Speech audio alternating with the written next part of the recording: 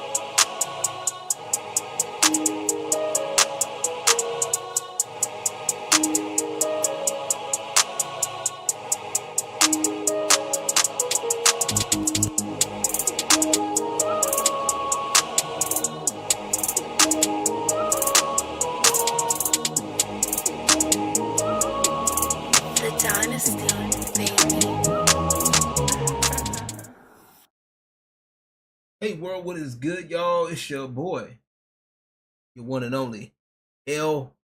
We are back. You guys see it. We here. We about to be macking with the one and only MugenLord in the motherfucking building. I'm enjoying myself. I'm glad to see y'all here. You know, we're gonna let everybody pile in for a bit. We're gonna have a good time. Just chill out, vibe out with us. Appreciate y'all in advance. For those that's gonna be watching this, whether it's gonna be live or in the archives, we appreciate you. It's another edition of the Strip Club Chronicles. Ladies and gentlemen, I want y'all to meet my special guest. That's right. We are going to be macking with the one and only MugenLord. Motherfucking building. What up, Mugen? How you doing, big dog? Hey, what's up, man? What's going on? Chilling, man. I'm happy to see you. I'm happy to see that you're here. Y'all can't see him, can y'all? I I hate can't see you. you can't see me. Yeah, well, you're not gonna be able to see me because I don't have my other camera. Oh, I got you. I got you. I got you. Yeah, it's why is Discord being weird? Yeah, that OBS. Yeah, yeah. I forgot that's how that works. Yeah, there we go. Put you back right. There we go. But, ladies and gentlemen, he is here. He's live. You see him. What What's up up? to Master Um, Hobo? Master Hobo, Master Hobo on a side tangent. He called you July Lord. yeah.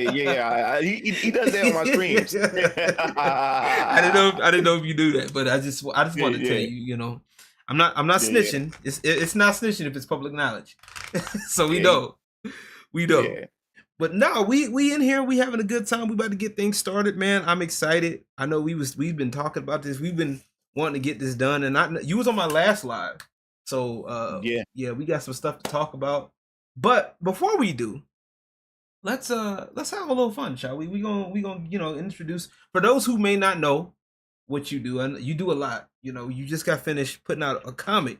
You feel me? Yes, yes, So yes. you're a comic book extraordinaire, but we're not talking about that right now. We're talking about the stuff that got you popular. Well, one of the things that got you popular the first time, the adult stuff, Yeah, yeah. the adult stuff. Yeah, yeah. Yes, indeed. So tell people a little bit about that, how you got started into that, and go from there. Okay, man. Whew, it's a long. It's trying to go back and trying to remember. Yeah. So of course my name is MugenLord. But my real name is Brian Blackson. That's public knowledge and stuff like that. So, What you see right here, this shirt is the name of my 3D hentai thing.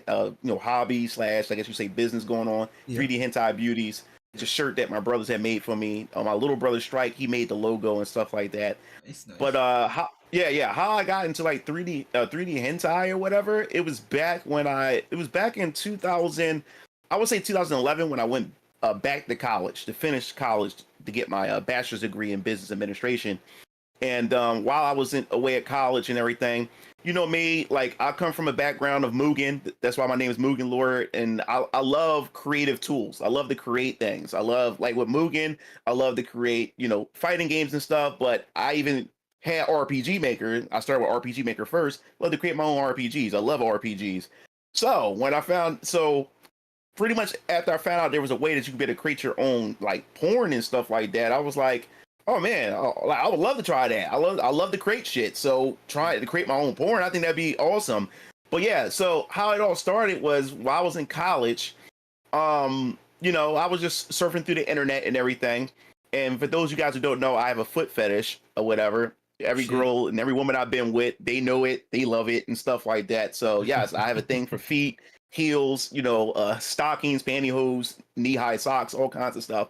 Nice. And I noticed it in porn, but I started looking around and said, yo, is there any hentai that's based around foot fetish and stuff like that? I was just curious. I wanted to go see if they had anything like that at the time. And I remember, like, to remind you, this is like back in 2010, 2011 or whatever like Mhm. that. So, I started just searching the internet and I noticed that when it comes to like the foot fetish stuff in hentai, they're more so images. They don't really have a lot of animated foot fetish hentai stuff. Most Mm. of it's like pictures and stuff like that.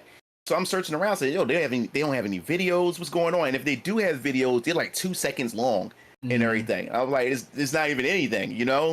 And when it comes to hentai is so over exaggerated when it comes to, the different genres of, erotic, sex and stuff like that. And I said Yeah. that type of genre, which is foot fetish, I think it would be like crazy if they did it, if hentai took advantage of that as far as like animation is concerned. And yeah, couldn't find any. So that's Mm. when, during my junior year, um I started just digging around and I ran into Source Filmmaker. That's when I discovered like 3D hentai. I'd never seen it before. I saw like, I'm seeing all these different characters, seeing Mortal Kombat characters, you know, I'm seeing Arkham characters and stuff like that, you know, getting fucked and stuff like that. I'm seeing all kinds of female characters from all these different video games and stuff like that. I'm like, I said, I never even heard of this before or whatever. I said, all right, this is interesting. So what happened was I really started getting deeper and deeper and wanting to know, like, how does this all work? Right. So what happened was I started becoming fans of a lot of 3D hentai artists, and they do commissions and stuff. So what happened was I asked one of these artists, because for $50 I wanted him to do a Juri Han from Street Fighter 4. Like Juri Han, the foot fetish queen. Like she's known for her feet. If you notice in the advertisement for Street Fighter 6, when they introduced it, when they definitely introduced her in Street Fighter 6 this time, they knew what the audience wanted. You just show her feet, even her super revolves around her feet and stuff like that. So yeah, so she was like one of my mains and everything like that. So I asked this artist, could he sketch me an animated like foot job video with Juri Han, and stuff like that. Yeah. So he replied back saying, you know, he's not into like foot fetish stuff. He think it's weird and stuff like that. And this dude put me on blast in front of everybody, like on Twitter, on Tumblr, and stuff like that. And everybody was clowning me and stuff like, oh, these feet guys are weird and you know, just going on. So I was like, damn, just like that. So I was like, and the thing is, I'm willing to pay you. You know what I'm saying? It's not like, you know, I want this shit done for free. I'm giving you my money, but I say it's cool. Like I can't force a creator if that's not something to be into and they want to do. Definitely understand that. So you know me, it's always my motto. If someone else can't do it for you, you do it your damn self. So that's what pushed me to research how to go through do animations and stuff. So it's this program that I discovered. It was made by these hackers, these Russian hackers called White Rabbit. Okay.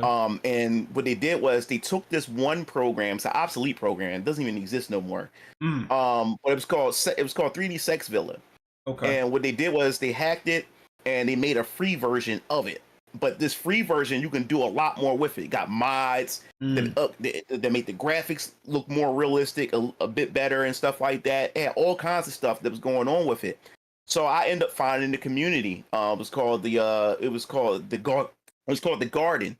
I went there. They had the program. I downloaded it, installed it on my computer, and I had this shitty ass Dell computer at the time and everything. And I installed it, and I was like, all right, let me just see what I can do with this. So I'm able to download other people's, you know, poses, which is like the sex positions and stuff, like they call them poses. So I'm downloading other people's poses to look at it and stuff. And I'm using other people's poses to create my own short little films and stuff like that. To just test the waters out. And they got a pose editor in there. So then you're able to break apart poses and stuff. And I'm trying to see how it all works and see how it ticks. Now there's 3 people that I really looked up to in that community. It was this guy named Caligula. He makes amazing animations and stuff. And he creates gorgeous models. And then you had a Golden Dragon XP. He was another one that made amazing animations. And then it was Nick Cockman. He also did some amazing animations. That's a hell of a name, boy. I just caught the name. Yeah. And they made some amazing animations. So I was like, man, I really want to learn from these dudes. So the thing about this community is that your bigger creators, you know, they keep a lot of their knowledge to themselves. They don't share it with nobody. They don't even teach anybody or even at least putting them in the right direction. So I'm running around trying to ask, like, how does the pose editor work? How does this work? How does that? Now, remember, I came from the Mugen community. I know, this is rinse and repeat. I've been through this before when it comes to communities and forums and stuff. So I'm asking around. Everybody got me on the runaround on how to actually work this pose editor. So I was like, okay, I'm going to do trial and error, try to figure this stuff out. And it was getting frustrating. It was getting really, really frustrating, this stuff. So I sat down with it more and kept practicing because nobody would teach me. The tutorials was ass on the forums, and the tutorials was all over the place. They didn't even show you how the shit works and stuff. So I was like, okay, before I even start on sex poses, I'm a foot fetish guy. Let me just figure out how to create foot jobs and stuff like that. Figure that shit out first. So I'm messing around with it. I'm like, man, this is frustrating as hell, but I'm gonna figure it out. So over time, as I started figuring it out and everything, I'm making my little short films on the community forum, and I'm putting on the community forum, and I joined this adult site for 3D for hentai itself, 3D hentai. It was called Naughty Machinima. So I started posting my free movies on there.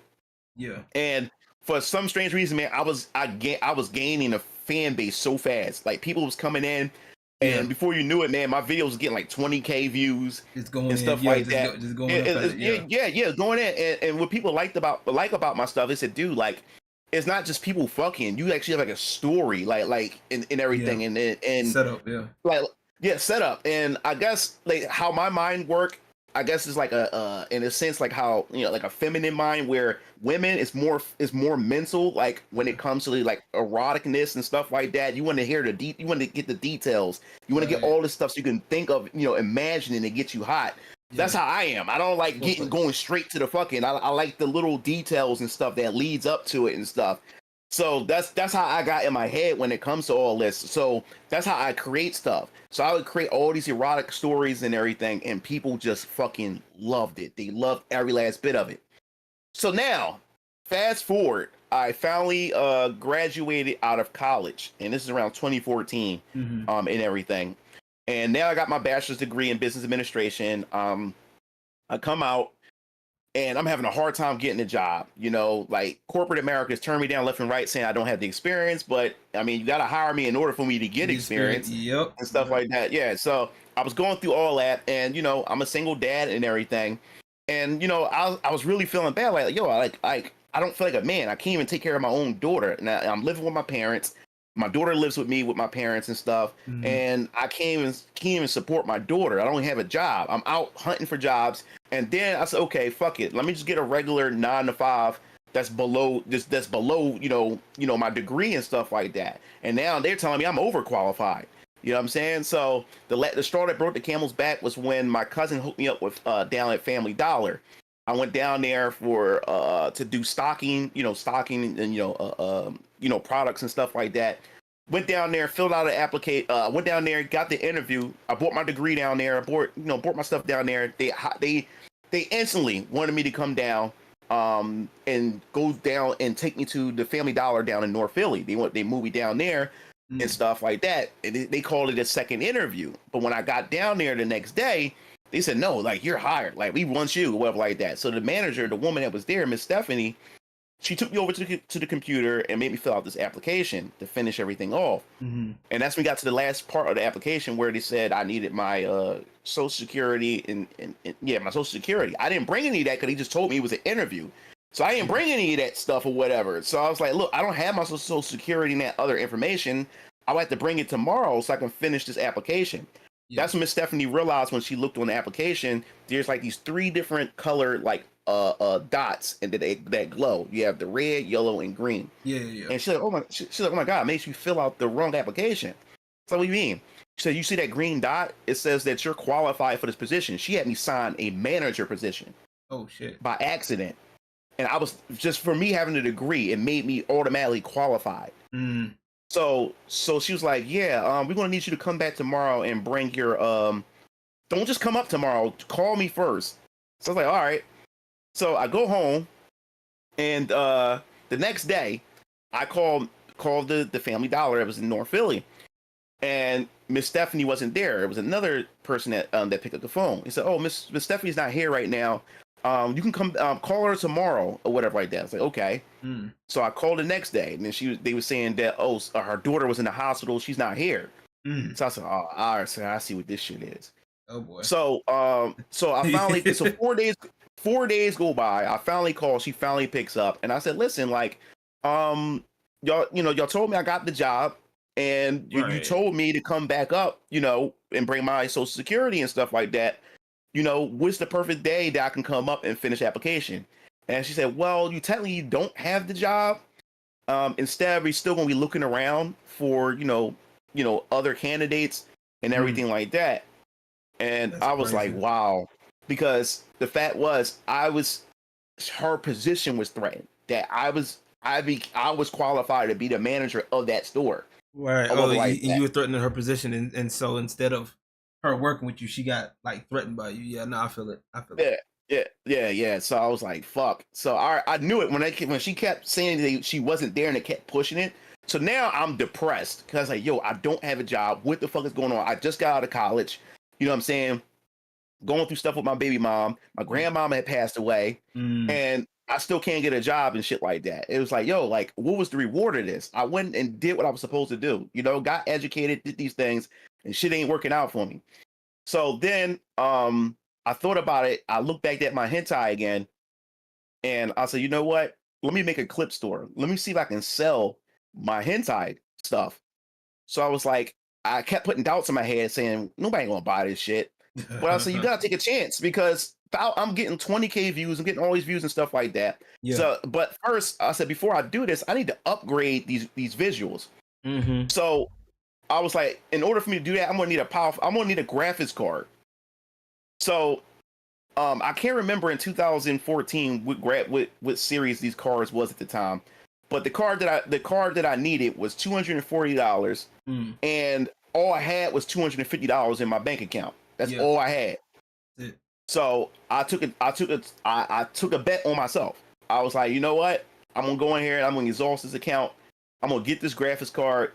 I'm gonna upgrade the visuals in this and make a new move, make a 3D hentai movie. Yeah. Now, me being in this community for a long time and with the hentai stuff, the thing I do notice is that Fuda videos break records. Yeah. And I'm not really into Fuda stuff like that, but if I am going to do Fuda, it's going to be Fuda on female. Yeah. Not the Fuda on Fuda stuff or Fuda on male stuff or whatever like that. I don't do the dick on dick action, but the Fuda on female stuff. So I was like, all right, I'll do the Fuda on female stuff. That's gonna be my first movie. Yeah. So I ordered the graphics card, and I got the graphics card installed in my Dell, and I said, okay, let's make this first movie. So the first movie was called Fudanary Fantasy. And it was pretty much about this this elf princess. Her kingdom was in danger and stuff like that, and it's about to be wiped out. It's about to be this invasion and stuff. So is this Fuda, who's a sorceress, and she's the only one that can pretty much turn the tides of victory in favor of the princess. Right. And in order for her to accept this, the princess made the prince she had offered the princess to give herself to her or whatever like that if she wants to save her kingdom. So yeah, it was pretty much them two fucking and stuff like that. And I did a trailer. Right. After I finished the movie is about like 20 minutes long. I did a trailer and I put it on Naughty Machinima. And that shit had like 200K views. People was losing their mind, and then it had the link to the clip store where you can purchase it. So I went to bed.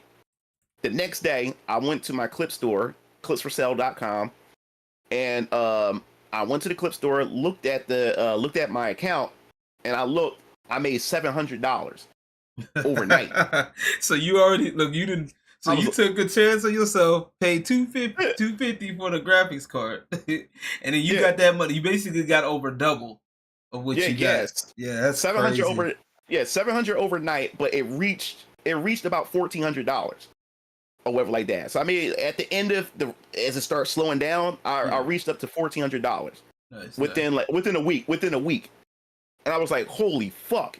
Yeah. And it scared me. I was like, shit. So I was like, okay, I gotta make the next one. So I did another Fuda on female video. It was called Femdom Vixen.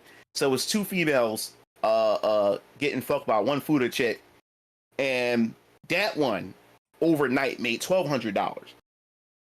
So I was like, what the fuck is going on? Yeah. So I was like, okay. Yeah. So that was the only two Fuda on female videos I did in a while. I went to just doing regular type of 3D hentai stuff, but all my movies are foot fetish focused. I found a niche and I created a community because people say my alias is named Zalas. I call myself Zalas. So I created, and Zalas is Xalas. Okay. So what happened was I created a little community where people was like, yo man, like Zalas, you literally like, this is my go-to 3D hentai source for foot fetish stuff. You're gonna get foot jobs, you're gonna get foot worship stuff, shoe jobs, you're gonna get all kinds of stuff that people that has foot fetish like, because you don't really can't find it in the hentai space. I mean, now today you see some of it, but it's still not a lot of it, and the stuff that I do see is not really that good, and stuff. So, but yeah, so then it started getting the attention of the people I looked up to. Caligula, they started hitting me up, say, "Yo, man, I see, like, I watched how you evolved, and I'm proud of you." This, that, and the third, and I said, "Man, I appreciate it," but what I did was I caused a lot of controversy within the Naughty Machinima community, was because people say, "Oh my God, capitalism is taking over Xalis," because they were mad that I was selling it. They wanted me to produce this shit for free. Yeah, no. You know what I'm saying? They want me to So now they call my shit trash.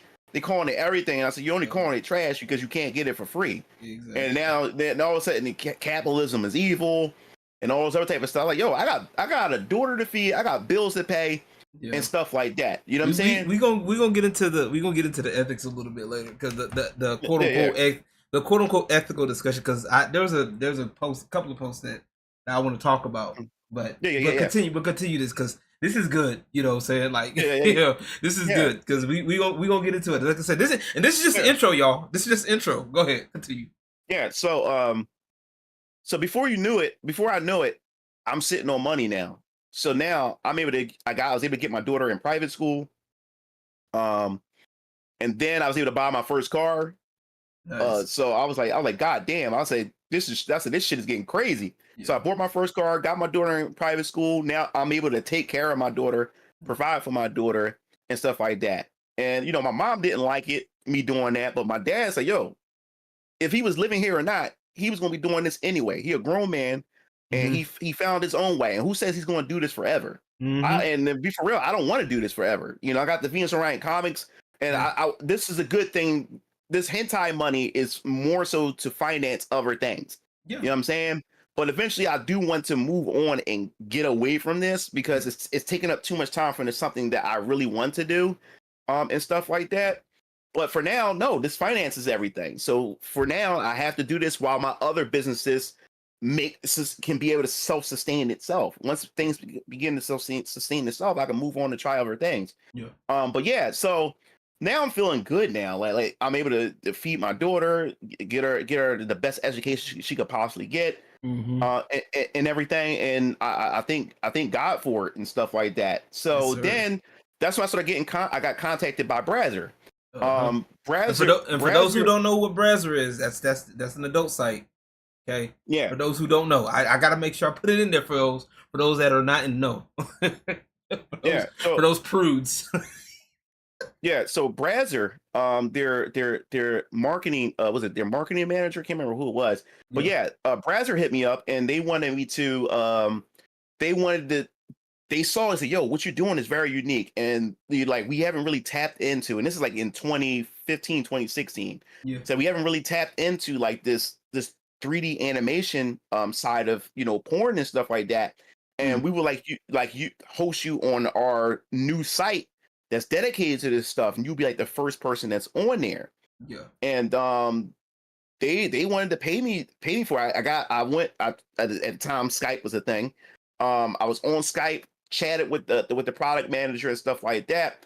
And I turned it down. I turned it down because they wanted full rights and control over the stuff that I make. They wanted full rights and control over stuff that I make. And then I like, if I create certain things, they have to check in. I have to check in with them. They have to look over it to sign off on it. I said, "Yo, it's like I'm working for somebody. Like I'd rather just work. I love working for myself.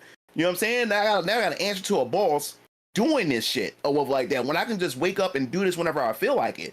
Now I have to be beholden to a schedule. I have to go to a meeting, talk with people and stuff. Now I don't want to do none of that shit. Like no. You know what I'm saying? So no, I turned it down. Because I didn't want to give full rights and control over what I'm doing. Yeah. So I said no thanks and stuff like that. So I turned down the Brazzers deal. And then after that, minivids.com, which is a clip store too, adult site, they hit me up. With Pamela, that's her name. Pamela, she hits me up and she's like, "Look, we really love what you're doing. We never seen anything like it. We love to bring you on our platform and stuff. And we want to write a whole highlight article about you and stuff." So when I went through Pamela, Pamela made me bypass the sort of like the model certification thing. So I was able to bypass all that and stuff, and I was able to create my own clip store. They did an article on me. Made money and stuff like that, Nice. and I started posting there. Then not too long after that, Pornhubs hit me up. Yeah. Pornhubs hit me up and said, "Yo, we would love for you to post content on here and everything." So I was like, "Oh, cool." So I end up signing up on there. I also bypassed the verification, like all the other hoops and stuff, because I was referred and stuff like that. Right. So they said, "Yeah, you get paid you get paid with the ads, and you can create your own memberships and stuff and everything." So that's when I asked the manager at Pornhub. I said, yo, I had hentai videos on here for 5 straight years. Yeah. Or whatever. I've been uploading there before I had gotten the membership, because I was like, when back when I was in college or whatever like that, I was just uploading on Pornhub and just doing nothing of it. Now that I'm actually selling movies and stuff, they actually reached out to me. Yeah. They not knowing that I already have an account on there already, that I would just dump hentai videos on there. So next thing you know, I told the woman, I said, "Listen, you said I get paid for ads and stuff like that." I said, "Yo, I had this account already has videos that have been up there for the past 5 years. Can I like, now that I'm part of this whole system, do I get paid off of that as well?" And she said, "Oh, you already got videos on there? Let me see." And she said, "Okay, listen, we're gonna get back to you tomorrow. You're already signed in there. Upload your new content, but we'll get back to you in a couple days or whatever." So the crazy thing was, the next it was a couple days later, I took my daughter to school, dropped her off, and that's when I got into a car accident. I was sitting at the traffic light. It was early in the morning. It was like 8 a.m. and I'm on 24th in Oregon, just waiting at the traffic light. I'm looking. There's nobody behind me or whatever. And while I'm waiting at the traffic light, boom, something hit the back of my car. Oh shit! Turn around, is a dude. A dude smashed the back of my car, and there's a car in front of me, and my car is getting crushed in between the in between the car that's in the front and the guy that's hit that crashed into me. Sandwich. You getting sandwich? So next thing you know, I'm sandwiched. So I see my tire fall off. People are looking. I'm looking like, what's going on? And I go into complete shock. And next thing you know, people was yelling at the dude like, "What are you doing? What are you doing? You got somebody trapped in the car. Somebody trapped in the car. I'm trapped in the car." So and it happened so fast. It happened in a split second. It just happened. Yeah. So they had to get the car door open, and I was able to crawl out of the car, whatever like that. And we looked. This dude is some handicapped dude who's legally paralyzed. Legally, like he's like a cripple, legally crippled. Yeah, he's driving around in a car and shit like that. And yeah, he crashed into my car. The cops come and everything. So I'm like, I can't believe this shit. Well, anyway, I get home. I get home that same day, and I only go check my bank account real quick. I looked in my bank account. 10K was there, brand new, just 10K. I'm like, the fuck? Yeah. Now I'm getting scared. I'm like, did somebody hack my account? Somebody fucking with me? Like, yo, 10 additional K is there. I mean, what the hell is this? Yeah. So now I'm looking for where this money is coming from, and it had like a discrete name, a name I never even heard of. Yeah. And when it comes to these adult sites, they go by discrete names. Yeah. Or whatever like that. So I'm searching around like, yo, who gave me this money? So I did some digging around, and then I finally went to my Pornhub account and looked at my my revenue. And it matched the amount. It was Pornhub. So come to find out, 5 years worth of hentai content that I had sitting on Pornhubs. Yeah. The woman looked back at it and then added all that up, and it came to 10K. Dang! I know you was happy as fuck, boy. Yeah, I was happy as fuck. And I had to buy a new car. Hey, fair, understandable. Yeah. I know you wasn't too happy about that part, but yeah, real quick, put a pin in that. Put a pin in that, because we just on the intro, y'all. You know what I'm saying? We just on the intro. This is because this is getting good. We're gonna be here for a bit. For those of y'all just coming in, we want to say welcome in. Good to see everybody, Miss Sparkles. Because Miss Sparkles, good to see you. Good to see my members in the building. Sparkles, Fatal Crest. Good to see my my regulars in the motherfucking building. Fatal Crest. I just scrolled up. I hate when this happens and I can't find the things. Patrick's Raider. Good to see you. Hobo also good to see you. Good to see everybody in here. But yeah, we in here. We here with the MugenLord. This is the different side of Mugen right now. This is the side of Mugen that that got him here, and we talking about it. And you know what? Speaking of money, right? Speaking of money, you gonna talk about that, like Miss Sparkles? You over here sitting there talking about what you can never do. All right, we. You know what? It don't make a difference because a lot of people say what they won't do, and and all that stuff. Talking about I would never and this that and be complaining why they broke. But anyway, let's not do that. We're not gonna talk about that just yet. We gonna play. We gonna play a little game. We gonna play a little game. All right. We gonna do it. Okay. We gonna do it. Where is it? Money Lord. All right. We gonna play a game. Where is it? Where is my damn fucking OBS? OBS wants to be stupid. Okay. Here we go. We're gonna play a game called. Wait. Definitely not that. We're gonna play a game called Tip or Dip. All right. It's a proverbial game. All right. Real fun. It's a real fun game that I created of my own creation. All right, you should be able to see that screen right there. All right, boom. All right, let me click the button. Let me see. You should be able to see my screen. Yeah, I see it. I see the wallpaper. Okay, cool. Keep it right. We're gonna do that for a second. We're gonna do that because right now we're getting everything set up. I'm gonna move this over here. I don't see that shit. All right, so the game is real simple. All right, I'm giving you proverbially some money right now. You can't see it, but I have money in my hand. If you were to have another tab up or something, I am giving you some proverbial money right now. And I want to know from your personal opinion, would you tip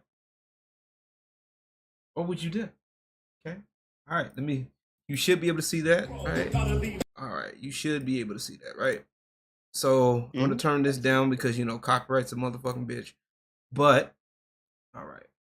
So let's see. Dragon Cheeks tip. Master Hobo said the money just turned to dust in my hands. All right. You can hear that, right? A little bit. 3, 2. All right. It's a little too low. A little low. All right. Cool. All right. Hold on. Let me make that. All right. Cool. All right. I turned it down on purpose because Yeah. Copyright stuff. Yeah. Copyright. But fuck it. We're gonna do it anyway. I don't give a damn. All right. Here we go. 3, 2, 1. 3, 2, 1. Go ahead.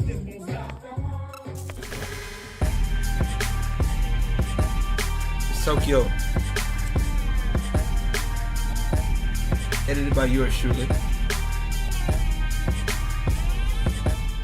All right. What you thinking? What we thinking? I'm gonna mute this. I'm gonna let this play again. So what we thinking? What we thinking?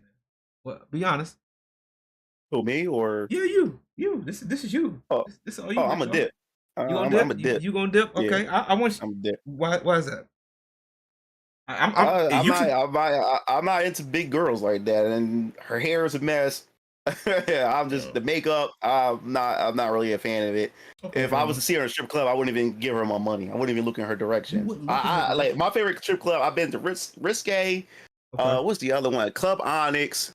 And there's 3 other places I've been to. Yeah, down where I live at in Philly. But nah. So, but Onyx is that's the reason why I like doing these because you're a harsh critic. You know what I'm saying? Like I said, I like work. I actually work with her. I'm cool with her, so we cool. No, she probably a cool person. I mean, she probably a cool person. No, but as far as you asking me, yeah. That's the point of the game. I want you to be honest. Yeah. I like this. Yeah. I like this. You know what I'm saying? I like it. Yeah. I like her outfit though. I really wish she would have. Yeah, I like the outfit. I like the boots and stuff like that. I wish she would have on the wrong girl. On the wrong girl.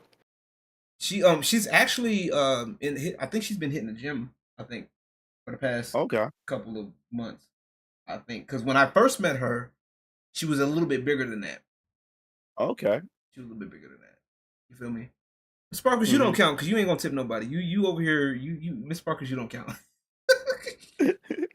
Miss Sparkles gonna be over here. I ain't gonna do nothing because she did she gonna be the one that's sitting in the corner just watching everybody. Oh, I love picking on people. That's hilarious. Where's my? All right, hold on. Where's my other one? I had one. This one's my favorite one. I did this one. I did this one myself actually. You know what? No, I'm gonna do this one because this one doesn't have any audio on it. Her name is JJ. This is JJ. Okay. Little Miss JJ. You know what I'm saying? Take good gander. You know what I'm saying? There's no audio on this, so I won't have to worry about damn copyright and shit. You know what I'm saying? Yeah. We don't need the audio. I just we look at the chick. He said, I just want the visual. Yeah. I like JJ. I like her little attitude, little vibe. I think she's like the only white girl at our club. Now that I think about it. I just thought about that shit. For real. I think so. I think. I could be wrong. What you thinking, big dog? What you thinking? You into the snow bunnies? You feel the snow bunnies? Yeah, you know I'm in the snow bunnies. But I mean my baby mom's a snow bunny is a snow bunny, so fair enough. Fair enough. Be honest. She alright. Yeah, she alright. Let me see. I'm still playing. She's nuts. Yeah. I'll dip. You dip? She's alright. Yeah, I'll dip. Fair enough. Yeah, she alright. Man, you a little hard catch, man. What you? Yeah, well, like I said, I go to Club Risque, so like a lot of the chicks at Club Risque is like really upscale. I mean, breezy, like well put together bodies and just like top of the line, like gorgeous. I do. I forgot to preface this. Right. The club I'm at specifically. So my club is a little bit more conservative because of the way and it's not by choice. It's because of the way the laws work down here. Oh, okay. So I want you to keep that in mind. I forgot to mention that. That's my fault. I should have said that. So that's on me. Certain clubs can kind of get away with more, but then it's like it's pushing it because if they do anything too much, like you run the risk of getting swatted. You know what I'm saying? It's fucking stupid. Oh, really? Really? Because where I'm from, like Club Risque, the chicks be topless and all kinds of stuff. We can't do topless. Like I don't know if you noticed, but there are certain girls that can only do like. I'm just gonna play this as a gift, like this. Wait, no, that's the wrong gift. My bad. Like so, this girl right here, right? She's not topless at all. Like she's got pasties. Like the girls got pasties. They have to. Yeah. You know what I'm saying? Skylar, by the way, they gotta have pasties. Like we have to have pasties down here. The butts gotta be covered. It's What fun is that? Yeah, it's like I said once again, it's the way the laws work down here. That's out of my control. Now, if we were to go to if I was in Austin, I shit you not. If we was in Austin, they have all new clubs up in Austin. But then Austin's liberal. Austin's liberal as fuck right now. You know what I'm saying? As far as city wise. So yeah, take with that what you will. Yeah. But all right. Let me see. This is another one right here. Hold on. Wait. I love this one right here. This is.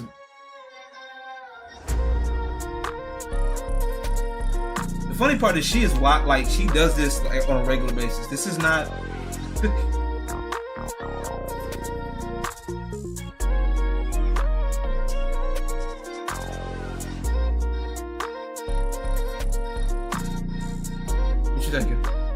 Yeah, I would tip her I would just tip her on the fact that she can. I could tell she could put on a show just by doing that handstand. Yeah, and it's like even at Club Risque when I like, man, that was like 8 years ago because I haven't been to a strip club in maybe 8 or 9 years.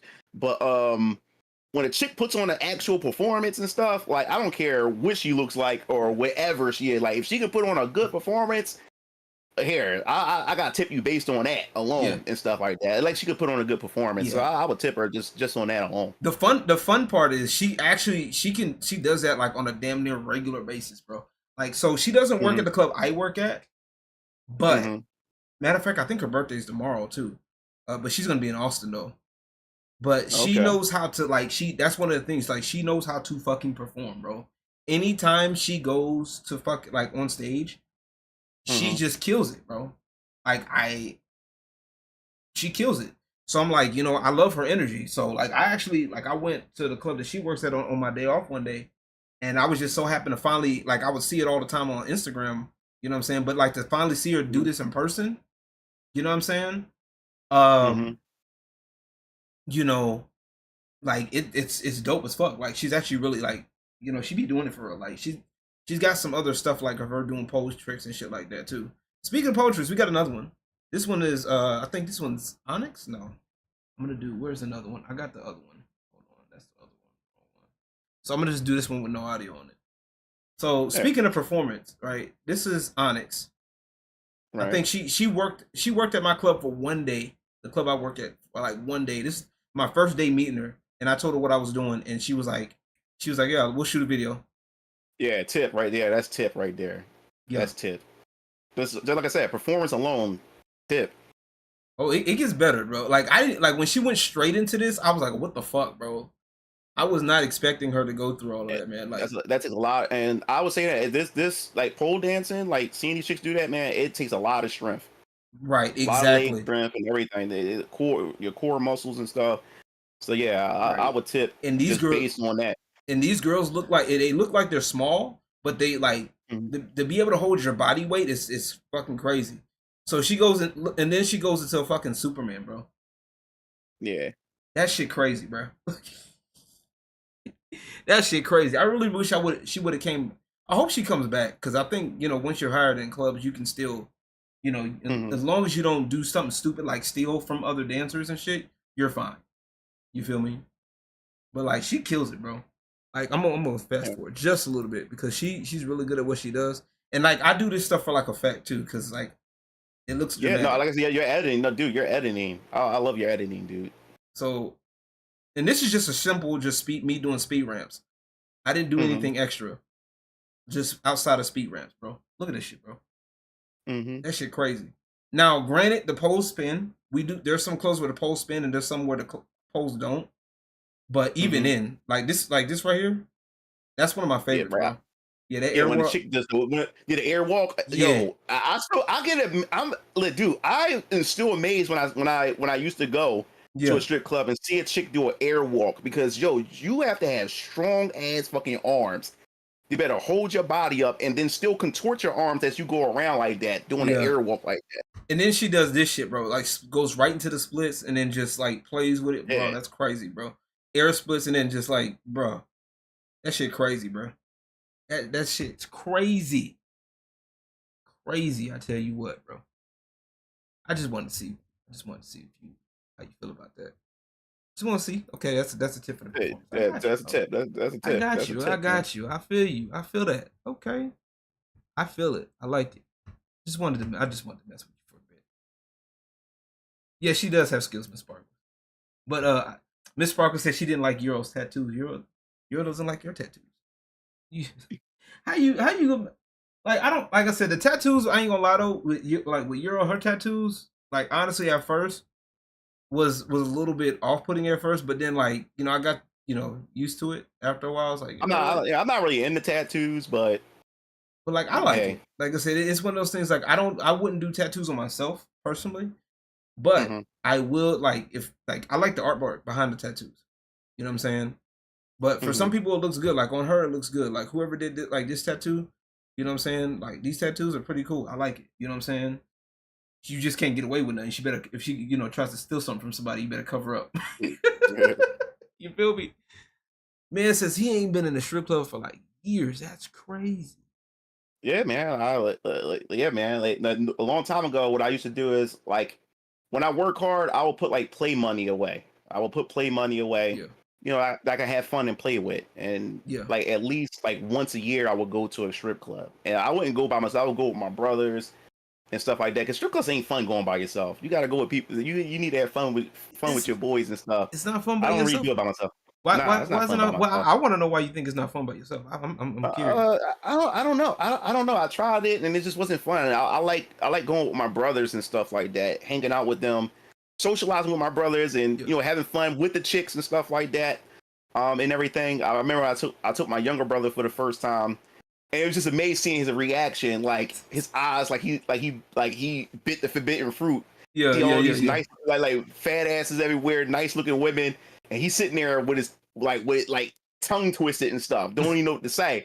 And I'm sitting there, me and Keo sitting there, and strike his eyes is wide. I said, yo, which one? So the girls get on the stage. I was like, look, Yeah, I'll which one pay you for your like it? first dance. I like which one you like. Point to which one you want. I'll pay for it or whatever like that. Yeah, And yeah, he's sitting there like he don't even know. He's like at a candy store. So yeah. Yeah. this yeah. So My this one homeboy did me the chick. same way. My homeboy did me the exact same way. Yeah, So that's the fun part about it. Especially when you bring people who never bring guys who never went to one before.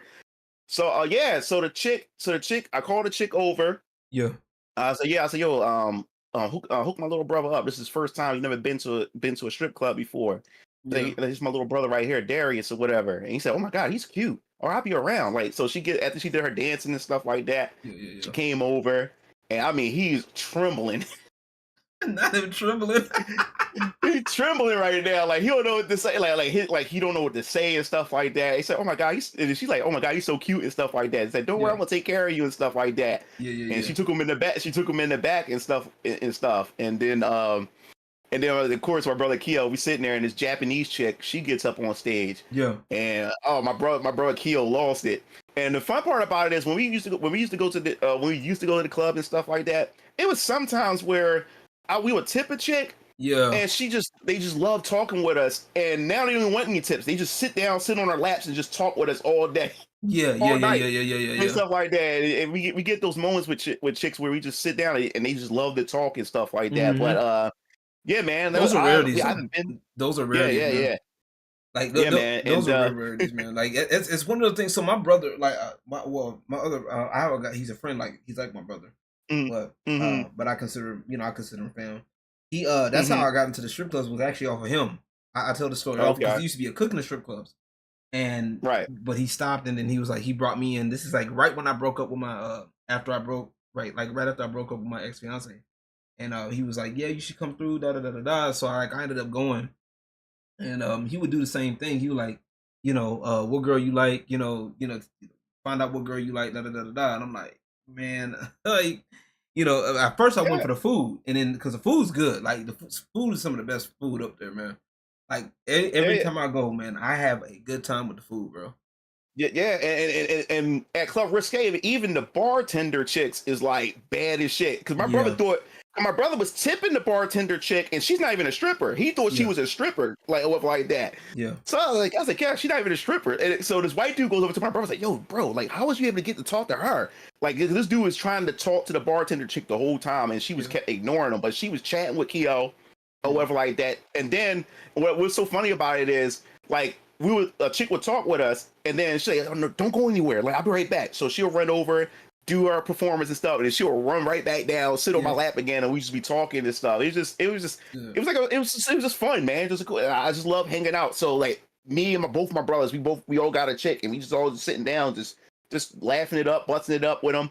And then yeah. my brother even passed out his business cards for his photography, so he's able to take a pictures of a couple of them and stuff. Right, right, right. And we became friends. And we built like a little rapport with quite a few of them too. Good So, shit. but yeah, man, I haven't been to a strip club in a long time and stuff. Haven't been in a Look, strip club in a long time. I Yeah, feel it. man. That's what's up, man. I like that shit, bro. Like, it's one of those things, man. Like, I tell this to anybody, man. If you're doing it, man, like, people's like, I don't mind. Like, if you can go by yourself, that's fine. I've done it. I've gone by myself. Hmm. You know what I'm saying? Like, I've done it before, and it's really about trying to make sure you keep yourself together. You know what I'm saying? Your mental together, depending on where you go. Like, in my case, it's Yeah. a little bit different because, like I said, I know where I know who I could like. There's some dancers I might know that if I know that they work there, or if they work at another club, I can go visit. You know what I'm saying? If I Right, got the right, right, extra right. bread, I try to go visit when I can, or if it's semi business, it's a semi business relationship type deal. Like, hey, look, or if it's somebody that I know that, hey, I want to put some money in your pocket. You know what I'm saying? Type shit. You know, Hmm. um, it's that type of deal.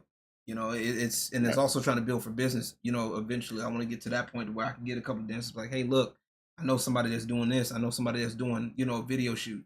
You know, hmm, can we? I need some dancers to come through. Can y'all come through? And can right. y'all do what y'all need to do? And that's that and the third, man.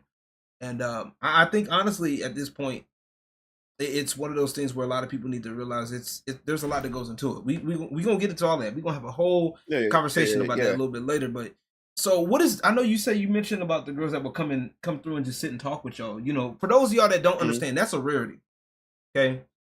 That for those in general terms, you know, it doesn't always happen. It was one of those things where if it does happen, you just take it and enjoy it. Because a lot of times it's about business, man. Because a lot of these people come in there and they think that, you know, they can, you know, do all this shit with all these other girls, and you know, I don't have to pay much and this, that, and the third. Have you ever seen, I don't know, from you or your brothers or anybody that has gotten in trouble in the clubs? Like, no, you got any club no, trouble? never. No, we never got any trouble in any type of club, especially strip clubs. We never got in trouble in any of those and stuff. Okay. It got to the point like when we used to go to these clubs, we used to, after a while, we like I said, we would leave school like once or twice out of a year or whatever like that. Yeah. And we always happen to go where the chicks that we know, it happens to be there, and they greet us and everything. Like I said before, So it makes it easy. Notice talking to them and stuff. Like talking to them, I learned that, man, like a lot of them love to talk and stuff like that. And when you listen and stuff, and they look like, yo, this is an engaging conversation and stuff. And before you know it, they look like damn, like this dude is pretty cool with like that. All right, I'll be right back. Let me get up here real quick, make this money, get on stage, and I'm gonna come back when I come back and talk to you or whatever like that. Good shit. And but that's even when I was working with my boy John in the porn industry. That's how I became friends with OnlyFans chicks, a lot of porn chicks.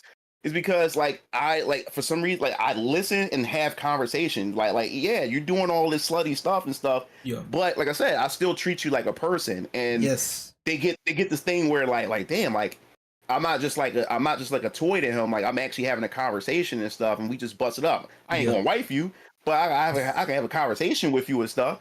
But but yeah, and that's how it is. I end up building that type of relationship with a lot of these chicks that's in this sex working industry and stuff. But yeah, man, and a lot of guys that go there that pay money and stuff, they're like, yo, how do you get these chicks to talk to y'all like this and chill with y'all, just to chill with y'all? I said, we just being us and stuff like that. You know what I'm saying? It's just a regular conversation. I think that's the biggest thing that a lot of people. I think that's the problem right now, right? I think that's the problem with a lot of this shit right now, is that a lot of people are, a lot of people right now are, how do I put it? It's so, I guess because it's so taboo to certain people or whatever, it's not registering to these people that they are people at the end of the day, that this is entertainment. And you know, when people are doing certain stuff, it becomes an issue of like everybody's just like, they have this idea, so they go in there with a certain type of idea. They go in there, try to go in with some kind of game or whatever, or a game plan or whatever the fuck, and they forget about the human element at the end of the day. You get what I'm saying? And that's one of the things where a lot of people are not understanding.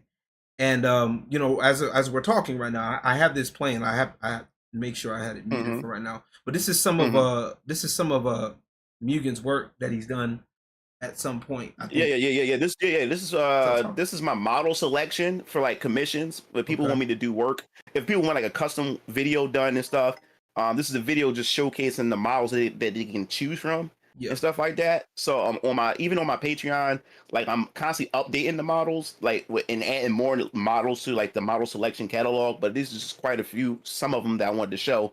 I have more of them, but the other ones are not safe for work because they like nude and stuff like that. And stuff. So I was trying to look for the ones where they're, you know, kind of covered up, and just to give you an idea, and stuff like that. Right, exactly. So I'm just, like I said, this is just a little bit of what I can show, and because like I said, I already told Mugen I was going to do this from the get go. So.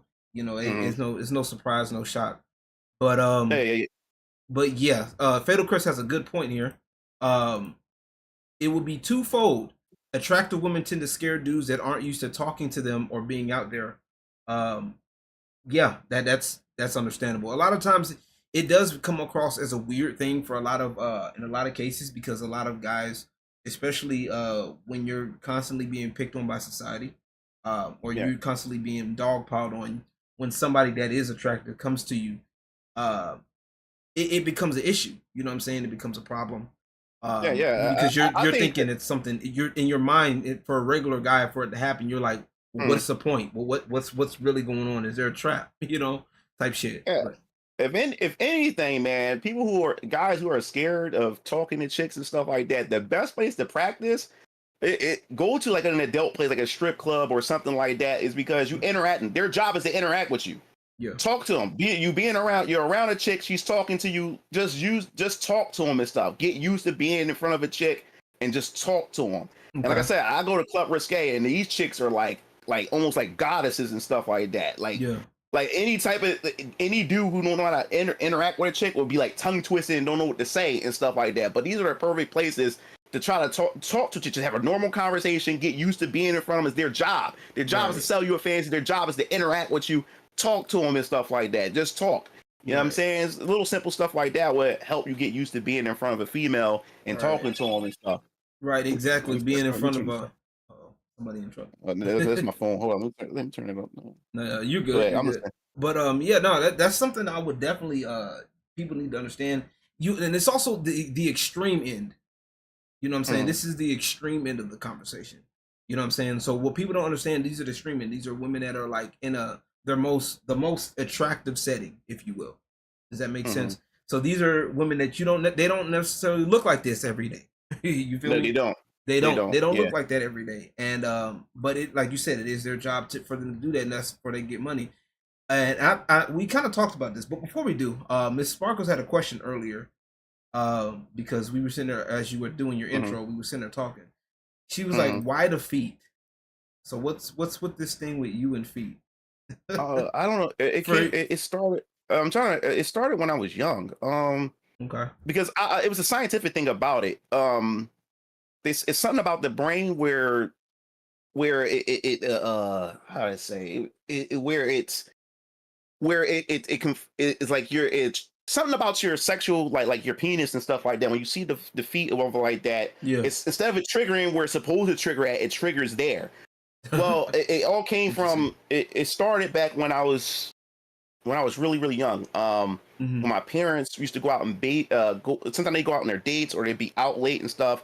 And we had this one chick that lived across the street from us, who was like at the time, like she was a teenager, and I was a young boy at the time, I was whatever like that. And she used to be our babysitter or whatever. So she used to come over and babysit us, whatever, while she used to be on the phone on the couch, and she always used to have her feet plopped up. I don't know what it was. She came from a Catholic school, so she wears her Catholic schoolgirl, uniform, and she had these, knee-high socks and stuff like that. But I don't know what it was. Like she would plop her feet on the sofa, and I don't know. I was keep staring at it and staring at her feet, or whatever like that. I don't know why, or whatever. Right. And then, so after a few times she used to come over and stuff. Every time she used to talk about how her feet used to hurt when after she come from school and everything, and when she used to babysit us and stuff, she'd just always be on the phone talking, gossiping and stuff like that. Yeah. And one time I was just sitting on the couch or whatever like that, and she just plopped her feet on my lap or whatever. Yeah. And I was just rubbing her feet or whatever like that, and she's just on the phone and she's looking and just laughing and stuff like that. And just didn't pay any mind. And then then after that it just. The neurons activated. Phantom Crest said it. The neurons activated. Yeah. And then I started getting excited and stuff like that.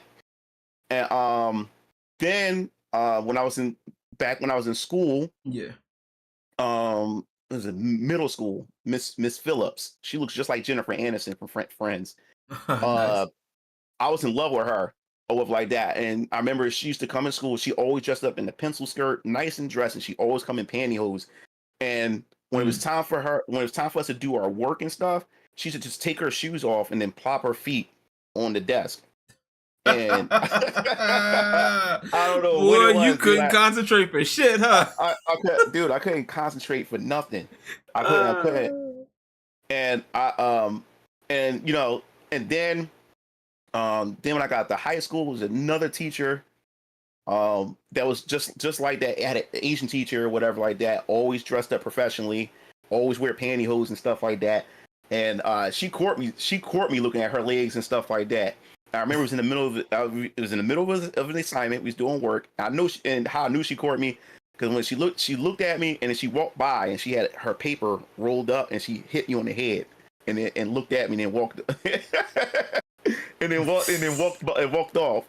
That's crazy. Man, Yeah, Hopper teacher had a MugenLord's Hopper teacher, boy. I'll tell you what. yeah, I like it. yeah, yeah, That's yeah, crazy. yeah. And then I got my first foot job when I met my baby mom. Mm, I her. Yep, the first time. And no, she was just asking me, like we would talk and stuff, and then she was asking me what I'm into and stuff, yeah, yeah, so we was having a little fun at the house and stuff, yeah. and while we was in the middle of having fun and stuff, I was kissing on her feet and stuff like that, and she was wearing stockings and stuff like that. And first she was giggling and stuff. She's like, what is this? Like, and then before you know it, I just guided her feet, towards, my dick and stuff like that. And Yeah, then she and you did the just went work in. rest on her Yeah. own. Yeah, yeah, yeah, yeah, Yeah. yeah. Yeah. And that's I how that feel it. started and stuff. So it got to the point where now, like, any chick that was with me, she would get a bunch of shoes. Like my baby mom, like I would like load her up with shoes. Like she had a drawer that's dedicated to knee-high socks and stuff like that. I remember when she was living with her mom. Yeah. Her mom asked her if she needed something. Forgot what it was. So she's like, "Oh yeah, mom, you just go in my drawers and whatever she was looking for, it's in my drawer." Yeah, yeah, yeah. And her mom was like, and her mom got a strong accent because my girlfriend, she's Macedonian and Okay. Greek. Okay. So yeah, so her mom got a strong accent or whatever. Okay. And she was like, "Oh my god, like, what is up with all these socks?" Oh And she shit. and she said, "Oh my god," she said, "Mom, what the fuck are you doing? Like that's the wrong drawer." Say, "What's going on?" We walked in the room. She's holding up all these different socks, different patterns and stuff. Hello Kitty, knee-high socks, like different kind of stuff. There's all kinds of stuff. Like, say, what is up with all of this? What's going on here? Wow. And she was, my baby mom was turned on, like, my girlfriend's turned all red and stuff like that. She said, "No, mom, like, get out of my drawer." And she slammed the drawer and stuff like that. But yeah, that's what pretty much it started when I was young, man. But like I said, it's a scientific thing. It's something with the brain. It associates it. Yeah. It's like a cord. It's like a cord tied that's in the wrong spot when it comes to that and stuff. So yeah. Right. I've seen, But it's crazy. I did so I make this joke, right? I make this joke to like a lot of people. It's like, wait 1 second, and go also for it, finish it. certain this is like a G spot on depending on the woman. It's in this different certain spot, but it's like considered like a G spot. Mhm. If you press on it, that would make her orgasm, or that would make her wet and stuff like that too. Right. So it's a whole lot to it. But I'm not just a fan of just feet of a woman's feet. Like, it's not just because you show me feet doesn't mean I like it and stuff like that. Right. I don't like like long skinny toes or fat toes and stuff. There's a certain way. There's a certain shape of the feet, the soles and stuff like that. So there's a certain way. It's a certain condition that need to be met. Because at the same time, what that fetish does, just like it's like it hyper it hypersensitizes me, like hyperfixation. Yeah. But it can also make me hyper disgusted. If the feet is disgusting, it will make you want to barf and stuff like that. Yeah. You know what I'm saying? I feel it. Yeah, It's yeah. like it's like somebody that has arachnophobia. They can pick apart different, like if it's a spider or not. They can instantly know like how real. Like there was a video game, like on a quick side tangent. There was a video from somebody from inside, I think, was it Inside Xbox or the Inside Xbox crew that would talk about video games. One of the girls was like she has arachnophobia, so they did a video where like of all the spiders in video games, and and to see how much that icks you and stuff like that. So she explained that how like when you have certain things like that, you get fixated on certain shit. And so yeah, to your point, yeah, you're right. So Yeah. I don't care how bad a chick is. If her toes is nasty, if her feet is unkept and nasty, I don't care how bad she is. I'm not fucking with you if you can't because the feet is where you're constantly walking on them and stuff like that. It says a lot about a woman who take care of her feet.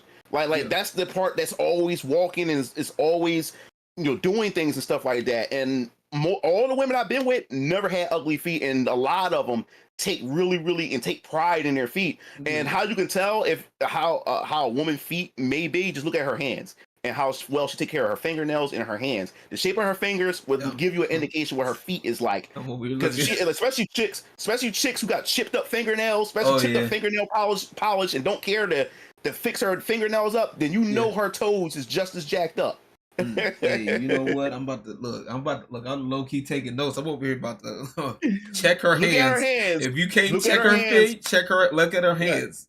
Now a Look lot at of her hands. I'm for like some of the girls I've seen that they like but they also that doesn't count for the in between too, because there's times Mhm. where girls are in the in between period too, so that does make sense. You know what I'm saying? So, yeah, that's interesting. That's definitely an interesting point. So me, there was a joke that I've told like how I found out I have a very I joke around with people often with this. I tell people I have a very slight shoe fetish. And the reason Same why here. I say it Same like here. that, Same here. the reason Same why here. I got a shoe face too. the reason why I say it's very slight because I've done research on some of this stuff and I've seen how far some people will go. Oh yeah. I know what you mean. Like That that because film down where niggas like getting their balls kicked with my shoes. Hell no, well, not no, my end. not only just that, right? Not only just that, we're gonna get to that part, but I'm talking about like where dudes are like fucking the shoes and shit, like not the Oh not yeah, the foot yeah, job, yeah. like the foot job is Yeah. understandable, you know what I'm saying? But I'm talking about actually in there with the shoe, like the phallus is I in know the what you shoe mean. region. Like, what are we That's the talking? Like, that's like next level yeah, niggatry. Like, what the fuck? yeah. Yeah, But like, that's deep into it. That's like deep. That's that's deep just into like it. you need help at that point because it's like, bro, like I gotta have the person in the shoes, bro. Like I don't want the shoe itself. Like you don't want the girl, you want the shoe. Like you feel me? But Yeah. like I get it. I to a degree I understand it, but then it's like, bro, like it doesn't make any sense. And the reason why how I figured out that I did was because this is back when I was little, younger in school. There was this girl, I think it was around middle school, and Mhm. there's this one girl, she was like dressed up pretty nice or whatever. And she had like a blouse, right? I think if I remember correctly, I think it was a blue blouse, something like a blue blouse, something like that. And it was like, Mhm. it was one of those blouses that was like right by where the cleavage was. It was like the frills were right by the cleavage. You know what I'm saying? So it was kind of insinuating a little bit of the cleavage that she had, at the time. So I'm like, all right, cool. It was a nice form fitting shirt, blouse, whatever. And then she had jeans on. Okay. Mhm. So the jeans were nice, like they were like this, like kind of like skinny jeans before niggas started taking them over and wearing them and shit. So it was cool, And then I looked down and I got turned off because this girl had not only did she have flip flops on, like sandals on, but she had the ones with those sandals with the mesh over the feet over Mhm. I don't know if they're Mexican or what, but they had like mesh over the feet. They were like lazy and like the outfit, like it was the same color as the shirt, but it was like to me, like I felt disappointed. I felt disappointed, and then what made it even worse, I could tell she was like she always wore them because they were like black where her feet were at. And there was like dents where the dent where the feet were at, and it was like black. I was like, oh man. And she had the nerve to wear the shit. I'm like, man, get the fuck. I was like, I don't even want to hear that shit. And I don't like red nail polish, especially on toes. I just don't like red at all. I don't mind red. Red. I don't mind red. Do not like red. You like white? It's a lit. No, I like bright like bright like hot pink. Like green. Sometimes black. But red, I just don't like red, especially when it's chipped up and they don't take care. I just think red is just a lazy color. It's just a go-to color that some chicks just throw on. I think white was the go. I thought white was the go-to color. It's rare that I see white. I like white, but it's rare that I see a chick with white toenails. Like it's rare that I see it. I see it a little bit more often down here. So my thing was like, I think I saw another girl in middle school, like around about middle school area. Like she had like the basic heels because you were walking around school, so they had the basic heels on, and it's like I kind of like felt some type of way. I was like, okay, this is interesting. Like that's interesting. Like I kind of had an interest in stuff like that. Like what I'm saying, low key, and I'm like, what's really going on? Type shit. You feel me? So I'm just like, what the fuck? Like, what is this going on? And then like, older, I would see some of the stuff like, but then like when I really got into like the strip clubs, like it kind of like really brought it out, like for sure, because like now it's like if I see a regular girl, like I hate it when girls be doing this, posting like on Instagram, and they'll have like a nice dress on, and then they'll Mhm. just have some fucking sandals on, like some flat ass sandals and shit. Yeah, I'm like, what the fuck, bro? I'm not a fan of. Yeah, I'm not a fan of flats, but I also have my woman bring flats, especially if you're going out to like the mall and her feet may hurt. So bring a pair with you, in your Yeah, bag and stuff like that, and you can take them off and put them on. I ain't gonna try to have you like yeah, dying, walking in them. But they would like whatever heels that I like, they will wear them for me. I never yeah. had a problem with a woman. Cause I knew my baby mom. She was like a hood type joint in her at first, because she used to just wear sneakers and shit like that. But when she got with me, and it also too like as a young man, your mom is like that figure, like that feminine figure that you see, and then Yeah. you when you go out there and you meet women and stuff, your mom is that example, because my mom stayed dressed up. My mom and dad stayed dressed up, but my mom always stayed dressed up. So now when I'm looking at women and stuff, I love a well-dressed woman. You know what I'm saying? Like, yes, women like to wear, get comfortable, wear leggings and all this other type of stuff. But today you don't really see a lot of women that actually get dressed up. Like get dressed up and go out, even just to go out for a stroll. They don't get dressed up. They just throw on some sweatpants or a sweatshirt and then call it a day and stuff like that. And like I said, I grew up. I was born in 1987, but I grew up throughout the 90s. And even back in the 90s, women got dressed up. Even if they're going out for a stroll or just hanging out, they got dressed up. And my mom was one of those examples of a woman who got dressed up. So I'm used to seeing that. So when I meet a woman, that's what I like to see. You know what I'm saying? And none of them ever gave me any pushback or anything. They like, hey, if this is what he likes and stuff, I'll give it a try. And then eventually end up getting used to it and they like it and stuff. And now I'm taking them shoe shopping and stuff like that. But yeah, man, like I all part of the foot fetish, the shoe, and everything. You know what I'm saying? So yeah, man. I like it, man. Like I said, I don't mind it, man. Like I said, I joke it's very slight, and the reason why I say it's very, very, very, very, very, very, very slight is because, like I said, I've done research and I've seen how people like go into the deep end, and I'm like, bro, I don't see how people can do it. Like there's some people where that will go as far as like, damn, like I said, fuck the shoe itself. You know what I'm saying? Like, bro, like damn the woman that, you know what I'm saying? Like dudes will be getting the shoes just for them, like, for them to do that. I'm like, that's crazy. Like, Well, that's more so most dudes that does do that. That's more so dudes who don't have a female partner at the time or don't have any at all. You know what I'm saying? And they participate in that. A lot of that changes when they more so interact with the chick. If they got a chick, then a lot of that would change and stuff. But yeah, man, it's all those fetishes can go down the deep end. Bro, They definitely can. They definitely I've seen can. and I've seen people do a lot, bro. Like I've seen people go the and it's crazy how it starts, because when I did research, man, I realized that high heels were originally worn by men. That's the crazy part. There was original the colonials and the French and all of them. Yeah, they were originally worn by men, mainly for horseback riding. You know what I'm saying? It was mainly for horseback riding. Some of them were used for like status, like, you know what I'm saying, like for like the height, because for height and stuff like that. Yeah. And you still see some evidence of that today, especially like when we had Prince, you know what I'm saying, and shit like that. When we had artists like with certain artists and stuff like that, with Prince and stuff like that, and other types of things of that nature. But it's really like I said, I always tell people it's really, and this is the point of this show, is like I want people to understand that it exists. And I think part of the problem right now is just the fact that a lot of this it's been so taboo for so long, especially when we were growing up. People were never sitting down and just saying, this is what's going on. How do you how do you navigate through shit like this? Because a lot of times everything's kept on a hush. You like women in high heels, or you like this, that, and the third. Like, bro, like, okay, it's about how you do it. You know what I'm saying? You don't want things to be a certain way. Go ahead. The thing is, like I liked it better when things were so like underground and taboo, because with social media, it's all over the fucking place, and it created a lot of degeneracy.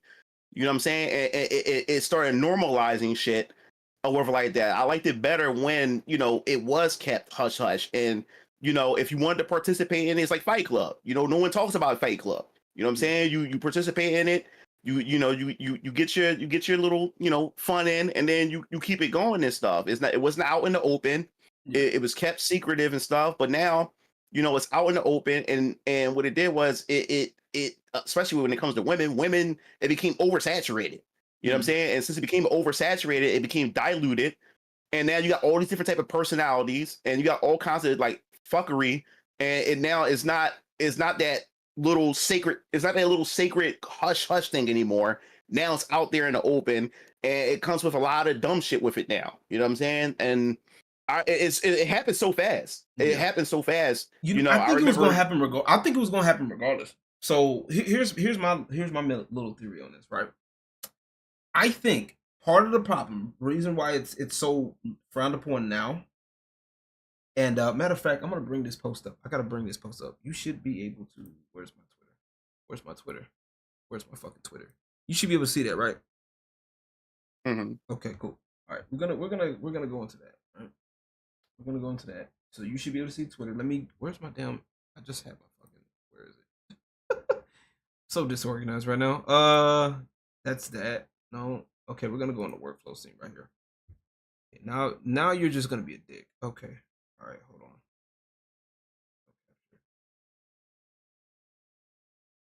Fuck it. Oh. Split capture. Switch that. There we go. There we go. All right. My bad, Joe. We're gonna zoom in a lot about this because this was what originally. So this is the whole thing. Somebody was trying to call somebody a whore. They were saying, "I'll die on this hill." That if any man thinks whore is peak insult, actually just hates the female independence. You're just upset she's a whore. You're not upset she's a whore. You're just upset she isn't a whore for you. We're gonna. I'm not gonna have my opinion just yet, because we're gonna get into all of this. 100% agree.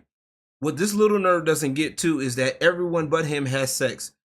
They're trying to throw a shade at him. Most people don't send each other news or otherwise sexually explicit content. Or most people do, excuse me, send each other news explicit content, and the internet has a revenge porn epidemic. That's debatable. In many cases, these women never wanted to post anything like that online before. But the choice was taken away from them by malicious exes or bitter former flings threatened to leak their nudes. Disagree. That's not as common as people make it out to be. So they say fuck you, fuck that, and fuck your threats. My body and my sexuality is mine and mine alone, and if anyone's going to be making money off my body, it's going to be me. That's a debatable. That's debatable. In many other cases, they simply decide this, which is true. They simply decided if their hypothetical children can see their bodies decades from now, they'll just have a mature conversation with them about how they chose to live their lives when they were younger, with the understanding that the sex is something everyone does and everyone wants. There's nothing inherently wrong, bad, or shameful about it. Those that project anger or shame onto sex work only do so because they hope their opinion is so heavily weighted that they can manipulate someone into changing their ways, and often that gratitude for opening their eyes will result in a relationship and sex. My bad. My bad. One second. My bad. I'm gonna read this out for the chat. Okay, you go ahead and do that. I'm gonna mute you right here. Just flag me down when you're ready. But let me mute him right quick. Let me turn that off. Oops. Let me turn that off for him right quick. So this is why, for the most part, straight men don't attack other male sex workers or shame them for doing it, and straight women don't attend to attack. That's actually bullshit. Because straight women will attack other women for sex work straight up. Okay, he's ready. It looks like he's back. Okay. Oops. What happened? That was me. My bad. I accidentally hit the wrong. Oh, button. okay. I hit the wrong. Yeah. My bad. Sorry about that. All right, let me put you back on screen. Bam. There you All right. go. Sorry. So let me go back and read this. This is why, for the most part, I think those that project anger and the shame of the sex work only do so because they hope their opinion is so heavily weighted that they can manipulate someone into changing their ways, and often that gratitude for opening their eyes will result them in a relationship and sex. Interesting point. This is why, for the most part, straight men don't attack other male sex workers or shame them for doing it, and straight women don't tend to attack other women in sex work. That's a load of shit. That is a load of shit. They're the main one. Women are the main ones calling other women's whores. They're the main ones. That part. That part, okay? When they do is due to intense jealousy over the attention that they get in the life they live and the belief that they deserve it more than the target of the harassment does, or spotlight envy, not a savior sex scenario. Their target is someone who they're trying to save and subsequently get all their to themselves. Now that I agree with. What up, Goon Room? How you doing, big dog? Good to see you. Welcome in. Now, this is what. Shout out to Dark Riddler for this one, because this is what I agree with. Most of the hate thrown at sex workers, especially women, isn't about morality. It's about control, proximity, and denied access. They don't hate that she's showing her body. They actually do. Actually, I kind of disagree with that. They hate that she's not showing it for them, not responding to their advances, not giving them exclusive ownership of her vulnerability. It's a control tantrum dressed up as righteous outrage. That savior complex is real too. These dudes hope that by shaming or rescuing a woman from sex work, they'll be rewarded with love, loyalty. Damn, I don't have it over here. Wait. Where is it? Love, loyalty, or sex. Oh, damn, I can't do it in here. That sucks. I have the wax sound board. I gotta get Discord Nitro now. Fuck. I gotta get Discord Nitro now for this. It's entitlement with a moral mask. But the ones they try to shame are often the freest ones in the room. They've reclaimed their narrative, monetized their trauma, and built walls the haters can't scale. And that kind of power, it terrifies men who were raised to believe dominance is owed to them. They call it attention seeking. What they mean is, I want her attention, and she gave it to herself instead. Woo! Woo! What you think about that, big dog?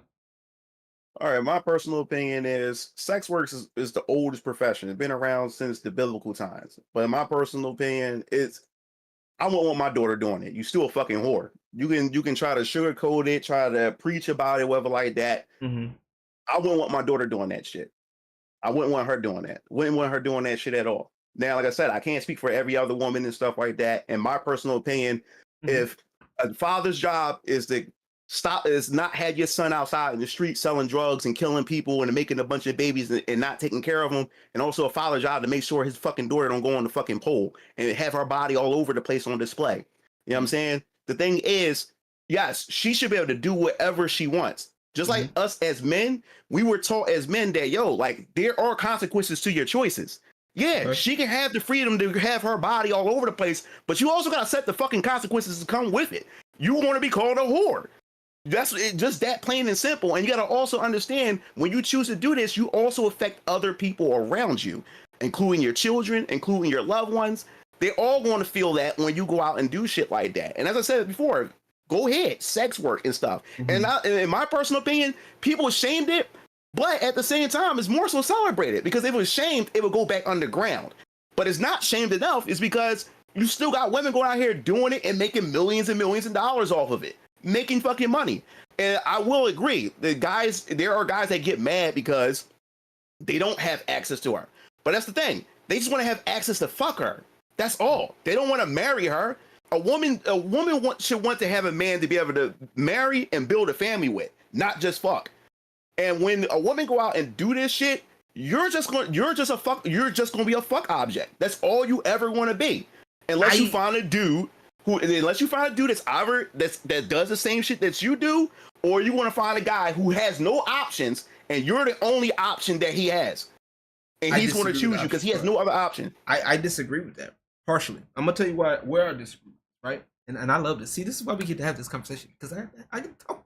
We get to do this. We get to do this, right? This is what it's about. I love it. So for those that say, you know, yes, the reason I said this before, it was going to come out regardless. The way society is, the only reason why people are mad, and I agree with this fully, the only reason why people are mad, two things. One, the access. Two, modern day feminism. Right? I can almost guarantee you the reason why people are bringing this up now is because back in the day when feminism first started, and I'm talking about like when it got to third wave feminism, we're kind of like in third, fourth wave feminism right now. Right. The original intent of feminism, for the most part, was to have women in equal standing. Okay, that's what I agree with. Okay, if a woman wants to be, I believe a woman can do whatever she wants to be. Right. If she wants to be a mechanic, for example, she can be that. Anything that's male, especially if something that's male dominated, like a mechanic or something like construction. Right. If that is what she desires to be, she can do it. Okay. Now, I will say this: she may have a harder time. Her route may be different, right? But if this is what she really wants, she will do it. And if that's what she's really into, she'll do it. A lot of women aren't going to, and a part of the problem also is that, and the reason why we're having this issue now, especially with feminism, is that men and women are being taught two totally different things. A lot of men that sit here and talk shit about, oh, well, this girl's a whore, this, that, and the third, which may be true, right? Here's a fun fact. A lot of these girls that are supposedly whore, they're not even really whores. Like, we know it's entertainment at the end of the day. The girls that in the strip club that you've seen and the girls that I work with, a lot of them, most of them, they don't even do half the shit. Like they're literally leading you on at the end of the day, for the most part. You get what I'm saying? Does that make sense? Yeah. They're not like how you see them in that club, and I know you know this, so you probably dealt with a lot of them. But so look, if you're gyrating on other men, and like I said, there's strip clubs I also been to that does sexual services. If you're doing sexual services at these clubs and you're gyrating on other men, you got a man at home or whatever like that, you are a whore. You cannot sugarcoat that shit. Imagine how dumb I'd be. Kiss you on the fucking lips and say, hey, baby, I'll see you later. She going to a club, gyrating on another man and taking sexual service from another man and come back to you after sucking somebody's dick and kissing you in the mouth. That's crazy. That's the most cuck shit you can ever do. And in my personal opinion, it's never good. I'm never justifying this shit. And as a man, yeah, I love to see these women dance and shit. But guess what? I'm never marrying them.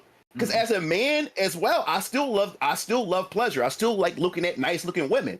Just because I like to participate in it and stuff like that doesn't mean that, hey, I want to marry this, I want this. Yeah. And women tend to get that confused just because they go out here and do this and all these men want me and all this other type of stuff or whatever. And then when they do these things, they wonder why I can't keep a man, or why can I get married, or why this guy don't want to marry me. You're doing shit like this. Because you're doing shit like this. And that's fair. We don't want this yet. We enjoy it, but it doesn't mean that we want to actually bring that home to mom and dad. But at the same time, and also too, here's my kickback to this, right? And I tell this to anybody, right? So, and I made this analogy, I think a while back. I don't think you were there when I made this analogy, right? So a lot, and the reason, and it goes back to what I was saying before, right? A lot of people, they don't want, like, they're cool with the fact if feminism didn't exist, right? If feminism didn't exist to this level to where, and this is the only reason, I think this is the reason why people are more so mad about it, is because feminism is teaching women to disregard men. I feel like with the way society was going, we were going to get to this anyway, right? We was going to already have a lot of this shit happening with internet anyway, I think. But I think feminism killed it, right? And I think oversaturation and people are not properly teaching and people are not having the conversation. That's why everything blew up, I think. In my when the internet came to be, and that's why all this shit blew up. Because nobody, because we were born in the same year. Damn, now that I think about it, damn, that is crazy. We were born in the same year. That's fucking crazy. God damn. What month again? Remind me what month? I'm March. I'm March March. 28th, 1987. March 28th. God damn, bro. That's fucking crazy. I'm October. Hmm. That's fucking wild. Okay. I'm October 19th. So that's fucking crazy. I can't believe I'm about to be old as fuck. Anyway, so if you like, how do I forgot my damn point. So what was the last thing I just said? My bad. I'm sorry. Uh, about social media and feminism has. Feminism, yeah, Yeah, yeah. feminism has it. Okay, so feminism basically is part of the problem. Like I think with the internet, it was going to happen regardless, right?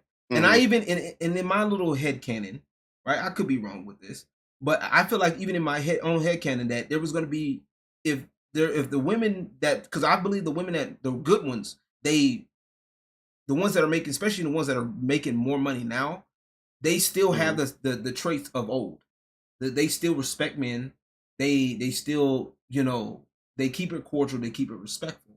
You know what I'm saying? Does that make sense? You Yeah, get what I'm yeah. saying? So the ones that they keep their appearances up. They keep all of this stuff up. They keep their life. They keep their life. Fairly simple. You know what I'm saying? Or if they do, put themselves out there, they do it responsibly, respectfully, and all that shit. You feel what I'm saying?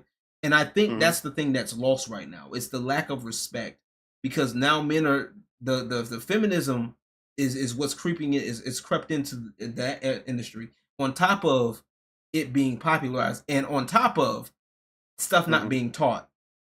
That was what I was saying.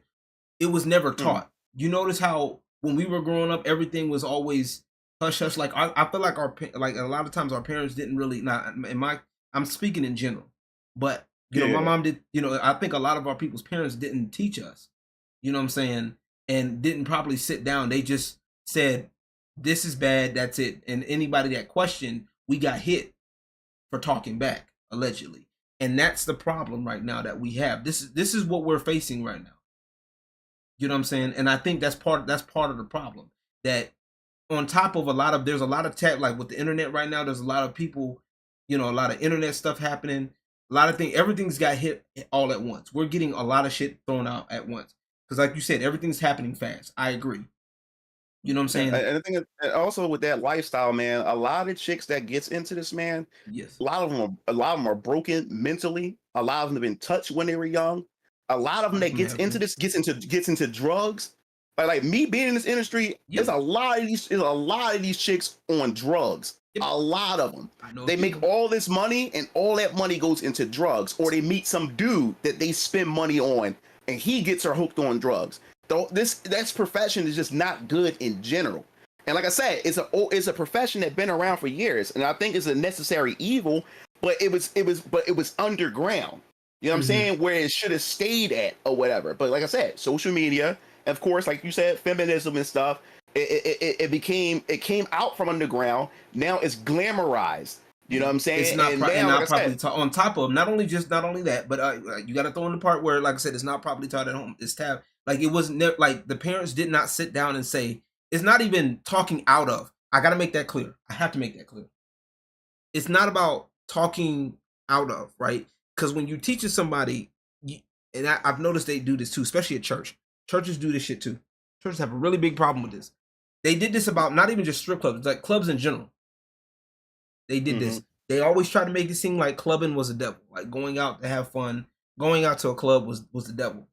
You feel what I'm saying? hmm So they never sat down and said this is what's going on. We think that being in the clubs is the devil because this, that, and the third. It was always taboo. It was evil, evil, evil, evil. And we publicly reprimand anybody that goes into this shit. You know what I'm saying? Or we reprimand people. And it was never there was no teaching. So when you start making stuff taboo, like you know what I'm saying? Does that make sense? I hope I'm making sense to somebody out there. yeah. So you're You know, saying when you make stuff taboo, it makes more people want to do it. exactly. So, and I think that's part of the other issue too. On top of, the people once again are glorifying this shit. You know what I'm saying? Because I've seen a few people that have been into drugs. I know a couple of them that are, that do some shit. It is what it is. Yeah, I know two. I know two chicks that died because of drugs and stuff and this stuff. So yeah, like I said, It's not a good profession to be in at all, especially as a woman, man. It's not. It's easy to get taken advantage of. And like I said before, man, a lot of these women, they don't have any type of family structure or support at all. So they go out on a limb and just do this type of stuff. And they get caught up into a lot of this stuff. I talk to a lot of chicks in this industry, and a lot of them are broken. There's nothing good about this profession at all. It looks glamorous on the surface because she's making all this money and she meeting these celebrities and all this other type of stuff, but behind closed doors, man, this shit is not good. And I wish it went back. Huh? No, I said I think it's because. Go ahead. You said you wish it went back to the underground. I wish it went back underground. I wish it did, because even like I said, now you have the common chick who would never ever would have thought about doing this because of the shame and stuff like that. And now she does. That's why it's so oversaturated. Now you got chicks that don't want to work. They don't want to work a regular 9 to 5. They would rather put their body on the internet to avoid working a 9 to 5 or whatever like that. And I remember seeing a whole conversation. It was on my Twitter a long while ago, where how chicks was getting frustrated of how I put nudes up and on this OnlyFans, and I'm only making like $10, and other girls coming in, I only made $20 this month, and this, that, and the third. And the only reason why they're being disappointed or they're surprised at this is because they're looking at what's on social media, seeing how these top 1% is making all this money, and now they think, oh shit, all I have to do is just show my body, and I don't have to go out and work a job. Okay, I'll just do this then. And then they get in there, and now their nudes are all over the internet. All they getting is $10. Now everybody knows about it. Your parents knows about it. Your professor knows about it. All that just to get $10 and stuff. Is that shit fucking worth it? And like I said before, when it comes to people in general, men and women, like everybody has type of baggage. People got skeletons in their closets. Everybody has type of demons and stuff like that. And what I learned, especially when I went to when I used to go to my boy John's foot fetish party, or whatever like that, and there's chicks that I met there, and I would look at these chicks and I was like, man, like I would never think that she would be at these parties and stuff. When I say it gets nasty, when it gets freaky and nasty, it gets nasty and freaky, and I'll just leave it at that. I believe it. And these chicks are in here, and I would, after having a session with a chick, I would talk to them, and I found out they have a boyfriend, and their boyfriends don't even know about it, or they're in talks talking to a guy that they really like. And they're asking me, like, should I tell this guy that I do this type of stuff? Because I really like this guy. And I'm saying, and I tell him the truth. I say, yo, like, you finally found a guy that you like, and now you're in a situation here. And you're in a conundrum right now. And the thing is, don't lie to him, because if you lie to him like that, you're starting off the relationship on a lie. On a lie and shit like that. And the thing is, if you care about him, you should give that man the option to whether or not that he should fuck with you or not. And if he doesn't fuck with you because you do that, then guess what? That's the consequences of doing this shit. Right. So you lying to him, you taking that choice for him to make that choice of whether or not that he want to fuck with you. Because you gotta understand, from a male perspective, he only have no idea what this chick is doing. And the thing is, he get with this chick, and what I learned too, especially being with my baby mom and stuff, and being with other chicks, man, a lot of chicks hides a lot of stuff, and they only tell you what they want you to know. And then when you get with these chicks, right, their past come back to haunt them, right? Their demons come back to haunt them. So and if you're in their relationship, and if you're in a relationship with them, whatever those demons that's coming back to get her, if you with her, you catching that shit too.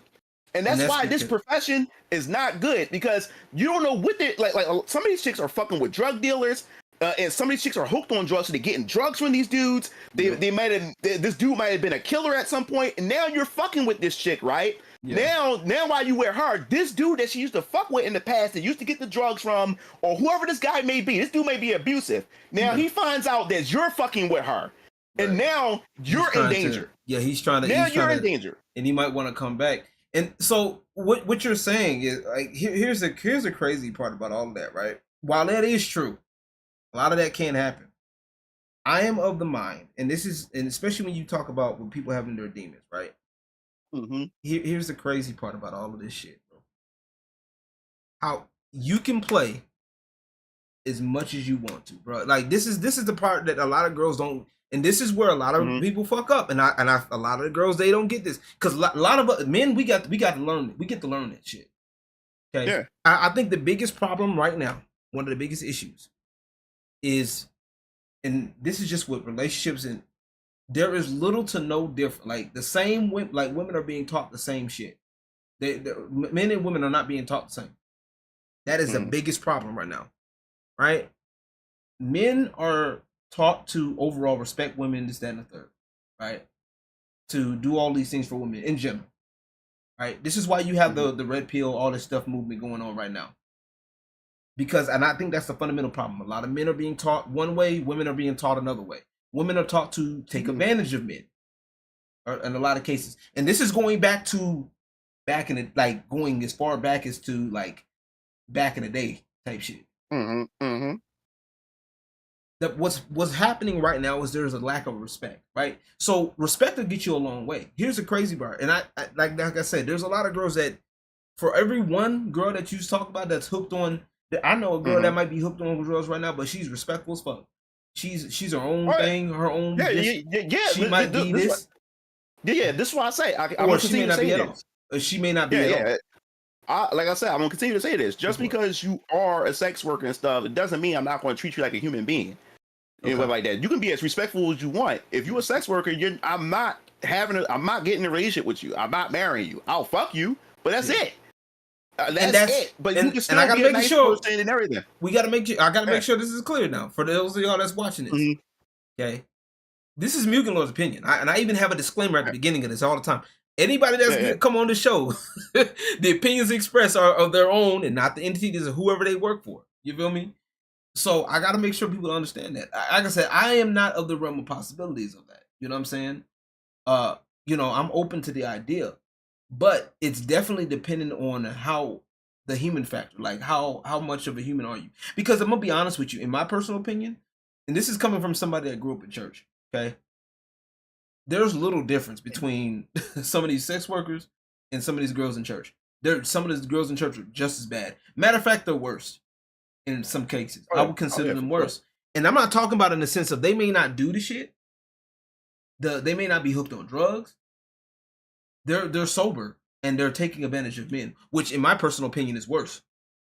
Oh yeah, well this is the thing. It doesn't matter. Even if she's not doing things like a stripper does. If you whoring around, you still a fucking whore. I'm not fucking with you. Doesn't mean it doesn't matter. It just doesn't matter. If you're a whore and your body count is high as fuck, and everybody in the street knows who you are. Yeah, every dude has you. I don't care if you're a stripper or not. Like I'm not fucking with you. So there's still no way around this. It doesn't matter if you're a whore. If you don't do what strippers do and sex work and stuff. If you're a whore, you're a fucking whore. It doesn't matter. That's fine. No, and that's fine. And like I said, I'm not trying to change nobody's opinion. I want to make sure I make that clear. No. Yeah. I want to make sure I make that clear. Because I know somebody's going to be in the chat. Oh my God, he's trying to change people's opinion. No. Because my goal with this show, right, in general, is I want people to bring back the human element. Because the biggest issue that I have with this shit is that there are people out there who literally go out of their way to make these women's lives uncomfortable. Yeah, now I don't agree. I don't agree with that. Like if we having a debate about this stuff, or how we're talking about this stuff, we're just having a conversation about this stuff. Right. But I'm not going out my way to try to ruin this chick's life because she does this shit because I disagree with it. No, that's in my personal opinion, that's corny. You know what I'm saying? You're going out your way to do that. I'm not wasting my time with that because guess what? I don't want you. Like you a fucking whore. I have nothing. I don't want nothing to do with you in the sense of a relationship and those things and stuff like that. You make your money. Go ahead, make your money. I'm not going to go out my way to ruin your life because you want to be a whore. Like, that's lame as fuck. Yeah. I got no time for that. And this is what I'm talking about because I saw this post on Instagram. I mean, not on Instagram, on Twitter. This is kind of like while we sitting there talking, because me and Mugen already talked about having this conversation anyway. And this just so happened to come up earlier this morning on my feed. Talk about God's timing. But modern problems, calls for modern solutions. They try to do this. This dude says one man is subscribing to multiple women's OnlyFans accounts and then sending the nudes to their fathers. God damn, I can't talk today. Whoa, Jesus. So I'm gonna be honest with you. This is bullshit. And things like the only way I would say, like, all right, like, okay, is if these chicks was like robbing this dude, like didn't give him that part, whatever like that, then I understand that. But this, like, dude, come on, dude. Like, you're proactively, and then you're spending money. You giving these bitches money and shit like that just to go out and do this. Like, dude, like that's the most counterproductive thing you can fucking do. That's late. exactly. Like I get it, because to me it feels like you can't get no cooter. That's what it seems like to me. Like, Yeah, that's lame. that like I don't like this shit at all, bro. Like I'm not trying to, like, I know a lot of people will say, well, we need to make sex work legal, this, that, and the third. Oh, we need to ban end OnlyFans and all of that shit. I don't agree with that. Honestly, if No, I don't know. I don't. Yeah, I it's a business. You know what I'm saying? Like, I don't like, even though I disagree with it, yeah, it still has every right to exist. I just think that we what we need to do is not glamorize it, not yeah, celebrate it. You know what I'm saying? And stuff like that, and educate, the guys and the girls. Because I yeah. mean, the guys, they're constantly spending money on it, and they're getting addicted to it. You know what I'm saying? And then the women, they go into it thinking they can get a lot of money, and then wondering why at the end of the day they can't get a wife, they can't get a husband, they can't build a family, and they wonder why they can't get employed because her images came out or the employers found out about it. I think that's So stupid both too. sides. I think No, that's stupid too. I definitely I, understand that it's dumb. Like, for as far as employment goes, right? uh, I think that if that's the barring thing for you, because like I said, if my job, unless it's my job is that's part of my job, like if I'm doing a different job, especially as a woman, I think that's stupid. You know what I'm saying? And then men, no, especially with the men. no, I totally like in my personal opinion, I understand because it's like having, it's like making this chick your CEO and she's the face of your fucking business, and then you found out, her shit comes out and you find out she's sucking dick. And she's representing your company, a Fortune 500 a Fortune 500 company. She's the face of your brand, and you finding out she's sucking dick, getting cummed on, getting a train pulled on her, and all her shit is all over the place. That shit reflects your business, especially if she's in a high position and stuff. So yeah, I understand why those companies don't want that to be their representation and stuff. It's all about image. You know what I'm saying? So I totally agree with that. I would be the same way, and it goes for men too who do dumb shit. If a dude is doing porn, whatever like that, I wouldn't want no dude doing. I wouldn't want him representing me either. You know what I'm saying? So it goes both ways. At least you know what? You're the first person that say it goes both ways, because a lot of people wouldn't give a shit the other way around. They would just be like, well, yeah. I mean, but dude, yeah. Like I said, it's all about the image, especially if my brand, it attracts both like age demographic, children on up and stuff like that. No, I can't have that shit. I can't. I don't know. I have to let you go. So I definitely understand that, especially when money's on the line. I think to a degree, I think it's kind of stupid, and depending on what it is, especially because you don't know if, like, it really is very dependent. So a lot of people like make blatant statements like that, and they automatically assume, especially on social media, where it gets fucking dicey. Once again, social media is a cesspool of bullshit in a lot of cases, because you got people that don't understand story, context. Because it does matter. Context does matter in much cases, because I know you understand that. But I have to, that's part of why I do the show, because there's a lot of people that don't understand context. They think, oh, well, girl's dressed up with pleaser heels on, she's automatically a whore. She's automatically doing this. She's automatically doing that. That's not always the case. I've told this to anybody. There are mostly, like, I've seen dancers that will literally do their job, dance and go home. They don't even like go out anywhere. You know what I'm saying? They like a homebody for real. You know what I'm saying? Some of them homebodies. It's crazy to think that, but it's a thing. It's really a thing. And I think the biggest problem right now is there's so many people that are so quick to generalize stuff, and instead of understanding that this job is a gray area. Okay, yes, there are some people. I want people to understand that, yes, there are people that are out there that might be coming from broken homes.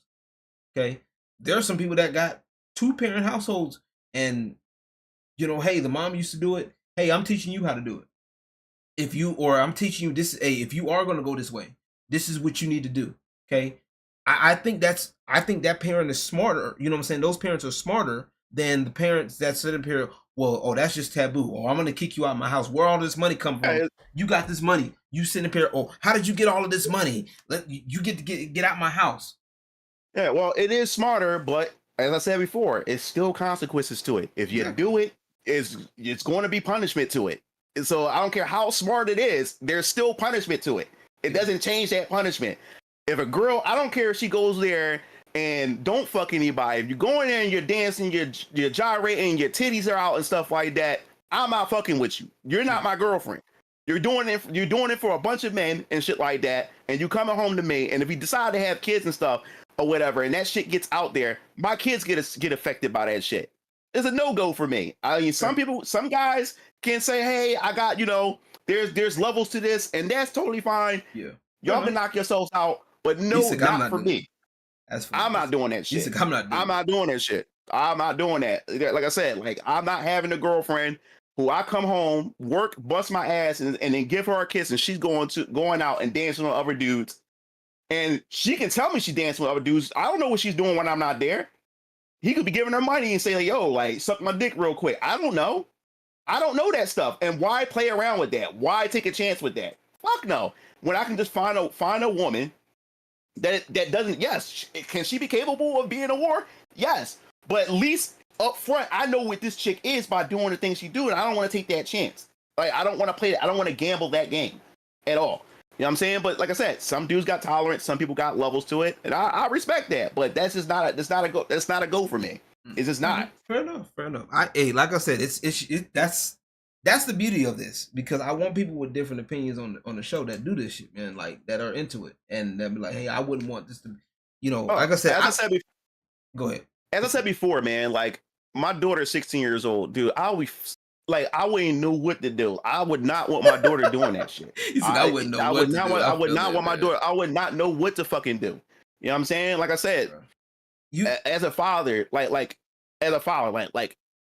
a man, if my son was going out, fucking a bunch of chicks, and he's popping out babies left and right and not taking care of none of them, I'll be fucking disgusted. I'll be fucking disappointed. And I don't want to be associated. The nigga, you gotta get the fuck out of my house. Like I took care of you. You know what I'm saying? I took care of you. I was there in your life, and yet you're going around fucking a bunch of chicks, and you're not taking care of none of these kids. I think it's more the fact that if he didn't tell, like I think it's also the fact that he didn't tell you too. Like if you had a son and he didn't. Yeah.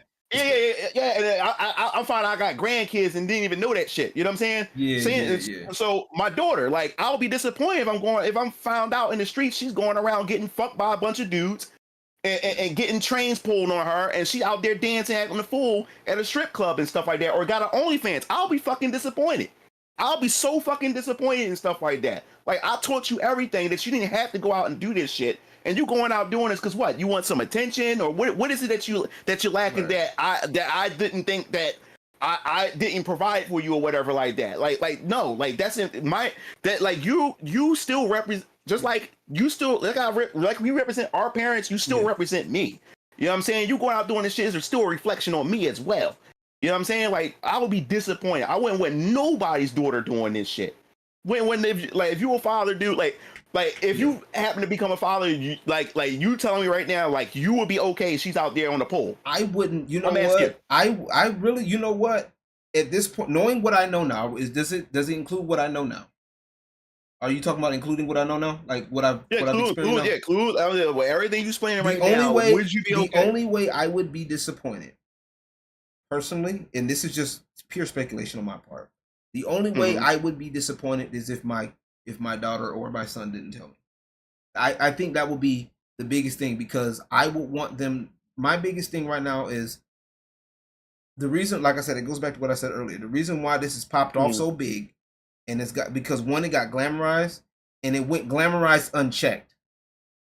You get what I'm saying?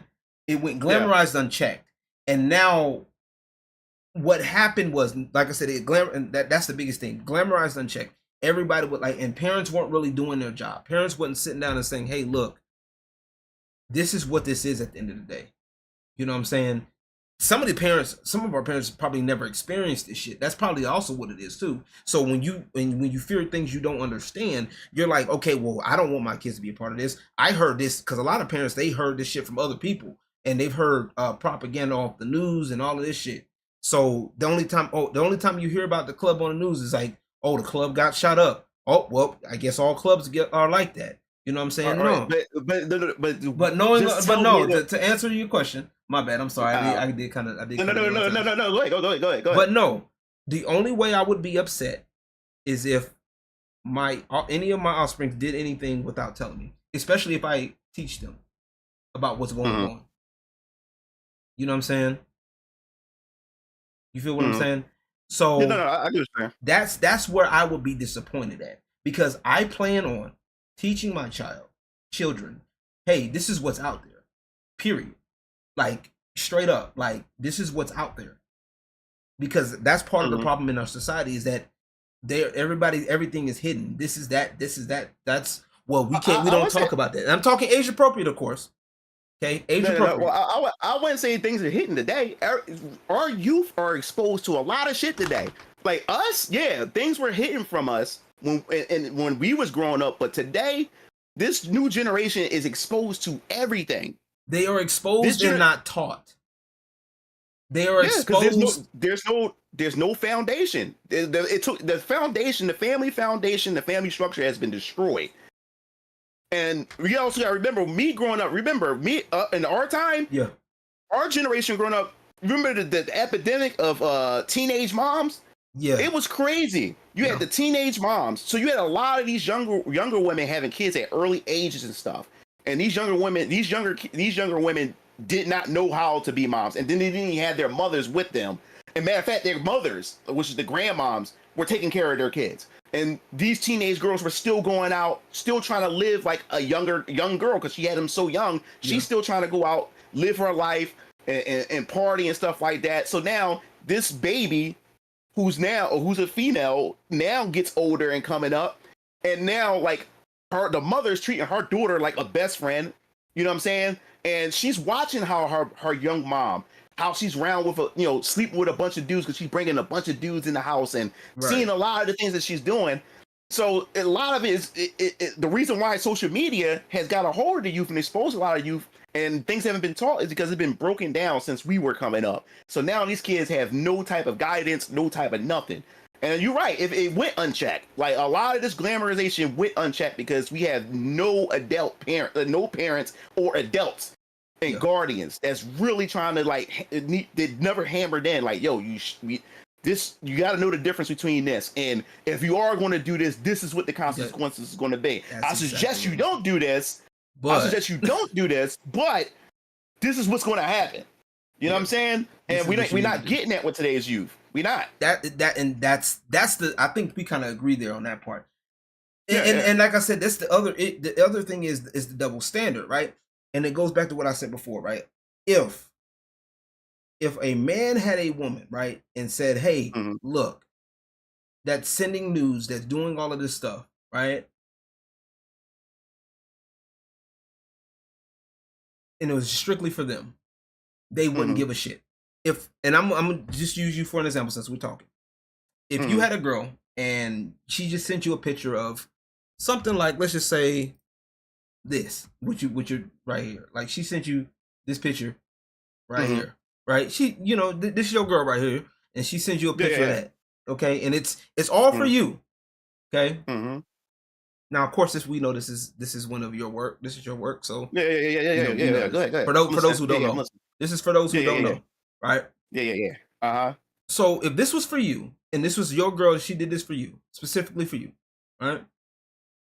You wouldn't have that much of a problem with it. You, matter of fact, unless you're a prudish man, okay, you be at work, you see this shit, you would be wanting to beat the brakes off the girl's kitty cat when she get home. You feel me? Yeah. When you get home from work. But then now, when you realize in general, she's a dancer and she does this. Now your mind starts going, well, who else did she do this for? Is this a regular occurrence? Well, I wonder what else she's been doing with this. Now the insecurity set in. That's where I'm hitting at with this in general. I'm talking about it in the general sense. You know what I'm saying? You talking about? All right. So you're saying if she was a dancer, or you saying if she was a dancer or not a dancer? Okay, what I'm saying is if she was a dancer. Like, if she was a dancer, like, dude, that's what I'm talking about. Like, this is what I'm talking about.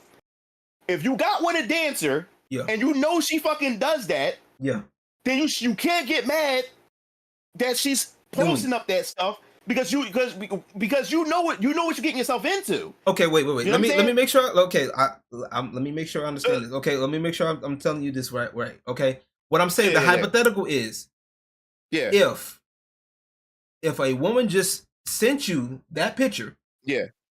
right, and she wasn't a dancer at all, like she was just a regular Oh. your girl, right, and she just Mhm. sends you that. She takes a picture Mhm. and it's just for you, exclusively for you. Nobody else has seen Mhm. it, but you. You be breaking that down. Yeah. Unless you're a prudish type of man. Okay, unless you're a prudish man, Mhm. you don't get down like Yeah. that. You don't have any sexual desires or whatever. You know, that's that, right? And I'm just talking about a lot of men in Mhm. general, since they're visual creatures, right? If they see a woman like this, they in there, and that's what a lot of women are capitalizing on, right? They capitalize on shit like Mhm. this, right? Mhm. But if they found out that if they know that she's a dancer, right, they're gonna get. There's a lot of guys that will get with a dancer that does stuff like this and will post stuff like this. That he got her. That's how she got his attention, was by in the clubs. Dudes, and I've heard stories of that too. I've dealt with a couple of girls over the course of me working in clubs that got with a guy or got with a customer, and they was cool with it Mhm. at first, and then all of a sudden he wants to change up. All right, yeah. Now this is what. All right. That's what I'm talking about. I know. I had a conversation with this before, and in my personal opinion, no, that's lame. That for a dude to do that, especially when you already knew what she does. 'Cause this is the thing I was telling this one chick, who does like sex work and stuff like that, Mhm. and we was having an argument about this, like, and she was saying, well, my dude, he doesn't care that I do it. I said, you sure about that? Well, he told me and this and that. I said, are you sure about that? Yeah. Because let me tell you about some of these dudes. A lot of these dudes, like I said, these are dudes who don't have options in women. They don't have options in women. So they go with a sex worker because that's the only option that he has as far as quality women is concerned. So then what happens is he meets this girl at a club. He knows what she does. He knows that she has an OnlyFans. And he has in his head that, yo, I really, like I have no other chick and or whatever. And this is the only option I have. Okay. I'm going to agree and say when I go to her and approach her about it, yeah, I'm going to be up. I'm not going to tell her what I really want from her, because if I tell her that I really don't like what she's doing, if she gets with me, she may not even want to fuck with me. This is the same thing with women. What women do, they will get with like a fuck boy and stuff like that. She will fuck the dude, this, that, and the third, but she don't want to ask the guy like, yo, like, are you going to be committed to me, or are we in a relationship? Because she knows if she asks this guy if you're going to be like, are we in a relationship, she knows there's a chance and a possibility that this dude going to walk off. So instead, she just tags along with it until it gets to the point where she finally said, you know what, fuck it, I'm tired of being playing around. Yo, I want you to be committed to me. And then now, the guy's looking like, wait a minute, I was doing this, that, and the third. You allowed me to do this. Now you all of a sudden you're coming out of nowhere with this. Yeah. Same thing with these dudes. Like, this chick is doing all this type of stuff, but he has in his head that, yo, I'm going to date this chick, and at some point I'm going to, tell her how I really feel about this, or whatever like that. Especially when he's trying to be committed to her and stuff. And I think that's lame, because I told the girl, and I was right. I told her like, yo, you sure that your man is really okay with this? Because a lot of the men is not okay with this. Yeah. Dudes that switch up and say that, yo, I feel some type of way about that, because he always felt that way. Yeah. But since he doesn't have the balls to tell her that, because if he tells her that, it's a possibility that she's going to reject him. He don't want to be rejected by her, so he goes along with it until he has enough of it. Right. And that's what I told her. I said, are you sure that he's okay with it? Yep. So look, I'm telling you right now, and you know how I feel. Like, me and you are cool. We have our fun together and stuff, if you know what I'm talking about. Yeah. But I would never fuck with you on a relationship level, so, because of what you do. But now there's a guy, and knowing the stuff, that the freaky shit that you do, and this guy is okay with this. He's not okay with this. He's not going to tell you that. And he's not going to tell you that until he gets deep in a relationship with you. And guess what happened?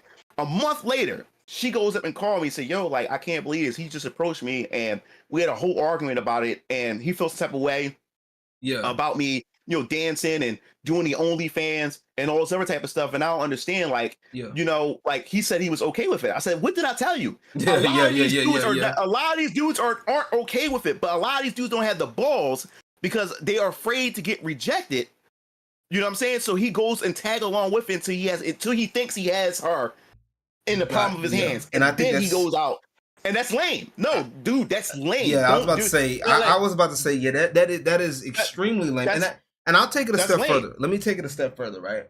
So, I this is where I'm at with this too, right? Personally, and this has nothing to do with you. This is like in general. Yeah, no, I was saying, yeah. So, especially a lot of guys that are not okay with girls like this. Especially there's a lot of guys that be like, oh well, these girls that, and that's what I'm against. I'm against guys that like are straight to like just jumping the gun on these girls, right? That do this shit, especially when they don't know their story, they don't care to treat, they instantly dehumanize these women, right? And that, and kind of like how we talked about earlier, how they instantly go out the way to make sure to make these women's lives a living hell, or they're okay with their stuff being stolen. You know, if something happens to them like that, they're okay with that. I don't, because this dude, because that's dudes, yeah, that's dudes, because that's those type of dudes. Those dudes don't get laid. You know what I'm saying? And, yo, I was just about to get out of my head because I was about to say that you jumped the gun. Those are the dudes that don't get laid, or D is a dude who just hell bent because whatever he been through in his life with a certain particular chick, he's like the Punisher right now, but towards hoes. You know what I'm saying? So the whole Punisher. He's like the Punisher, but towards hoes and shit like that. And that's like I said, in my personal opinion, no, that's fucking lame. Like, yes, I can disagree with a chick's like sex work profession. But at the same time, I still treat that chick like a human and stuff. Because, like I said, like I have good rapport with a lot of them and stuff like that. You're just never going to be my girlfriend. You're never going to be my wife. But I still treat you like a human being. I just let you know where we stand with this and stuff like that. I'll have fun with you. I'll fuck you. But anything else beyond that, no. But I still treat you like a decent person. I'm not going to go out my way. If I disagree with how your lifestyle is, I'm not going out my way to make your life a living hell. That is, it's fucking lame. Like, dude, you're putting too much, niggas that do that, nigga, you putting too much energy in that shit. Like you're trying to be a Batman. You should go to where, like, go to talk to these church girls. Like, I think a lot of guys, like, I think with this is one of the reasons why I kind of like sex work in a way, because it exposes a lot, and sex work is a big ass gray area. I think that is the biggest thing a lot of people don't understand, and I kind of grabbed it when I was getting into when I got into it myself. It helped me understand that, like, this whole job is like life, especially like life has always been a gray area, but like this is definitely the thing. You know what I'm saying? Like this is the point. It proves it. And there's nothing wrong with like laying down like a standard for yourself, for you, sure.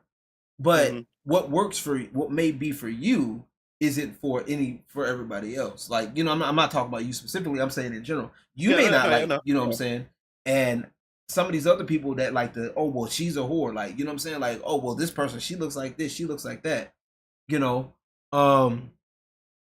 But yeah, no, like, and I do agree, like other side was saying earlier, like, yeah, it's always been like that. But like with social media, it just amplified it.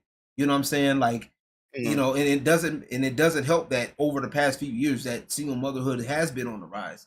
And like I said, that's also been in part of how there's a lot of people that don't, like, they just don't take the time to properly teach. And I think that's possibly what it is. It's like there's nobody's really sat down and had these types of conversations with their children. And even when it became like, even to the point where it might be uncomfortable, you know what I'm saying? But I feel like as a parent, you need to understand what your children are about. You do, and like I said, and I'm not necessarily a parent yet, but I've worked with children, and I've worked with youth before, and I've been in certain situations in that, you know, in that type of field. And I've seen some of that shit before where it's clearly a lack of pure teaching on that part, because a lot of this stuff, it's you know, stopping stuff. And I gotta say this, that's, and I was thinking of how to say it. I'm gonna say it like this: stopping porn isn't gonna make that bitch want to fuck you, fellas. I gotta keep it a buck, okay? If porn were to stop right now, it's not gonna stop that attractive woman from wanting to fuck you, bro. Like, it's not gonna stop her. It's not gonna make her want to fuck you, okay? All right, let's just keep it a bean. Let's keep it a bean, okay? If Pornhub stopped today, if OnlyFans stopped today, okay, it's not gonna help. You know what I'm saying? Like, we gotta keep it a buck. Cause I was thinking about, matter of fact, while we were setting the conversation up, like I know a couple of days ago, earlier in the week, that was the main thing that I wanted to get out. That was the main point, Mugen. You don't understand. And it like there's so many people that are hell bent on trying to stop porn, like trying to like, or porn is a problem. You can never stop it. It's never going to stop because if you try to stop it, it's going to just go underground. It's nothing. It's nothing you can do. Like I said, it's been around. Sex work has been around since the dawn of time. There's nothing you can do to get rid of it. And as I said, it is in a way, it's still a necessary evil. It's a necessary thing to be around. Like I said before, that lesbian chick, who dressed up and did a whole thing to be a man. Oh yeah, and killed herself. Ended up killing herself because of it. But yeah, and she explained about the strip club, and she just thought it was just a bunch of horny guys going there. But she said when she got there, she seen nothing but lonely men or married men who been through things with their wife, and their wife is not giving them none, or or they just need to get away from something, and those women bring them that fantasy, of wanting to feel wanted. And I think that's the whole thing about, I would say when it comes to this type of stuff, is that fantasy, that allure, that some men don't get, or they're lacking at home and stuff with their significant other, and those women provide those those things because they keep them, and that's what keeps them sane. That keeps them going. They go back home and they go to work and they say, you know what, that she was able to fulfill that for me, and that will keep me going. You know what I'm saying? To keep this engine going between me and my woman at home and stuff like that. So, like I said, it's kind of a strange thing. Like even at the I was talking to this one chick at the foot fetish party, and she was talking about how, this one guy who she had a session with, like he would have her come to his house, and he would have her dress up like a little girl. And she said, you don't understand, like this guy could be a potential pedophile, but I ease that by dressing up as a little girl or whatever. Like it sounds sick, but if that's going to stop him from going out there actually touching a little girl, right? Then hey, I think I did a service, right? Yeah, I think she probably saved the world right there. Yeah. So like I said, I know it sounds so like I said, it's a necessary evil at the same time, because sex work it is a danger. It can be a dangerous job, especially because you don't know, like these women are putting their lives out there. That's why I don't want my daughter doing. I would never want my daughter doing that shit. And when women get desperate for money, they do some of the most desperate things and put themselves at risk. You could be meeting a killer. You could be meeting a rapist, or all kinds of stuff. Or you could be walking into a police sting operation. You don't know what you could be walking into, or a human trafficker. You don't know what you could be walking into doing this, because you need the money. Because you need the money that bad. And I've seen a lot of women who need the money that bad, and they would defile themselves. Like getting pissed on, getting vomited on, getting shit on. And they're not cool with it at all. They're not cool with it, but they'll go with it because they need the money and stuff like that. And that's the thing. I don't want to see women go through shit like that. And I don't want them. They shouldn't put themselves in that particular situation.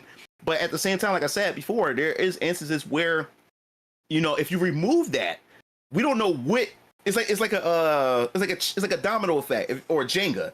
You know how you move the Jenga block and everything falls over. Apart, like removing sex work, we don't know what it could have had. Like it could mess up the balance of things. It's just that now it just needs to be like regulated, or I would say, how I would say. No, don't regulate sex work. Not regulated. Not regulated. I'm just, that's what I'm saying. I gotta find the right word. It just has to be more. I would say educate. Yeah, because like I said before, it's too exposed. It's too exposed. It's sex everywhere, man. It's sex everywhere, and it's diluting the minds of a lot of people. I will. Like I said, I think it goes back to the point that we talked about here, like that. I think we kind of agree on here. I think the problem is it's not being educated, and it's not being sat down, and I mean properly sat down and saying, hey, look. You need to understand, okay? Yes, that there is money involved in this, right? And I tell any dancer like that I fuck with, like especially if I'm doing with the Dynasty Dive stuff, right? If my biggest thing is I look at what girls are willing to do, and it's never when I ask them that, it's never in a sense of, yep, there's bunny ranches, yeah, that's a thing too.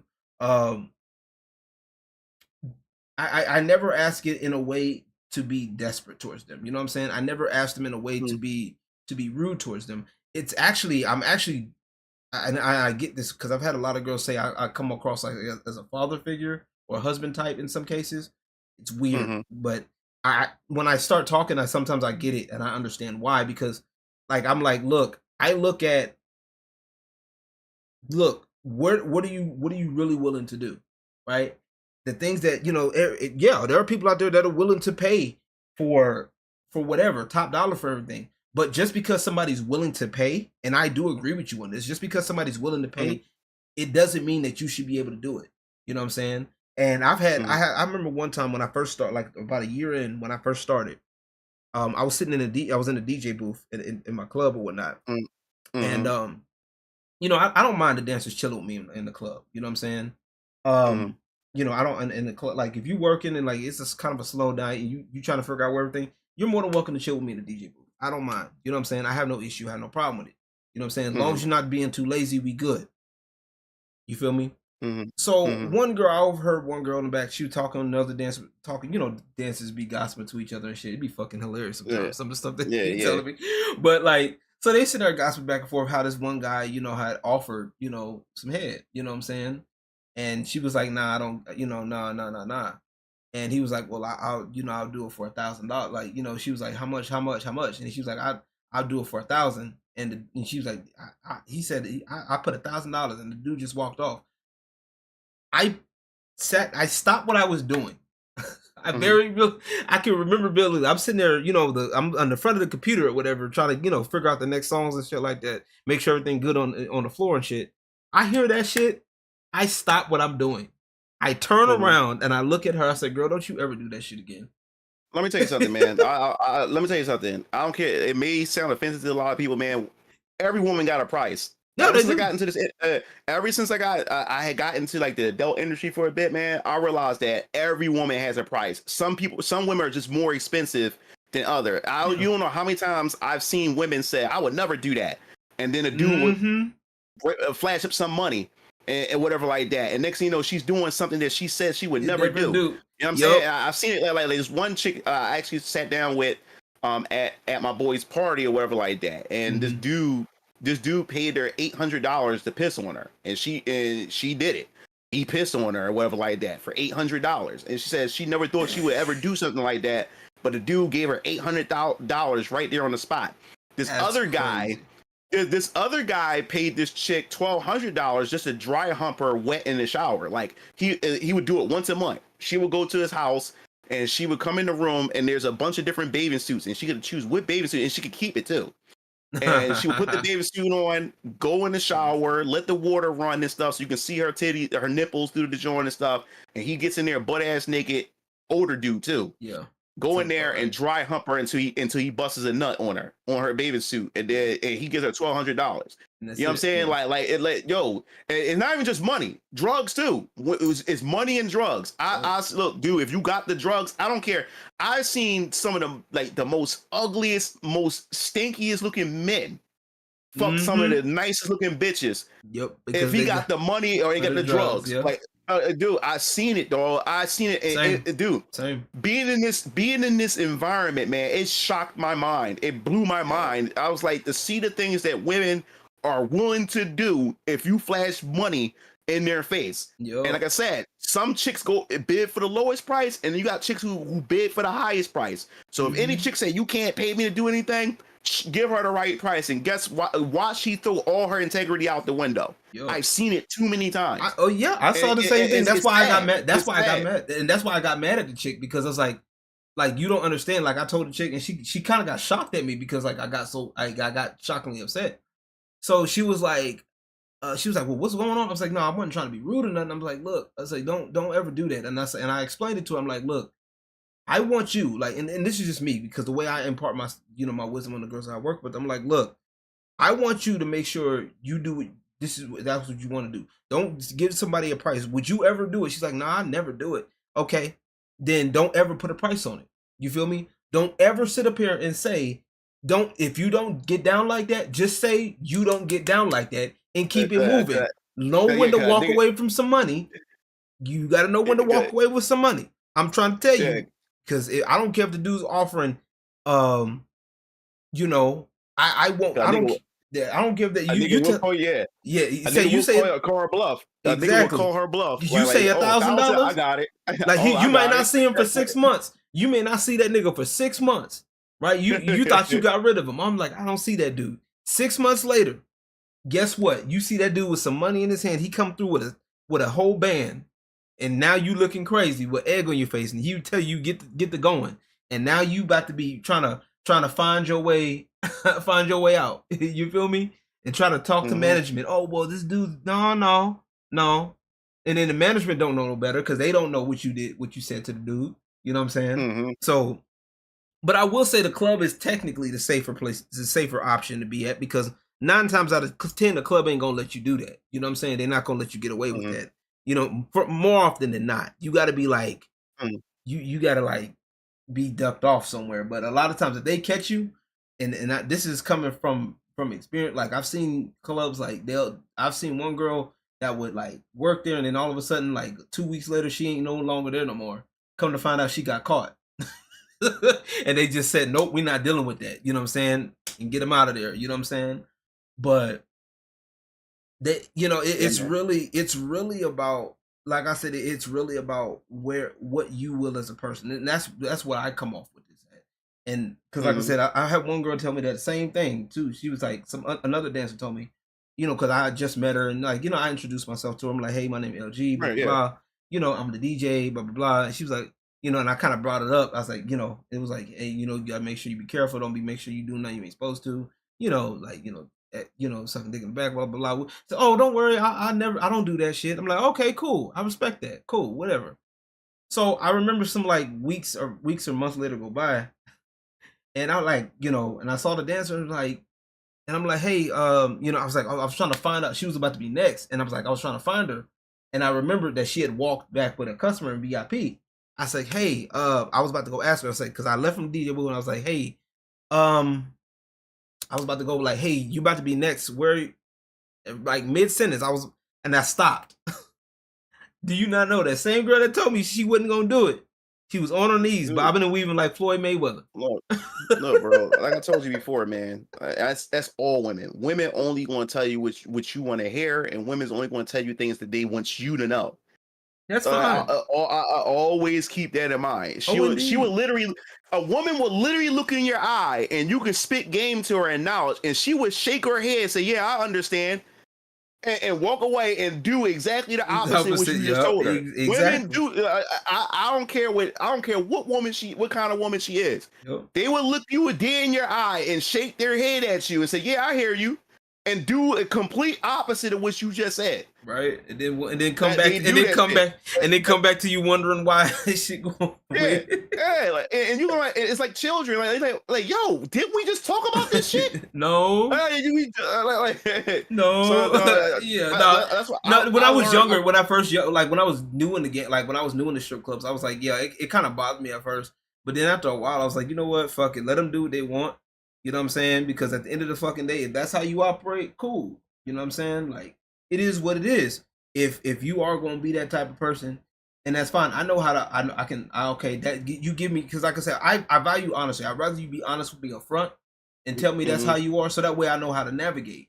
You know what I'm saying? Like we can navigate through the shit. But then once you start like telling me shit that I want to hear, and then I find out otherwise and shit like that, I'm like, all right, cool.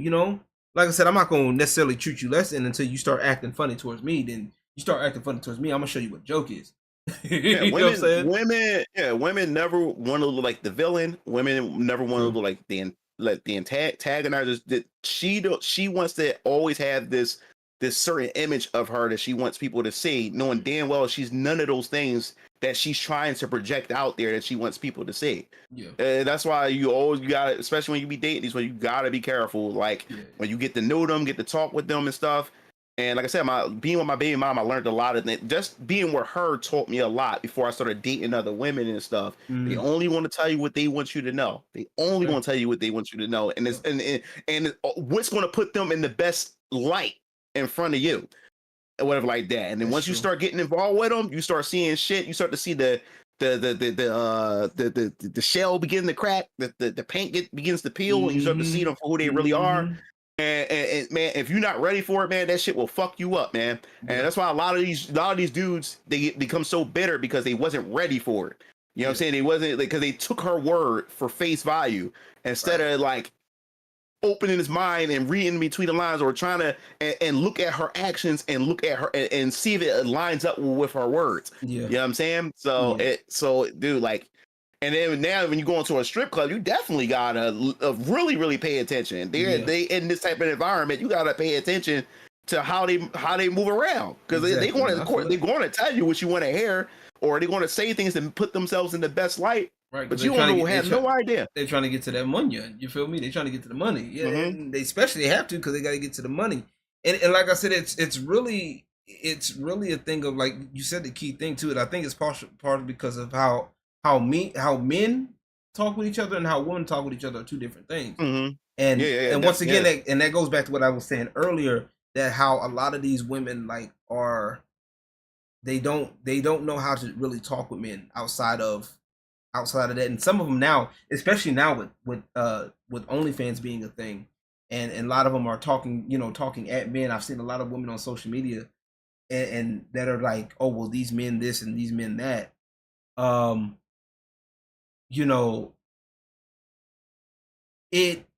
It's a problem. It's an issue. You know what I'm saying? And that's why, like I said, a lot of sex workers, at least they knew how to, they knew how to talk to you. Because now it's like, now that like that same feminist mindset is infiltrated a lot of sex work. Now, on top of, like I said, I do agree with a lot of women trying to saturate the market. That honestly, once again, that goes with what we were saying earlier, would never really do this shit. You know what I'm saying? That would never do this shit. That they, or well, in the back of their mind, they would never. They'd be like, I would never do this, like, and really mean it, that they would never do it, because they feel like it's something that they would never do. What's going on, Vision? How you doing, big dog? We over here just talking, real shit, strip club shit, and all that shit. The usual. But thank you, Miss Sparkles, for coming through. Always a pleasure. But I think honestly, when it comes down to it, it's a lot of these women do not. It's a lack of respect factor now, especially now, and a lot of people are just jumping into this without being. They're jumping into it head first. And once we get to that, I think once we get to that part, and that's why I do this show, y'all, is so that way y'all understand what y'all getting into. You know what I'm saying? I'm doing this because I want to, honestly. Like I said, I'm doing this because I want to, and I actually enjoy being in a club scene. You know what I'm saying? I enjoy it. I've met some amazing women that, have great potential, that are doing, Lord knows, great things. Some of them not so great. Some of them have, gotten caught up in, unfortunately. There was one dancer that I worked with she was really had great potential, but she ended up passing away. Just due to a toxic relationship. The person that she was with was basically just, it was so bad to the point where, and she was actually one of the people that would actually love doing videos with me. You know what I'm saying? We would do videos often every time we worked together, and we would do videos and stuff like that. Matter of fact, the Venus dancer, she was the one that passed away at the beginning of this year. And it really bothered me, man, for a while, man. It really hurt, because it was like, man, she was, she had a great attitude, great energy. She was going through her things. We had a conversation, we would talk. And talking about how you would see some of the stuff, like how, when you get past the facade of shit, you know what I'm saying? You start seeing how things really are. And yeah, she was telling me some stuff about her ex-girlfriend, man, and it was just crazy shit, bro. Like, and then the crazy part was, like, she would still stick with her. Like, I'm like, bro, like, if that's me, I'm not sticking around like that. You know what I'm saying? Like, I don't care how good the sex is, bro. Like, I don't care what you like, bro. I'm not even, and I even told her, I was like, bro, you can't be sitting up over here tripping over fingers, baby. Like, you feel me? Like, you can't be tripping over fingers, man. Like, but it's unfortunate. Some people, like you said, some people will do the exact opposite, and unfortunately, it was one of those things. But I don't, like I said, even with that being said, I still try to treat people, when I approach this shit, I try to give, like, I think that's what we're similar, is that I give people that level of respect. You know what I'm saying? I try to give, I try to I wouldn't necessarily say glorify it, but I do want to give a bit of class, because if you do it right, there is a bit of class to it. There is a bit of work. There's a bit of a allure to it. You know what I'm saying? Does that make sense? You feel me? No, there's professionally, like I said, back then when it was underground, man, like I said, you get this thing called the Black Book, where you had these sex workers who did it with class. It was like very professional, you know what I'm saying? And she knew how her clients, each of her male clients, she knew what they want, she knew what they like, and she catered to those things and stuff like that. It was kept under, like, under wraps, discreet. People didn't know nothing about it. And she would walk by, and you would never thought she was one of those. You would never think she's a sex worker, because there's a certain way that she carried it, or what carried herself and stuff like that. So yes, no, there is some type of allure or some type of etiquette to it. I'm not going to take that away, but that's far now. Like I said, that's when it was underground, because you didn't want nobody to know that you was doing this shit. So that's why it was kept that way. It's kept professionally and stuff like that. They also had what was it called? I don't think the company exists anymore, but it was a professional. I think it's called something Madison or whatever like that, where it was like an actual escort sex work type of business. But it was more it was for celebrity, like high class. But it was a very professional. It was very, very, very professional, high class sex workers, and they went to these upscale, meet these men. You know what I'm saying? They would take they would take them out on these business dinners. If they needed a woman to take out to a business dinner or a trip and stuff like that, and they needed an arm cuffed around them to show off and stuff, those women will participate in that. And she knows she's going there to have sex too at the end of the day. Right. But she prepared for it, but she kept it professional. And then dudes would call for that particular woman. And stuff like that. So yes. Like back, even video vixen days, back older, like, cause I would do research on video vixens back in the day. I believe, bro, because he looks like Most Def. Everybody said like Most Def. That's crazy. Everybody said. Yep. And ASAP Rocky. Because there was like I used to see videos of there's like videos, like there's like documentaries on how like a lot of the rappers back in the day that had like, because you remember how you used to see some of the same girls in different videos. You know what I'm saying? Like video vixens, like they would have the same certain ones, and they were like, some of them, like a lot of them would tell like how they wouldn't get treated so well, and that was like But now today, you don't have the video vixens no more. But what's going on nowadays, man? A lot of these chicks, these younger chicks that's in this industry of sex work now, they fuck the whole game up. Because what they do now is they'll meet these celebrities, and they will put those celebrities' business out there, like these basketball players, or some of these actors. They would be like, who was it? Bow Wow said it perfectly. He said, "Yo, when you get with these chicks, because like I said, they pass these chicks around. All the celebrity men knows these chicks. They pass them around. But the thing was, there's a network, and Bow Wow said, "Yo, man, before these chicks even step in my house, I make my security take their phones." Because you had one chick, who was she sleeping with? Was it not Meek Mills? Who was she sleeping with? Well, she was in bed. I think it was Lil Wayne was one of them. She took a picture of him just to show off that she was in bed with him. And chicks like that would do stuff like that. Fuck the whole game up. They don't play by the rules of how this shit is supposed to be. And now they're flashing up that they out here shopping with these men and stuff. And some of these dudes could be possibly married too. You know what I'm saying? Like, or have or they could have multiple girlfriends that don't know about each other and stuff, and now they out here doing this shit. So a lot of these young Johns is fucking the game up, and a lot of these younger guys who are now celebrities, these streamers, these newer basketball players and stuff, they going out here spending all this damn money and flashing this stuff, and these chicks is robbing these dudes and blackmailing these dudes. So is this whole young generation had fucked the whole game up of how this transaction. You said blackmail. Blackmail is the biggest one now. That's the word I was looking for. Thank you. Blackmail is the biggest thing now. I've noticed that with a lot of them, it's a lot of blackmail, and a lot of them are they fuck the game up. And then also, not only like the ones that do happen to get in line with a celebrity, they charge the regular guy the celebrity price. They think that because they got that one celebrity that one time, and I think we kind of talked about that a while back. We talked about that. How they get that one celebrity that one time, they got lucky that one time. Now they think the price goes up. You know what I'm saying? When it should be, if you can, it's more about like if you can be regular with that dude. I can understand the price going up if you're a regular, if that's your regular occurrence. But if you just getting into the game and or you just get into that higher upper echelon, you shouldn't be charging some dude, some regular dude the price that you charge them because they got the money. I would say this, man. I would never down a guy if a guy is paying for some pussy and stuff like that. Yeah. I would much rather you pay for some pussy than you going out here raping a chick, you out here being a pedophile and doing all kinds of stuff. I know there's a lot of guys saying, man, like, you got to get some game and this, that, and the other. Man, every dude has a dry spell period where the pussy's just not coming in and you just want to get something real quick.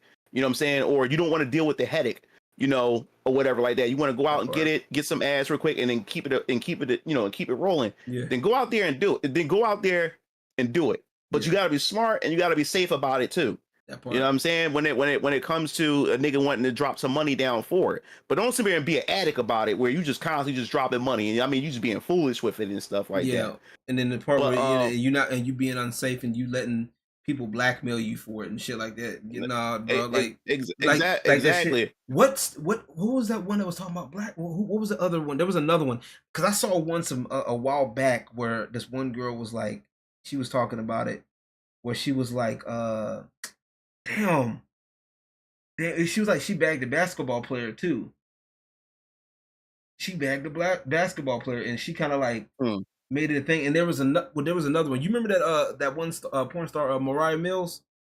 I think Mariah Mills was another one. I do not know names of porn stars. Well, there was one. Well, the reason why I'm bringing her name up is because she was with Zion Williamson, I think it was, and she was going crazy over him, going gaga over him, fucking the game up. But the only thing was she's a little bit older, but going after that dude. But I'm like, yeah, a lot of these women I do agree with you. A lot of these women are fucking the game up, and like a lot of them, a lot of them, yeah, you right, bro. Like a lot of them are definitely doing it. But for those who don't know, right? We are talking with the one and only MugenLord as we let his stuff play. This is one of the things he does, 3D hentai beauties right here. This is his joint right here. You know what? That was a question I was going to ask, right? That was a question. Yeah, you can. Show him some of the pictures too. I got. I got to find the other tab that I have with the pictures. I just have this one so that way people can look at it. Yeah. But yeah. Are these? Do you like when people when you say you have commissions? Can people create their own? Ask for like their own commissions, or are they just pre-made what you already have? Oh yeah, wait. So when it comes to commissions as far as models concerned, no, they pick the models like these models right here. Now I have two different type of commission packs. The first, matter of fact, I got a picture of my commission packs. Actually, I'll drop that in a second, so you can see how I do this. Oh yeah, I did 2B. Yeah, I was working on my own version of 2B, my own version of Ivy, and my own version of Arif, and stuff like that. Let me get the commission thing. My commission. She's gonna show the book. No, I wouldn't go show.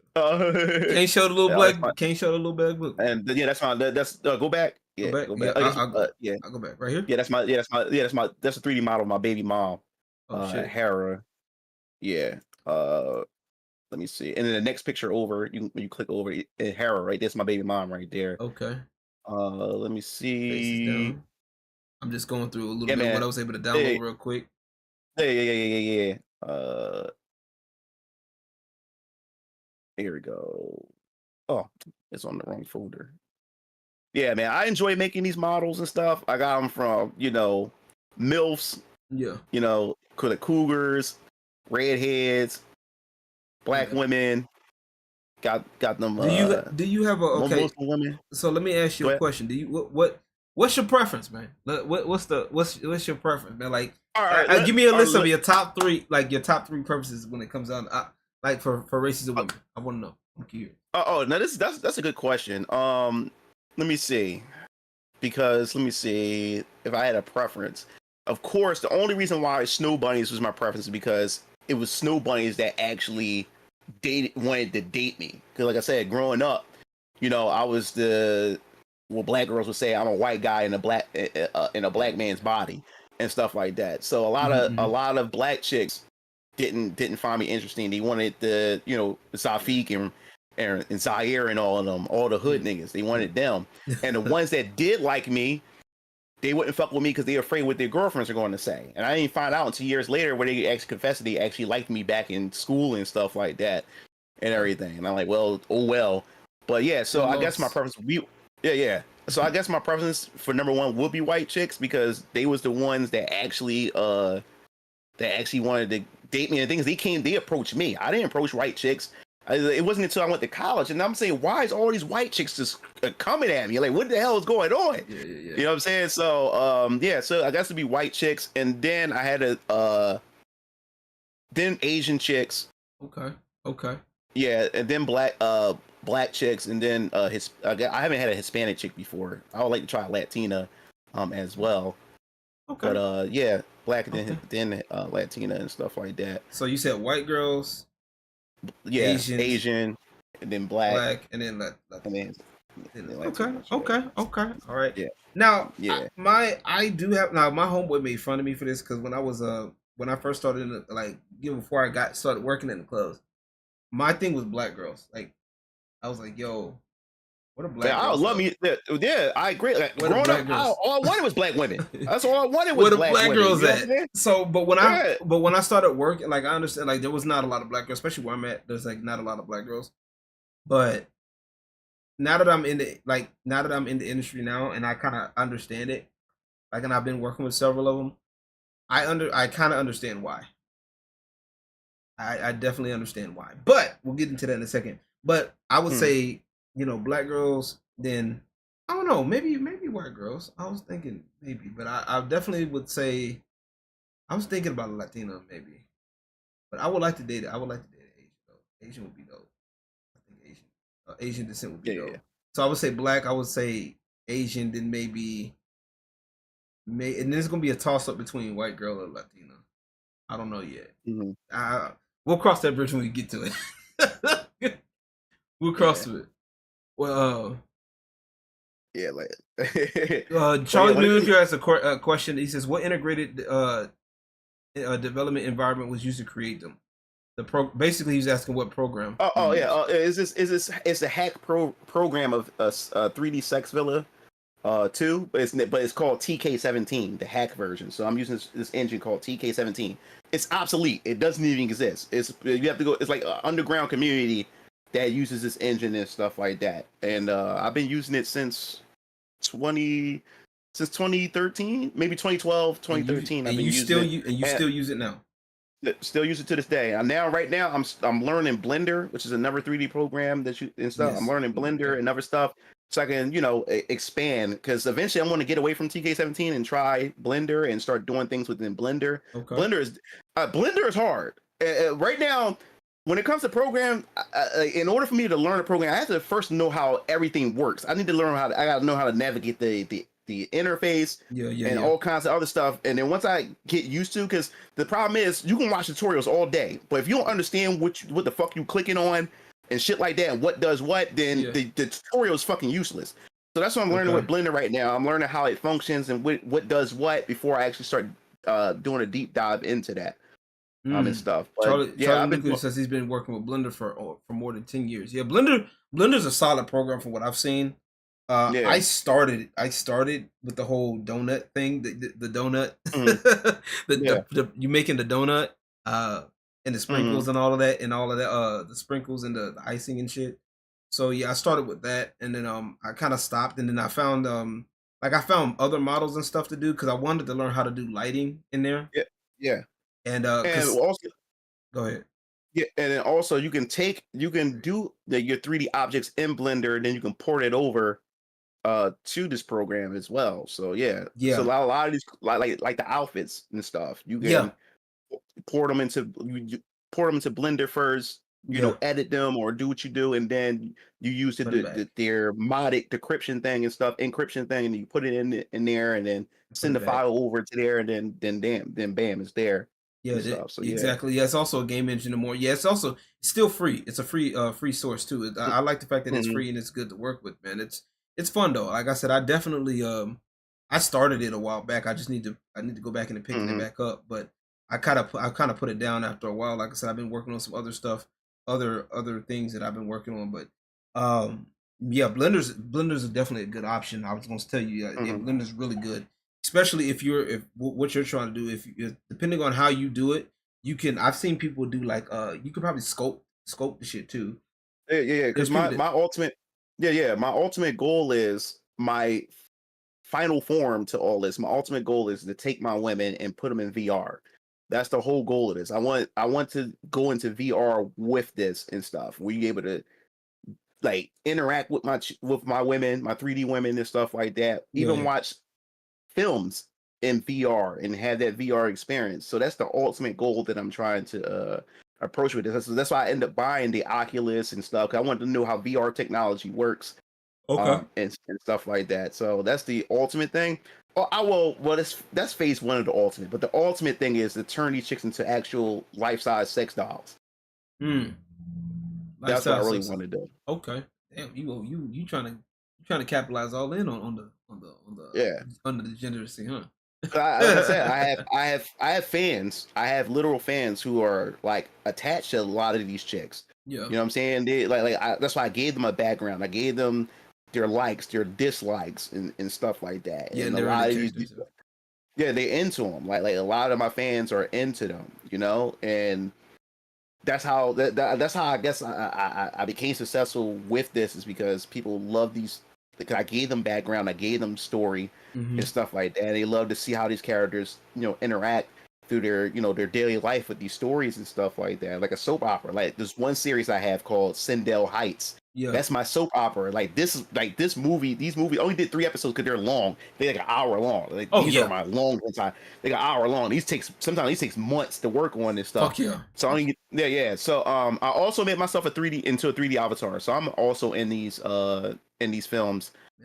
Self-insert. I feel it though. Yeah. As you should. As you should. I don't blame you. I'd be self-inserting myself too if I could, bro. So I have I hired voice actresses and voice actors, guys as well, because I got male characters as well. I pay them to voice these characters and stuff to bring them to life. And everything. Right here, this list right here of the Sindel University chicks. My favorite one, everybody's fan favorite, even mine's, is Amanda, the redhead chick with the glasses. She a firecracker. The stories I got with her, that's a fan favorite and stuff. She's a fan. I thought Lou would probably be the fan. Well, either Liz or Lou. No. It's Amanda, and then Lou is the second one. And it's hard between Julie or Liz. Because the reason why I say Julie hard, because Julie, she's like my second. She's been through so many upgrades, but she was like my second or third model I ever made in the program and stuff. And she's been through so many upgrades and stuff like that.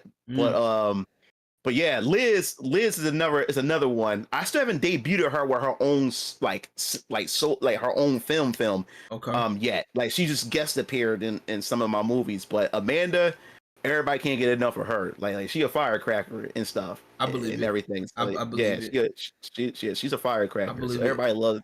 Everybody love it. I got to throw the heels on all the chicks. Yes, I noticed. I noticed all the. One thing also, when I looked at all of these, I noticed for the most part, all of the heels type, except for maybe Holly's, are extremely high. That they look like to be a pass. They look about at least 7-8 inches. Don't ask me how I know this. Okay, do not. That's how I like. That's how I know. That's how I know I need to get checked. But no, I'm joking. But so these are definitely. You're looking at about 7-8, right? Because you know what? I know the standard for dancers is 6 inches. The 6-inch platform heels. I'm gonna tell you how I figured out. I ended up finding out it was more. I'm gonna show you this one. Where is it? Where is it? I know it's in here somewhere. It's in here somewhere. Where is this shit? Where the fuck is it? Where is it? I know I have it. And I okay. So I'm gonna show you this one right here. Now I'm not gonna show you. Well, I am gonna show you the rest. So I am gonna show you the rest of this. But so when I met China, her name is China. White. Is she? No, she's a Latina. I think she's either a white Latina mix. I think, right? So when I first met her, this is the first thing I noticed was her heels, right? And and I looked at them long enough because one, it has a skull like in a the front. skull. Yeah, it's a Skull, skull. yeah, It's a skull in the front. that look dope. That look dope. Yeah, with the little bone, with the bone on the back is the heel, right? And I'm sitting there looking at this, and I'm like, try not to be like a weirdo about the shit, because that's really my biggest thing. It's like I try not to be weird with it, but like I know this shit. I'm like, I look, and I'm like, that can't be 6 inches. Like that's definitely not 6 inches. Like that's definitely not a 6-inch heel. And she was like, nah, that's like no. She's like, nah, that's like 7 or whatever. And I'm like, I was like, I had a feeling it was. It's just like it looked like you look at it long enough, or like subconsciously you could tell the difference. You know what I'm saying? But yeah, I thought that was funny as hell. But yeah, like, I mean, you're in a place in an environment where you see nothing but heels. So I would expect you to. Like, you'll be surprised. There's some guys that like I've seen people that just don't give a shit. Like, and I'm like, bro, how can you not give a shit? It's like right there. Some guys will just be sitting there looking. I'm like, well, look at some guys like me. When it comes to women and what they wear, I pay attention to like the details. Yeah. But there's a lot of guys who just don't give a shit about like feet and shoes. Like niggas don't care about that. They just want to see ass and titties. You know what I'm saying? I'm an ass man. I like. Yeah, I was just about. I was gonna do my next question. If you, that's the thing. I'm glad. Let's talk about that for a second. Yeah, ass and titties. It's like it's whatever the flavor that I feel at that time. Because sometimes I'm like a big titty fan. Yeah, and then other times I'm just an ass dude. Like it flip flops. It's whatever I'm feeling at that time. Like, you know what? Yeah.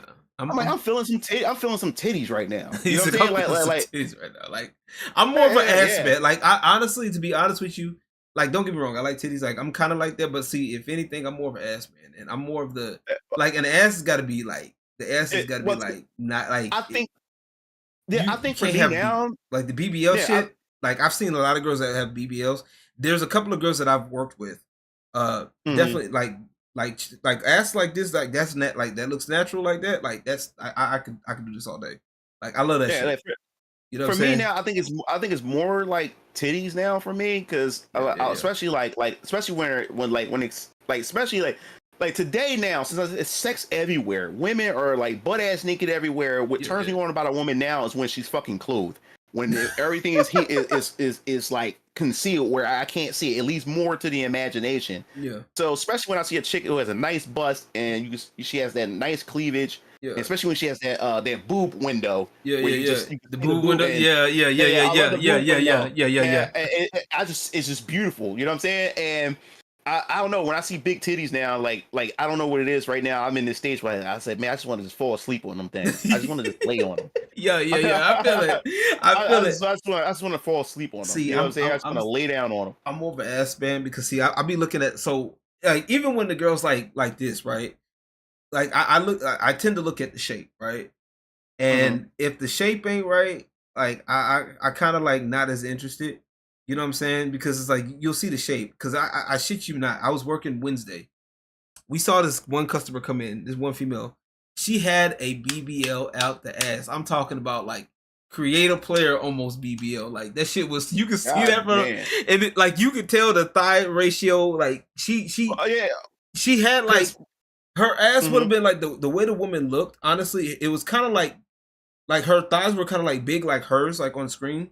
But like the woman's ass was like bigger, it was like ginormous, like ginormous. So it was like ginormous ass with big thighs. So it was like, and that, that's how I learned. That's because I didn't know when I didn't know what a BBL was, but I always seen how like why like her proportions doesn't make sense. That shit don't look real. Didn't know what it was, but what educated me more, or how I know what a BBL is, because in my 3D hentai, there's sliders. I can adjust the boobs and adjust the thighs and the ass. And me playing around with it, man, where you can have a chick with like skinny ass legs, but her ass just doesn't make sense. You know what I'm saying? Right. And when I see a BBL, I just think of my 3D hentai where I'm able to do that. You know what I'm saying? So I'm like, that shit can't. That gotta be a BBL. This shit just doesn't make sense. Right. It's like a creator player. Like, you know what I'm saying? When people do that shit, it's like creator player. They, when you create the slider and then you just have the ass up and then you have the ass up, the ass is all the way max, and you think you're doing some shit, and then it, like when you see it in there, it looks all weird and shit.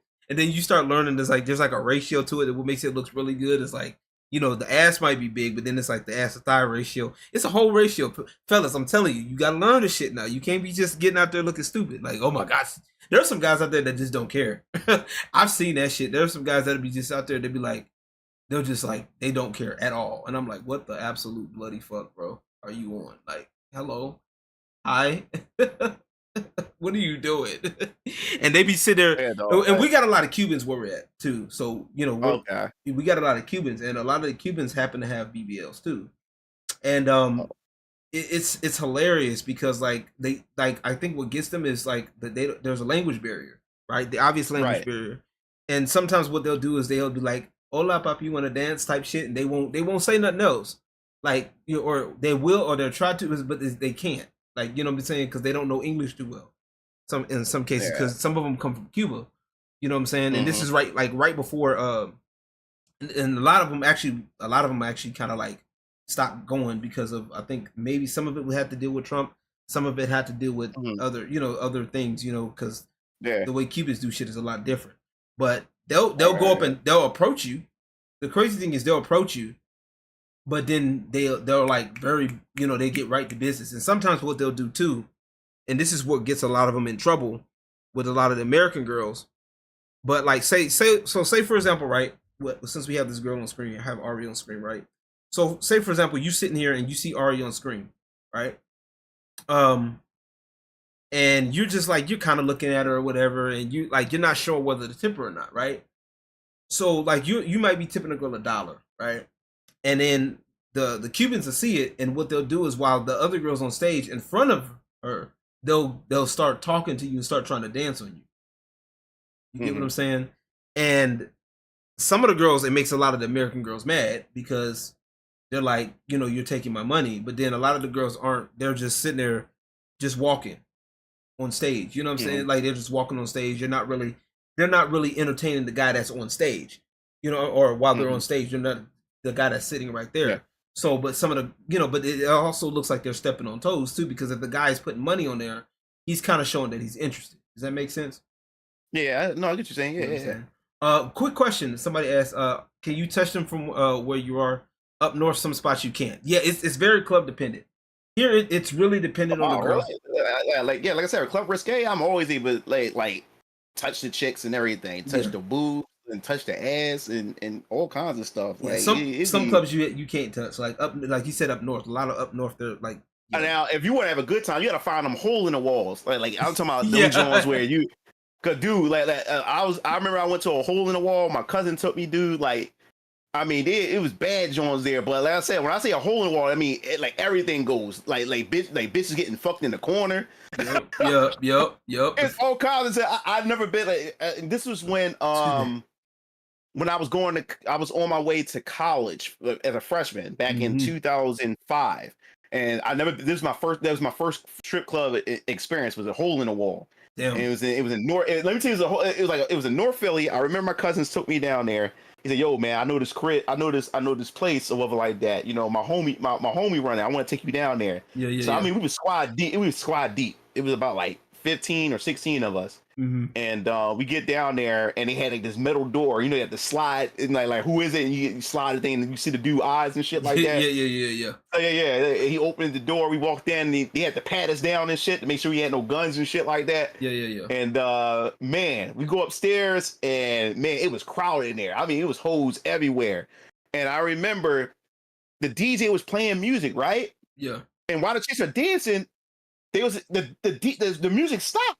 And they waiting for the next song to come on, but everybody's still enjoying themselves, and we wondering what's going on. Yeah. I turn around, cause I'm near the booth where I was sitting at. I was standing at. Turn around, he got this chick bent over. He had the stripper bent over. The DJ fucking the joint. Yeah. Like, what the fuck?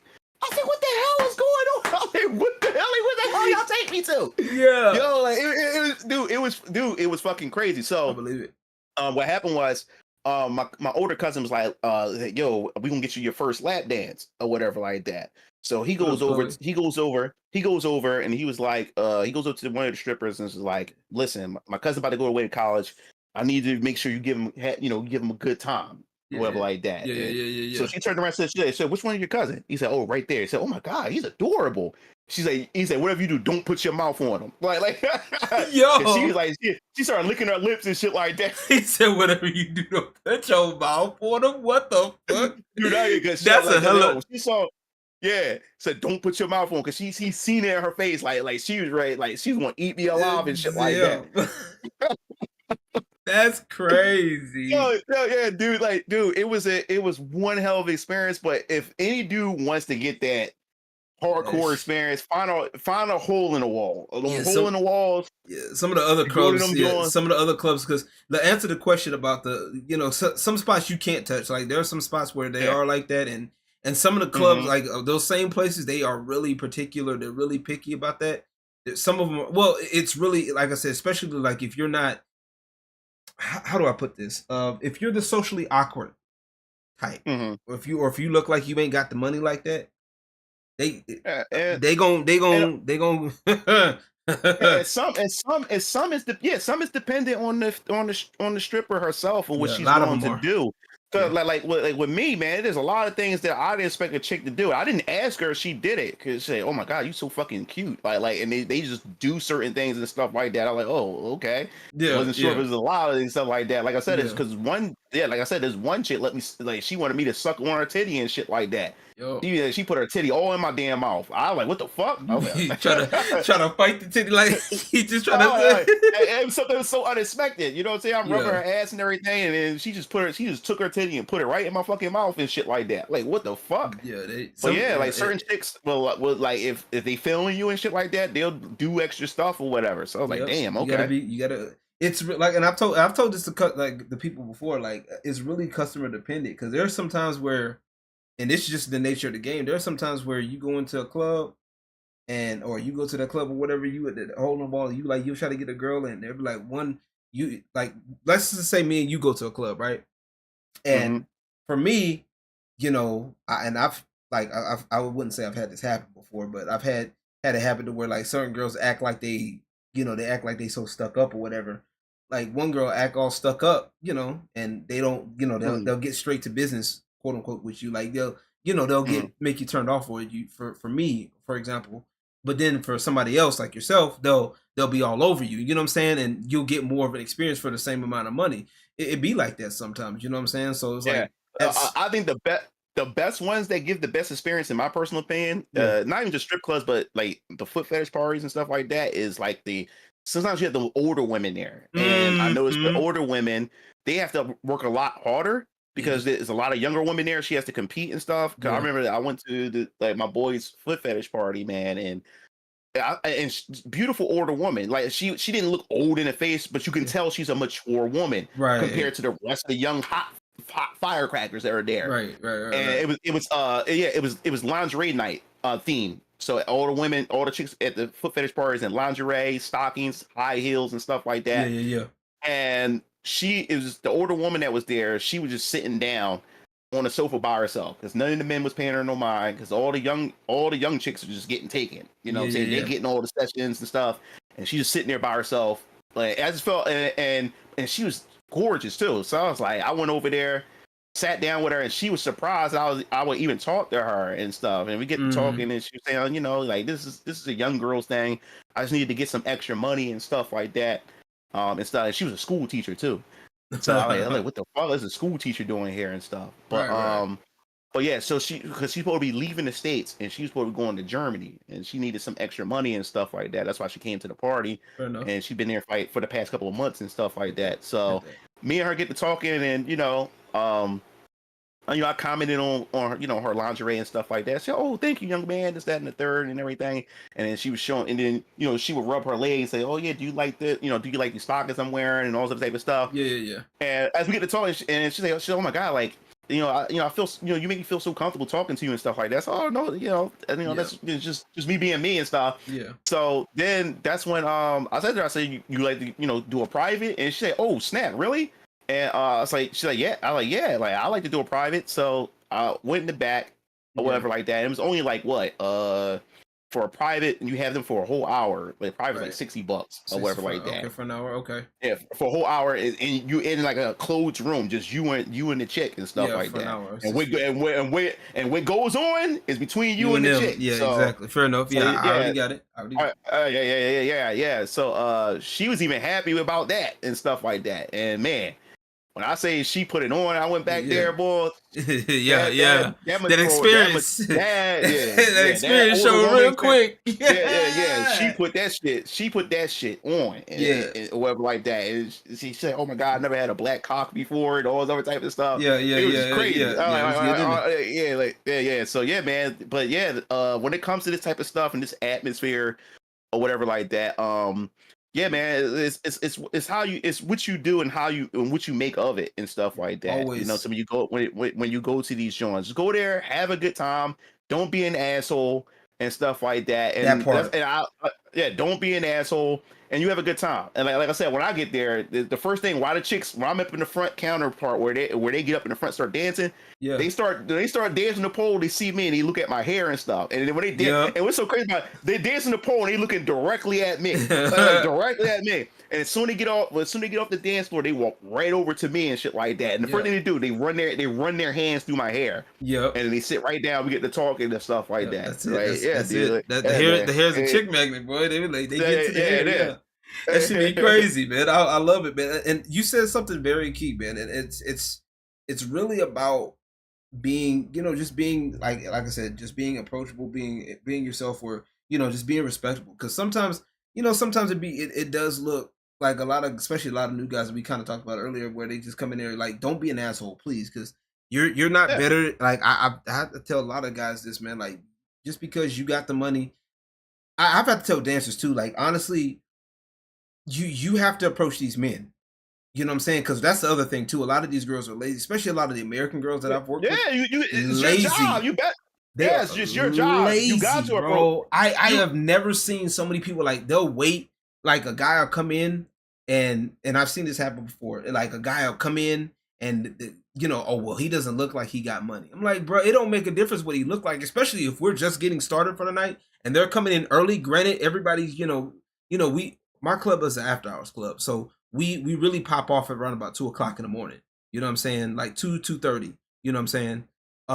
There's some people that might come in a little early, like 1:30. I've seen people come in as early as like 11, 12 midnight and shit. You know what I'm saying? Sometimes they'll come in. The time that I show up at a strip club is normally around 11 or 12 a.m. like 11 p.m. or 12 a.m. That's the time I normally get there, and I stay there for with my brothers for like 3 hours maybe. Well, y'all don't. I think y'all don't. Well, because y'all's probably still close at 2, right? For the most part, right? Yeah, right.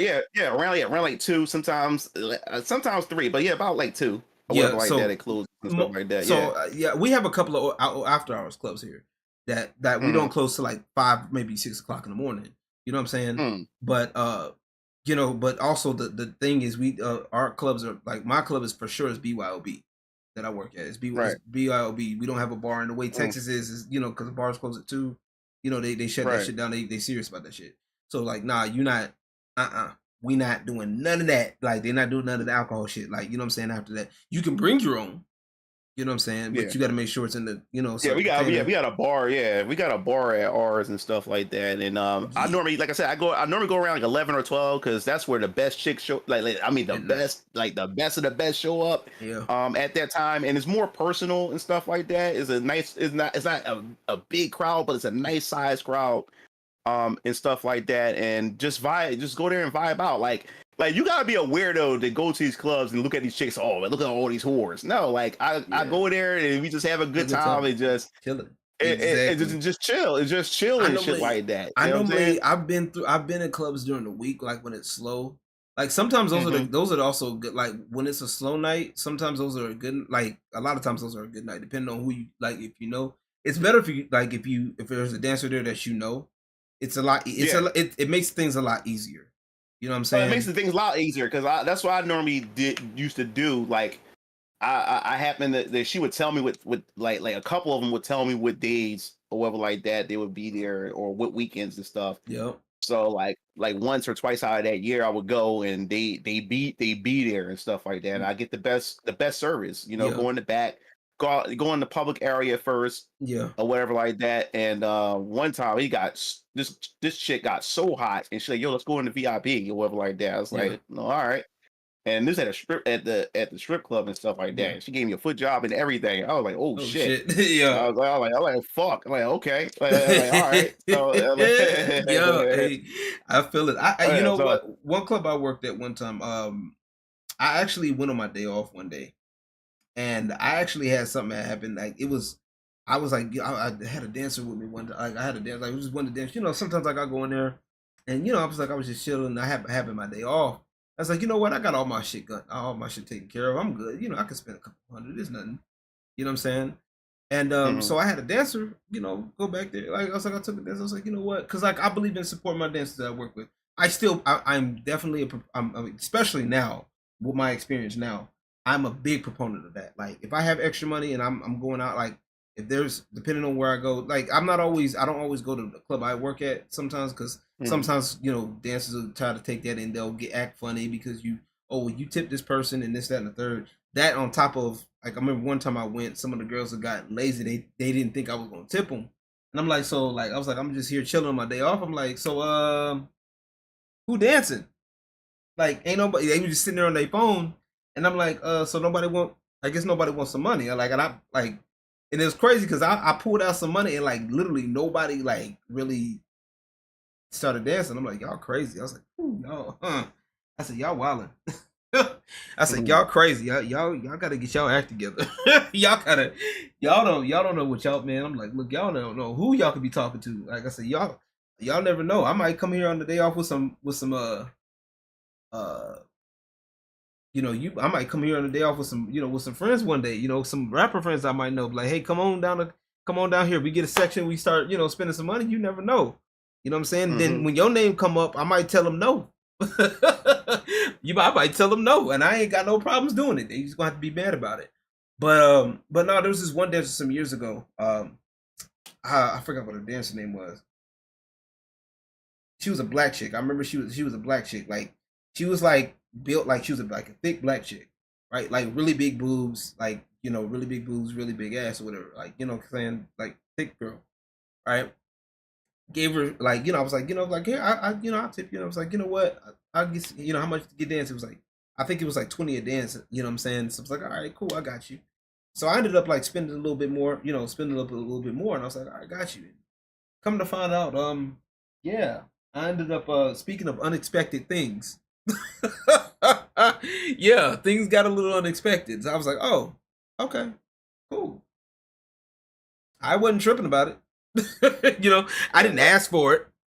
It just happened because I was just like, hey, I just did it because I just did it to support. I ain't be one of them dudes. Mhm. Matter of fact, I'm the opposite. I don't be trying to. Some of the girls be like, I've had some of the girls be trying to like twerk with me like while I'm in the DJ booth, and sometimes I don't be like entertaining it half the time because I ain't trying to I be trying not to get in trouble. Mhm. Because I be sitting there playing with the girls, be sitting there twerking with me, like by me in the DJ booth. So, girl, you better stop. You won't get me in trouble. A little light ass tap, and they be sitting there thinking I'm Mhm. playing with them. Like I be serious, you know. But because that's the Yeah. last thing I want to, that's the last thing I want to Yeah, deal yeah. with. Like this one strip club that I used to go to, like I it's a strategy. Like how they did it is how I treat like my hentai models. Like Yeah, the yeah, strip club I go to, they have very little. Like it's not many black women at the strip club. It yeah, probably be yeah, like 5 or 6 of them. But since there's very little of them, they make the most money. yeah. And Yep. I mean, these black chicks are bad as shit. When they come out, the white men, all the dudes just be just throwing money at these chicks because they're very rare. And it's the same thing Yeah, how I treat my hentai content as well. I don't really have that many black chicks or even Asian chicks, on matter of fact, that's or crazy. like that. But when I release black, every time I drop a new film with a black chick in it, it makes the most money. That's crazy. It makes the most money because I Yeah. make them very, very rare, very, very rare. Right. I think also too, like I said, I know a lot of the black chicks are rare too because because it used to bother me, bro. Like I ain't gonna lie to you, it would bother me, and I found out why though. After when I started working in the clubs, I figured out why. Because a lot of them play into that stereotype, man. Especially nowadays, with like you see how a lot of Oh black yeah, chicks yeah, are now, yeah, yeah, yeah, bro. yeah, yeah. Imagine working with them like that, and Yeah, it yeah. and Well, it, because a lot of those places, like if they're not hood strip clubs, them ghetto strip clubs, if yeah, this is like a more like an upscale or more white centered like strip clubs, yeah, you see very seldom see some black chicks in there because, like I said, like because I live in the hood. I interact with black women, and we know how our sisters can act at times and stuff like yeah, that. And the moment a black chick start to start to show those signs of a yeah, hood joint, they they getting them out of there. those yeah, they get them out of there. Those non-black clubs, they we don't want nothing to do with that shit. Yeah, We don't want Shaniqua in these joints. You know what right. I'm saying? Yeah, So they don't want that. They yeah, don't want that attitude, and I think that's the biggest yeah. problem. A lot of the black dancers, they don't know it. They think it's always racism all the time, and that's not always the case. It's like It's not always the case. Yeah. I tell people like this, like from a business standpoint, right? If you're dealing with six black people, right? Like Hmm. and you got and out of those six black people that you dealt with, five of them are just absolute horde to work with. And You know what that's I'm bad. saying? And that's bad. That's That is bad. bad. It's bad. And then so like That if is I come bad. to work for your company as a black man, the first thing you're gonna think of is those five black people that you had to deal with. Hmm. You know what I'm saying? Yeah. And it's not necessarily fair, but then that's just the proximity. That's just the nature of it. Yeah, that's You just know what I'm the saying? nature of In it, some man. That's cases, just the math. so you gotta do what you gotta do. You know what I'm saying? You have to, you gotta, be on your P's and Q's as you know what I'm saying in general. A lot of dancers don't understand it. They think it's just they try to chalk it up to racism. And I understand it because there are some cases where that's happening. The problem Yeah. is with racism, and especially nowadays, it's like it's not as it's kind of hard to prove. Yeah, yeah. I'm about to say that. You have You to be able can't to prove it. you got You can't and just it's say it. you got to be able to straight up prove it. Like you have to straight. It has to be, hey, I'm not fucking with you because you're black. I'm not fucking with you because of this. Now, because of past experiences, because I had bad past experiences with some other black people that that people that happen to be black. That's not a bad thing. You know what I'm saying per Mhm. se. It's just that's what happened. You know what I'm saying. If I'm the owner of this strip club and the last five black girls that I fucked with, you know what I'm saying, that I hired were always trying to fight the other dancers. They thought that it was better than they wouldn't listen to what I was had to do, and I had to fire them because of that. Well, when black girl number 6 comes in or number 7 comes in, I'm going to be looking at them like something like that. So unless they show me otherwise, and even when they do show me otherwise, it's going to take some time for me to get used to that. You know what I'm saying? So the black dancers have to understand that shit. You know what I'm saying? But It's hard, and if you saying that, and what you saying, I agree with, yeah, but you can't even say that on social media because that's the crazy part. you're a sellout, you're a coon, or but white people this and this that and the third, like you cannot criticize like black women for nothing, Right. like when it's deserved, you cannot criticize them And at all. that's the crazy part. It's like really if a lot of black women would be in because people want that. Here's the beautiful part about it, right? And let's just be real. People want black women when they go to these especially when they go to the strip clubs. That's what they want to see. When a lot of people think strip clubs, they think what they see on the music videos. And what do they Yeah. get on the music videos? They get girls with the black girls with the nice asses, the nice bodies, and all of that. Because they know how Hmm. that's what they see, and it sells, right?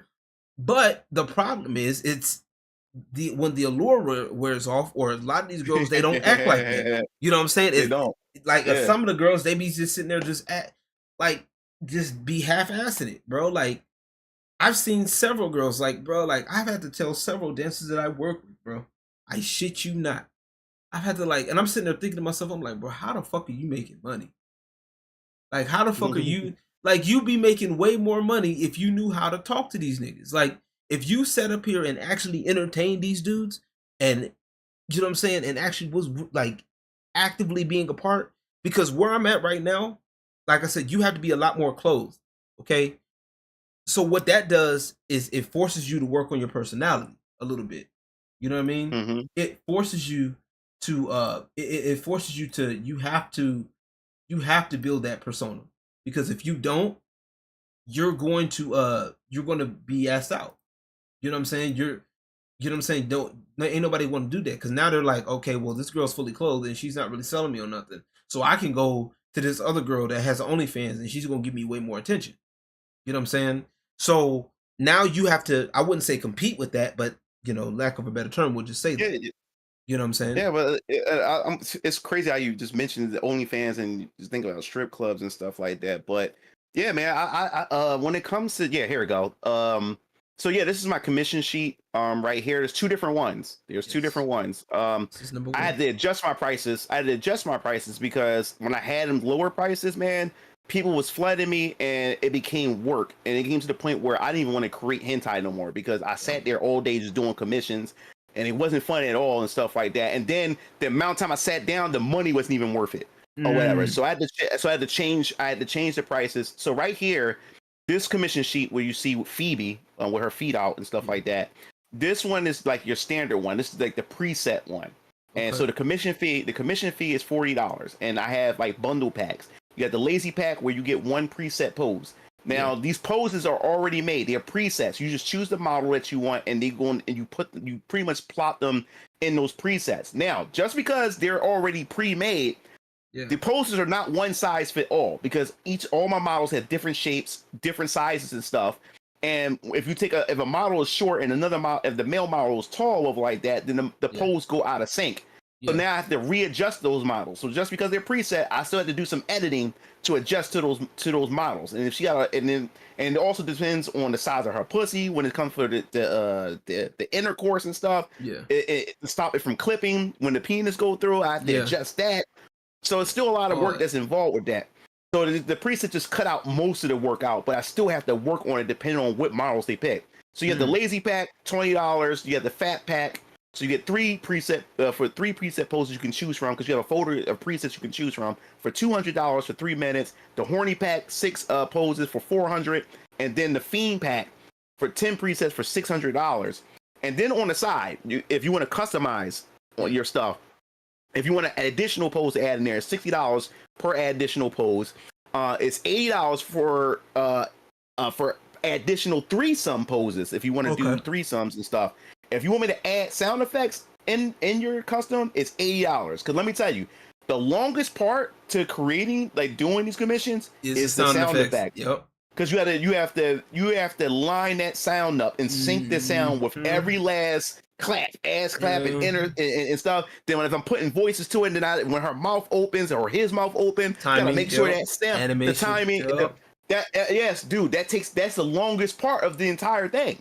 That takes the longest part. A video that's 2 minutes can take for almost a long time because I gotta make sure all the sounds match up right. So that's why it's $80 if you want sound effects to it and stuff. And people pay this price. I make some good money off of this. I believe it. I believe it, bro. I honestly, I'm gonna go to the next one in a second, but I do have to agree with you.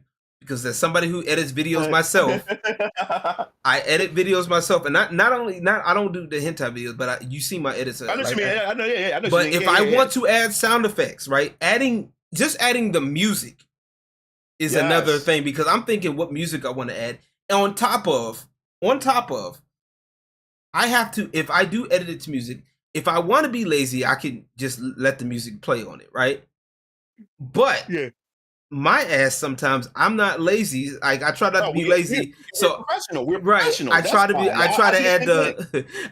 add like, add certain things to it. You know what I'm saying? Like I try to add the motherfucking, like cuts to music and shit. I do the same thing. And so that's the part that takes forever. I can't be lazy. Because one time I tried to do that, I said, let me just throw the sound in there. They don't give a fuck. They're horny anyway. But then me as the creator, I said, no, man, I don't even feel right doing this. Let me just go in here and just do this shit. There are times where I do it. Like there are times where, like for like my Instagram shit. So what I'll do for Instagram, I kind of have to swallow the pill for the Instagram because sometimes I'll just make certain cuts because Instagram and YouTube, all that because of the copyrights. So, but there are certain times where I don't have to. Now, like if there's certain songs that's gotten popular, I'll download the song and then I can cut and edit from there. But that makes that a little bit easier. But sometimes there comes times out there where I'll just make certain videos and I'll just find what song that's close enough to fit. All right. But yes, so right. yes, I do got to let y'all know that there's work as an editor myself, as a video editor It's myself. fucking. This shit is enough. I would rather, bro. I would rather animate than add sound effects. Like I You know hate what? editing it. I I don't can't. even I would blame you. rather animate. You know what? I don't even blame you, right? So I will rather animate, bro. matter of fact, I gotta show this. I gotta show this example. Which one is it? I gotta find this example now. Mm-hmm. I gotta find this example because it's perfect of what I did. I'm gonna. This is right. It's perfect for what I did. Right. Let me see. Mm-hmm. Let me see. Da, da, da, da, da.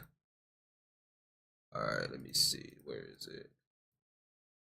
Where is it? Because there we go. Okay.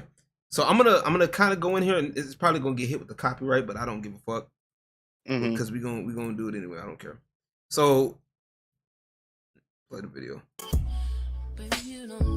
So like, you know, I did Aaliyah's One in a Million, right? So I'm like, okay, cool. You know what I'm saying? Look at that. And then now I'm just editing to the music right now. So you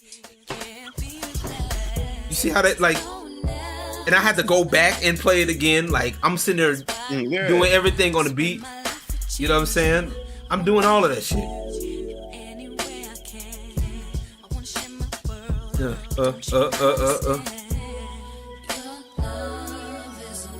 know what I'm saying? Like, and I'm sitting there thinking between clips. So when people say this is just easy stuff to do, like, come on, bro. Like this ain't. It's not at all, bro. Not in the slightest. But let's get to this other one right here. Let's get to this other one. So, all right. So this one right here is my.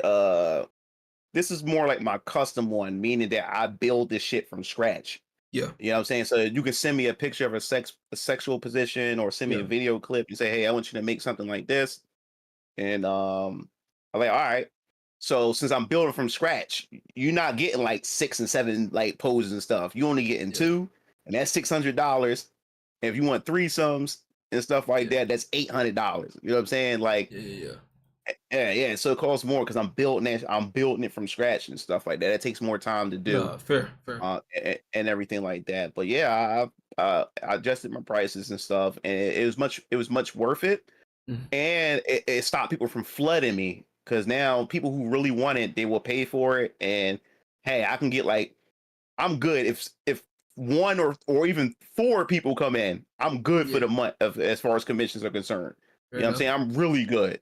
You know what I'm saying? So that's fine. Like, because when I made it cheap, man, I was flooded and I was like, yo, dog, the money's not even worth it. Yeah. All the time I'm sitting there I said, it's not even worth it. Yeah, it's good money, but it's not worth it the amount of time that I'm putting in. Right. Time. See, like you said that's the key thing. If the time is not worth the squeeze, you know, like if the time isn't worth it for you, hey, and the people that want it gonna pay for it. Yeah, because dude, it was once I had to sit a week out from doing YouTube content and other stuff just to tackle all these commissions. And I was like, I said this bank account looking good, but it was not worth the money.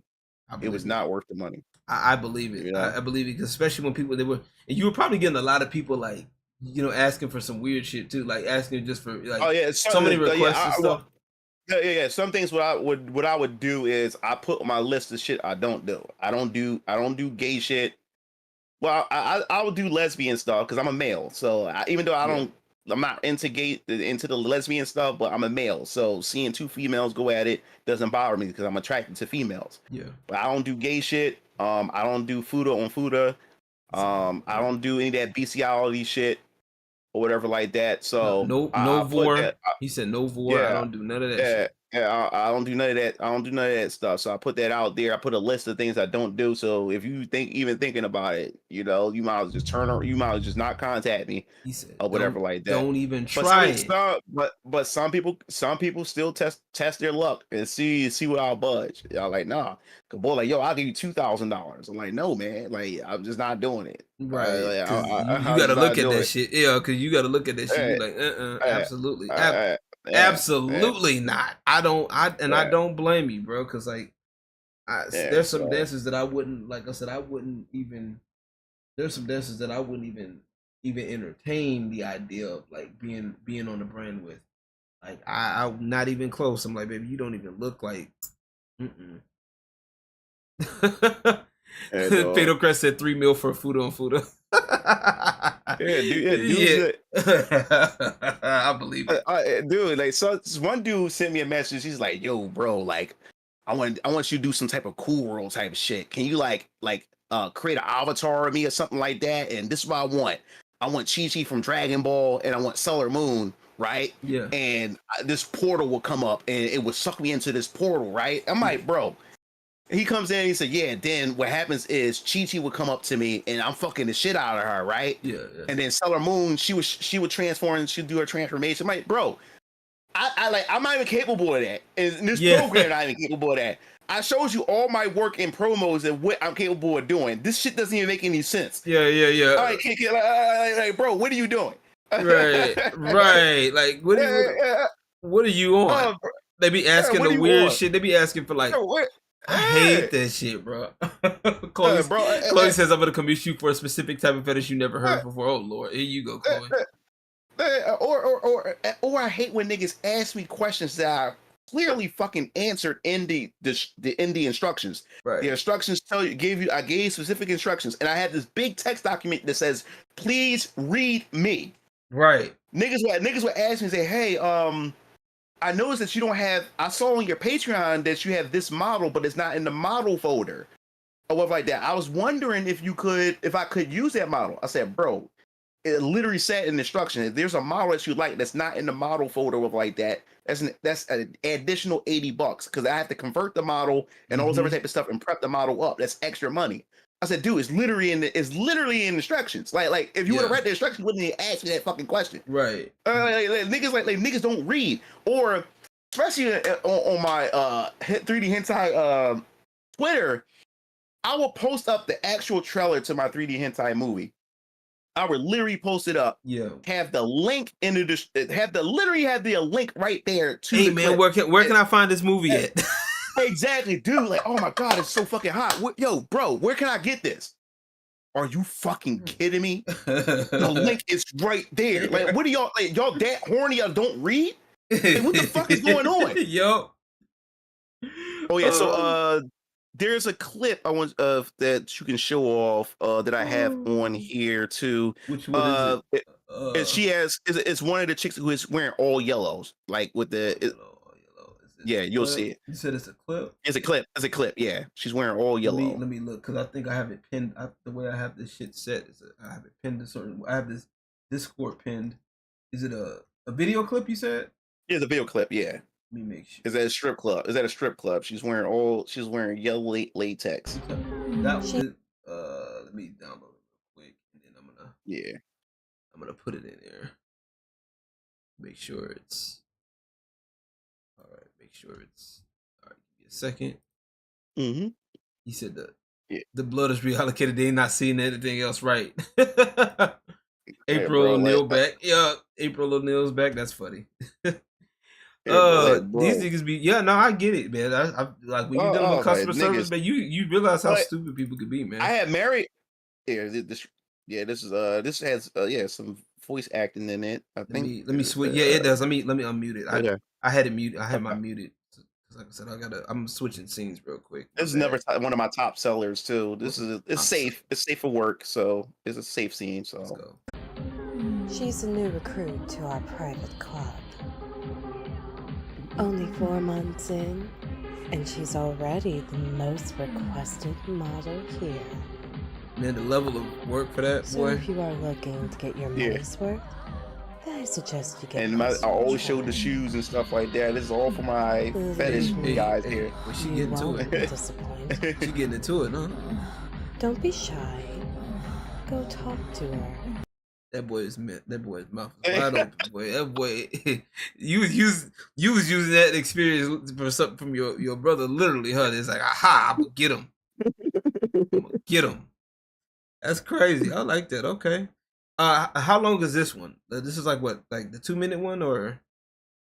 This movie right here. This is a preview to a movie. That shit was like 30 minutes long. 30 minutes. Okay, that's the actual movie. Okay, yeah, the actual movie is the actual movie. That shit was like 30 minutes. Like that shit was like actually 30 minutes long. That's crazy. I can imagine it. Yeah. I don't. I thought. You know what? I don't know if you see it, but there's slight clipping. What? Oh yeah, it's Okay. Okay. Cool. As long as yeah. you know that. Mhm. I just so happened to, I literally just saw it. I was just, oh, I hope you know that there's slight clipping, very slight. And Like it's kind of then there's one, then another clip that's at the very first clip I sent you. You didn't show that one too. which one? I think that was the one that with the women walking, right? That was wasn't it? No, no, no. This The one. model that was Wait, the wait, no, model. no. My fault, my fault. No, yeah, those were the first ones. It's it's the one that says The for me best it's worth it since I can post entire videos on my Discord. Discord. Is Okay, the that one video? that video. Okay, cool, cool, First, cool. yeah, that video. Yeah, you can send that one. Show that one. Chloe says if I'm horny enough, the clipping don't matter. Hey, you know what? I feel it. It be like that sometimes. You know what I'm saying? I feel it. Yeah.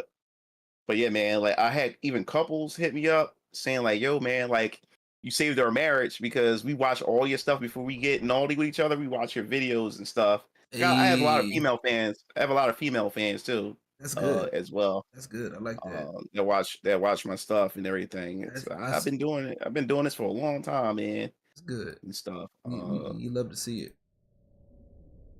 Man's out here being a superhero. Oh yeah, yeah, Oh, yeah. it's got voice You acting only as have well one too. move left, Kai. So how about we make it count for something, okay? Well, it's easier said than done. Oh, you can turn it up a bit more. It Stay seems low. focused, Kai, or else There's no I'll music. just keep No winning. music, so Quit pressuring me, will ya? Better. yeah. Hey, Kai. How about we make things a bit more interesting? If you win, I will do whatever it is that you want. Deal? Stop trolling me. How can I pass that up? But if you lose, you will have to worship my feet all week. Of course there's a catch, but why does it have to be your feet? If I win, you'll blow me for an entire week. Fair enough. Yeah, so it's an intro to that movie. Okay. Yeah, so, Nice. yeah, man. We done. And then And you said this was a movie too? yeah, that's a movie too. Yeah. So I'm I thinking did- what 30 minutes? No, this one it was about like 20, Kai just throwing that 20 game or hard. 22. Yeah, 2022. 2022. Yeah. Chloe says Yeah, Kai, 20. Kai is throwing that game. He gonna be throwing that game hard. I believe it. I believe it, boy. That boy would throw that game in 2 seconds. He probably flipped the the chessboard over. Just here. I'm good. Every day. Yeah. Oh, Yeah, that's dog. funny. That's Eh. hilarious. I know it, man. I can imagine that. I know that. Like I said, the hardest part is having to go through all of that. Have you ever like made a scene right, like, and then realize like there was like a mistake after, like? Oh like, yeah, I'm about to explain. Go down. There is these two vampire chicks. Is a video. It's above the 2B picture. Is that Above the video? 2B I was about to explain. Yeah. Love the 2B picture. Let me get on my Discord right quick. On the Discord itself. It's right above the 2B picture. Okay, that one. Okay, the one with the 2 chicks. Yeah. Okay, I got you. Hold on. Yeah, this one, I'm still proud of how this intro came out. I'm gonna explain like the intricacies that Go for it. Let's I had to fight. Don't hurt me. I'm going to suck you dry. He's yummy, big sister. Please. Yeah, Love so somebody. yeah. So pretty much with this one, I was this was during a time where Resident Evil 8 was just revealed. And they Okay. showed Lady Diministra, whatever it is, Lady D. D, Yep. and her daughters. So I wanted to replicate that in a sense. So I created my own characters, the Death Sisters, and everything. And they captured this guy that's inside their mansion and stuff. So they about to do some nasty stuff. She said, "I'm gonna suck you. I'm about to suck you dry and stuff like that." Yeah. So all right. So building this scene was a pain in the ass, and now I learned even in game development that why only certain scenes can be seen at a certain angle. Yep. Like when I designed this can only be designed, only be watched. You can only view this in POV the way it is. Yep. Because if you pull the camera away, this thing's looks like a fucking mess or whatever like that. It breaks. Because of it breaks. So pretty much what I had to do was I had to take the male character, the male model. I had to lay him like into the ground where he's like clipping through the floor, and had to Mm-hmm. have his head facing up. And when I go into the first person view, I have to adjust the view of how he's able to see her, and then I have to stay in that angle. Then when I took the older sister, I had to line her up in a way where it's able to catch all that, because I had to catch them in the frame. Yep. So the thing was, since he was so low into the ground, when she steps her foot and do that kick, Yeah. like her fucking leg actually pulls and like twists, but you can't see it because of the angle that it's in or whatever like that. But if you was to zoom that camera away, it was so hard trying to get that foot to do that.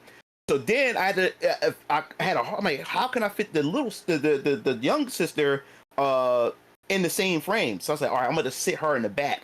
Yeah. And I was like, okay, I'm gonna contort her to move to the side. Like I said, it looks nasty. It looks nasty if you was to see it in third person of how to get that to work and shit like that. But looking at it, you could never tell. So have you heard of a channel called Boundary Break on YouTube?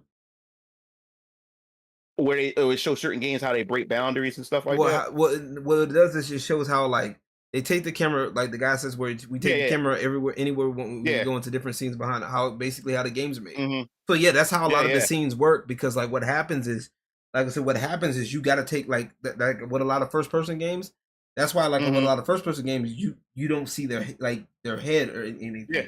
You know what I'm saying? Because what they do is the head is the camera basically.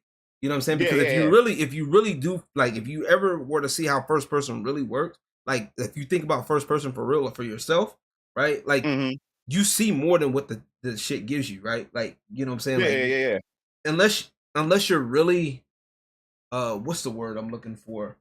Blinding your sides, right? You can see so much. Like we have a wider field of vision. You know what I'm saying? Our focus really could, our focus is like in the center, but like the way shit works is fucking crazy. But like, but when you try to replicate that in like an engine, it's not that cut and dry. Like, you know what I'm saying? Because if you were to put a camera in the guy's head, that it would clip through the guy's head. You know what I'm saying? Yeah. So you wouldn't want that. So what you got to do is basically take the camera, like, or take the guy's head, or take the body, or use the body as a camera, and put that somewhere, like you said, under the thing, and like you do have to contort. So yeah, I do. Yeah, you do have to contort certain things. Certain things are out of place. Yeah, dude. I was like, shit. But I was so happy once I seen it play through. I said, oh my god, I accomplished it. But that shit looks nasty in third person. That shit looks fucking nasty. I guarantee you, you zoom out like maybe like 10 paces, that'll probably be it. That'll be it. Boy, exactly. Boy, so that like, have you like? So I know you probably seen like a clip of like or had a clip where like you thought everything was good, and then you go back and look, you like, damn, the sound is off a little bit. Oh yeah, sound is off. But like I said, it's to the thing where it's like where only I would notice it, because I'm the one who created it. A regular viewer who's just trying to be horny and just they just want to watch it and get their thing going and shit like that. They don't even notice. They don't even notice it. But I noticed it because I created it, or whatever like that. You know what I'm saying? But but let's go back through the pictures again of the models real quick, and give you some little little things like that I took under consideration when I make these models and stuff. Which one? Yeah, of course. No, go back. Start, I guess, with my baby mom first. Like, she was my very first model. Okay.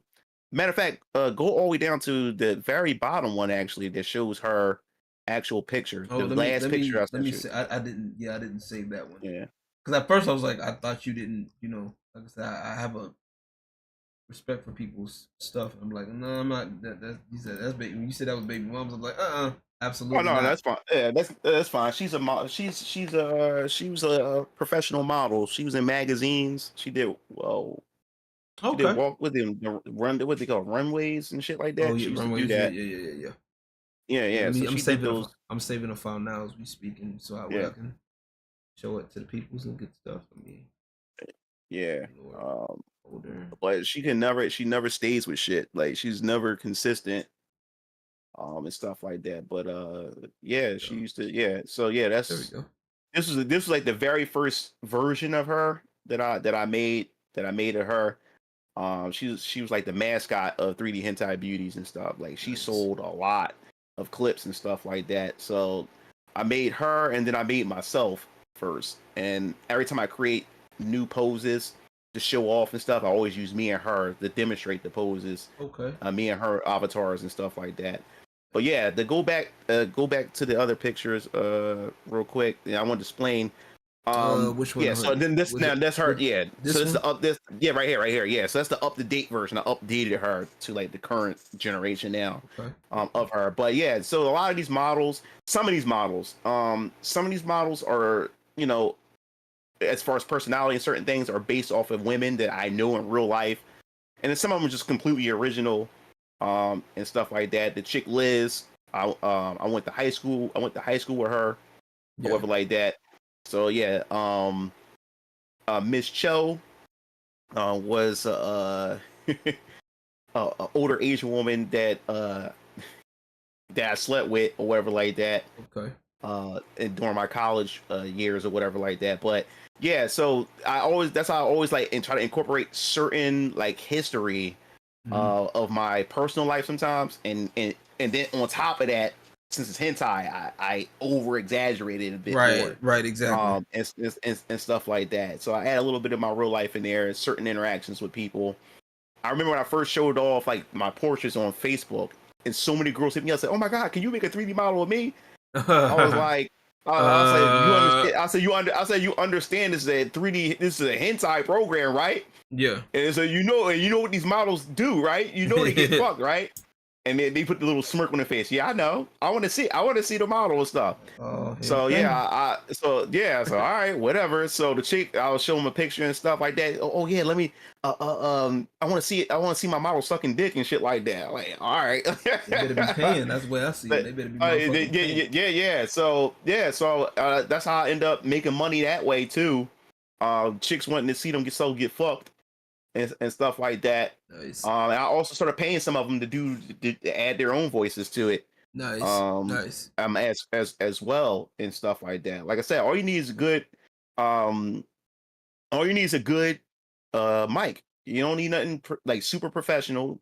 And this is for any ladies that's watching this stuff. If you're looking to do some voice work, even the fellas too, or whatever like that. If I ever need some fellas and stuff, you're looking to do some voice work, I do pay and stuff like that for you to record some lines or, you know, sex sounds and stuff like that.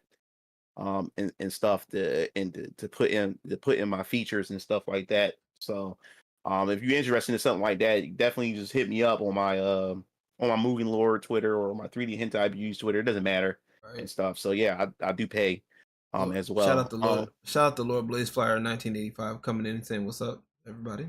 Oh yeah, okay. What's up, Lord Blaze? Yeah. But yeah, easy money, Chloe.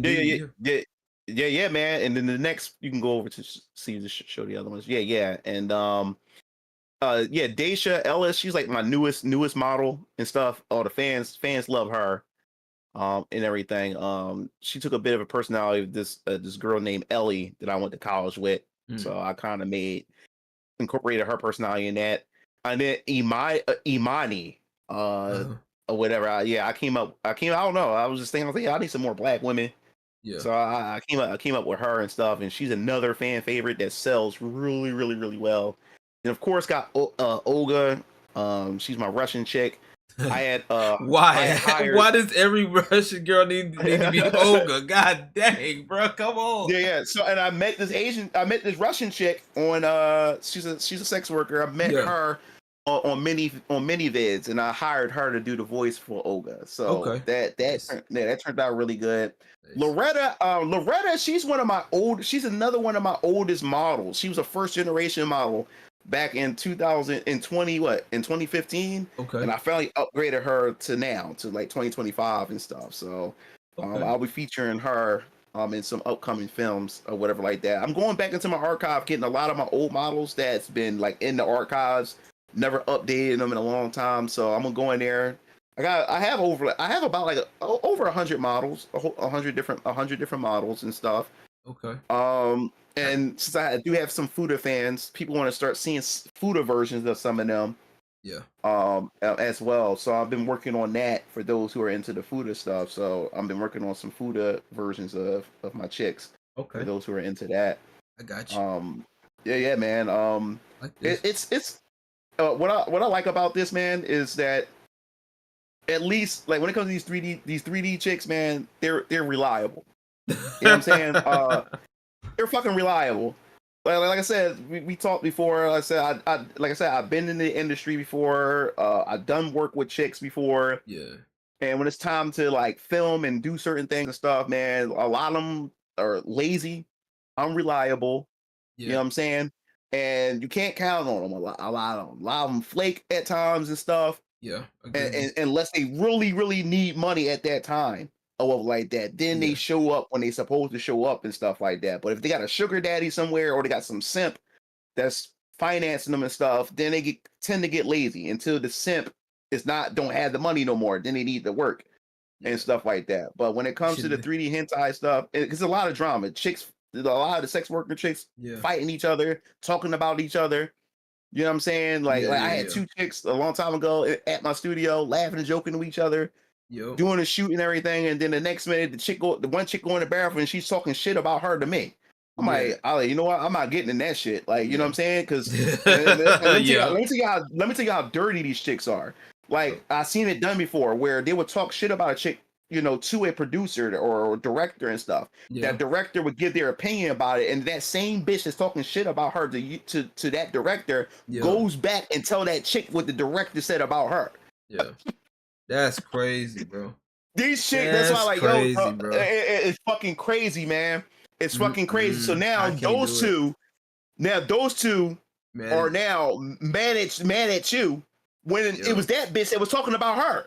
Right. That's why over time I stopped getting like a lot of them like to get real close to me, get personal, share things. I don't want none of that because you can't trust a lot of them because they get petty like that. Yeah. And they get really, really messy for no damn reason. And if they're upset at something and need to take it out on somebody, if you happen to be in the vicinity, they're gonna do that shit to you. And when I seen that, I said, yo, this is a dangerous game. I don't mind.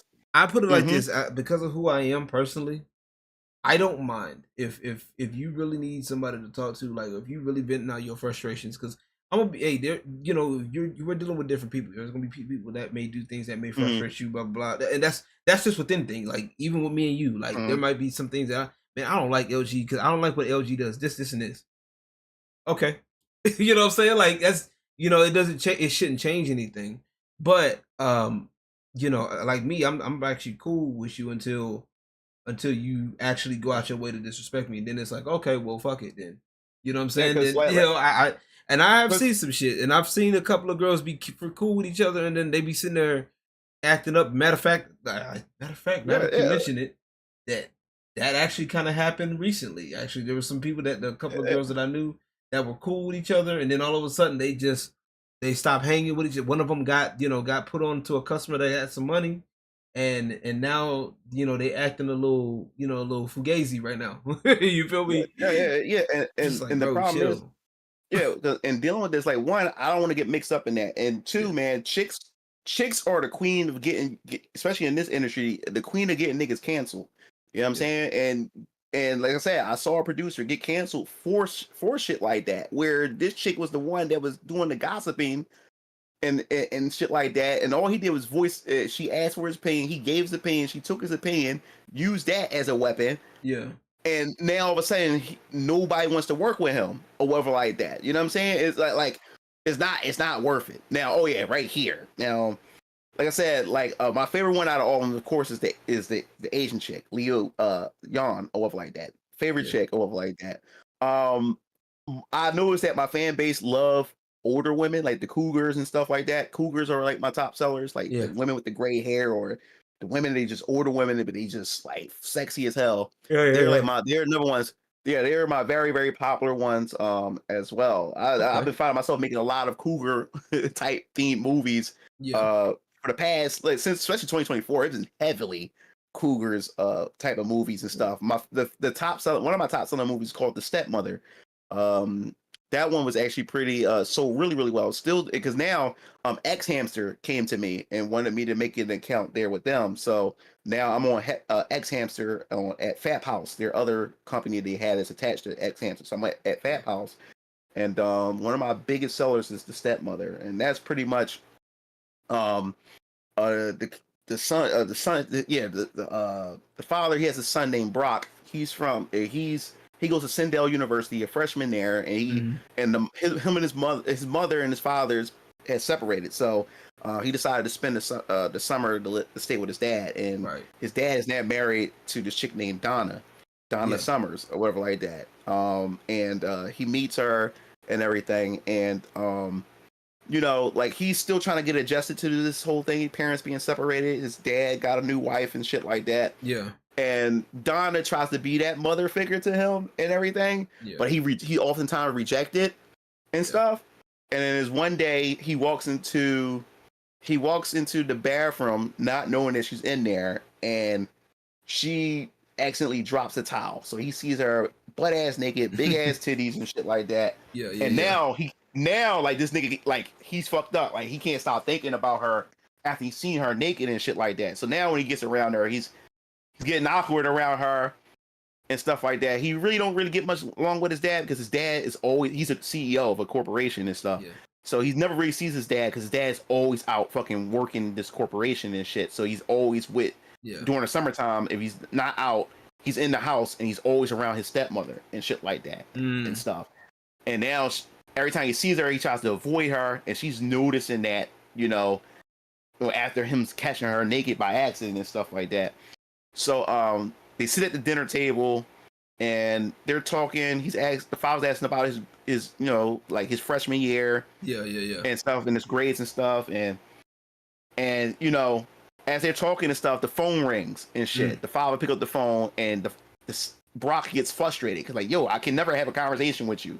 You're always on that damn phone. So he's arguing with his dad, and his dad says, "Son, I'm sorry," this, that, and the third. So Donna jumps in. The stepmom told Brock, like, don't talk to your father that way. I understand this, that, and the third. Like, and he yells at her, and then Brock leaves or whatever. And then that's when the father says, "Listen, honey, I gotta go. They called me back at the office." So he leaves. So Brock is in the bathroom. He's like holding his head. He's mad. Like he's already mad at his mom and dad separated and stuff. And he's mad that he never really gets to really spend time with his dad and get to know his dad because he's always working. And here you go. Here we go. Donna comes in and she taps him on the shoulder, and she's trying to explain that his dad really cares about him and stuff and all this other type of stuff. And then that's when he gets smart with her, and she said, I know you want to fuck me. And he like, what? It caught him off guard. She said, "You think I haven't caught you?" She said, "You think I haven't caught you? Like looking at me? And besides, like, and I show you a flashback. Like this dude, she was one time sleeping on a sofa, and while the TV was on, and he was sitting over the couch just staring at her. Yeah. And he didn't know that she was up. Like she opened her eyes just a little bit, and she noticed his presence there. Yeah. And now he's sweating and shit. Buckets. Yeah, that nigga sweating buckets and stuff. And he's like, "Yo, don't tell dad." And he said, "Oh, I'm not gonna tell dad." And then next thing you know, you see the father driving at work, and then he's calling the house just to he wants to talk to his son, but it goes straight to voicemail. You see the phone ring, but in the bathroom, like she sucked the stepmother sucking his dick and everything. Yeah, like doing it, they get top seller. I believe and, it. Top seller, bro. Is it? And now people say, "Yo, like, would a stepfather? No, would his father ever find out?" So yeah, man. Like, find out on the next episode of Dragon Ball Z. Bro. Lord Blazefire says, "Sounds like some Onagi-ish stuff. Male character is wound up banging Kokoro's mom and even her. Just damn, yo." You like that, man? It's crazy, man. Like coming up with some of the stuff, like you be surprised with some of the stuff, man. What some of the stuff man. Like a lot of people, like I think a lot of it. Like that's kind of why I started doing AI art too, because it was like I started doing AI art because before I started like really getting into like the stuff that I'm doing now with like the videos, and even now with some of the videos and stuff that I do, is like some of the girls be like, some of them they cool with it at first, and then they all of a sudden they don't like the that they start to like not like the attention, and then they want to change up, and this, that, and the third, and I'm like, bro, this shit's annoying. Mm-hmm. Like, and then before I really picked up my camera and started actually shooting the shit. Like it was hard for me to get it done. And then like I remember one time, oh, when Nagi does the DOA corn. Okay, I got you. Yeah, I know. Yeah, I know what Nagi. I thought actually, I'm a patron of his. I like. Yeah, the DOA. He does the DOA. Every once in a while, he would have like Morgan from Darkstalkers and stuff like that. Yeah. Matter of fact, some of the voice actresses that he uses, in his films, I also hire those same voice actresses as well, in my films. There you go. The more you know. I like Mhm. it. And I'm like, nah, because I had someone that was like, I was like trying to get some stuff done, and then I was like, and I remember one time I did some art for a cosplayer for as appreciation, and we were getting I was like, I did it as appreciation, like I put my work into it, and it came out really good. And these black cosplayers be acting all crazy, acting funny, acting all entitled and shit, and I'm like, you know what? And that's I'm another like, thing. oh, I talked about this with my boy Omega Boris. I noticed this because, like I said, I go to anime. I've been going to anime conventions for a very long time, since 2000. Since 2007, I've been going. I actually got it on my YouTube channel, Otakon, and many other conventions, and Mugen TV. I used to do interviews of cosplayers, and I also noticed too.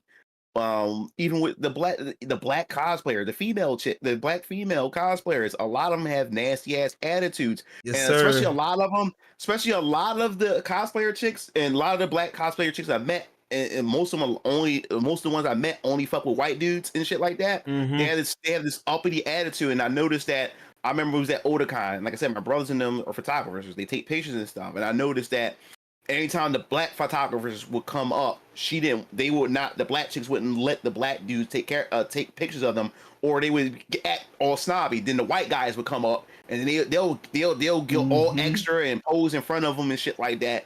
And I noticed that a whole lot. I was like, that's why, like, sometimes you would get those I would get those black chicks, like, take pictures of them, but most of the black chicks that I was able to get, like, in cosplay back then, were like the heavy set chicks, like the unattractive ones. It's the unattractive ones. It's the unattractive one because the unattractive one, they're unattractive. Nobody want to take pictures of them. Yeah. But when you go to those nice looking black chicks that cosplay and stuff, a lot of them got nasty ass fucking attitudes and so stuck on themselves, and they treat black dudes like, oh, these are some thirsty ass motherfuckers. You know what I'm saying? Yep. But then when a white dude or an Asian man show up, and all of a sudden they just act all extra and shit like that. Right. I've seen it. I've seen it on numerous cases. And the white nation dude are the creeper, or the creeper ones. They'll be known creepers, and then they'll sit up there and they'll sit up there and go with them, go straight to them, and I'm like, bro, go straight to them. I can't tell you. I mean, like, so when I do my videos, right, I already knew, all for real. I had an idea, all for real, that was going to be a thing. Right, or people are going to use that, and I'm like, no, look, don't get me wrong, like y'all look good or whatever, but just because I do this type of stuff is not necessarily just for for my spank bank type shit. You feel me?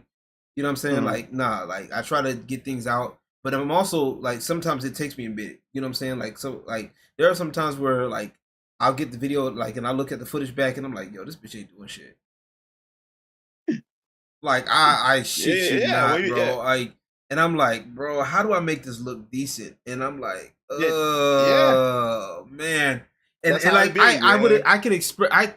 I expect it. Like, so with some of the Cubans that I work with, right? I expect that from them, right? I expect it from the Cubans because they don't really know. Like, they don't really understand. Like, they have an idea, but they don't know. You know what I'm saying? Like, they know that if I shake. They think that, okay, if they shake my ass, I get money. But they don't really understand the intricacies between, like, the communication. That's fine. I get that. I would expect them to act a certain type of way. But when they are doing better than than American girls, we got a problem.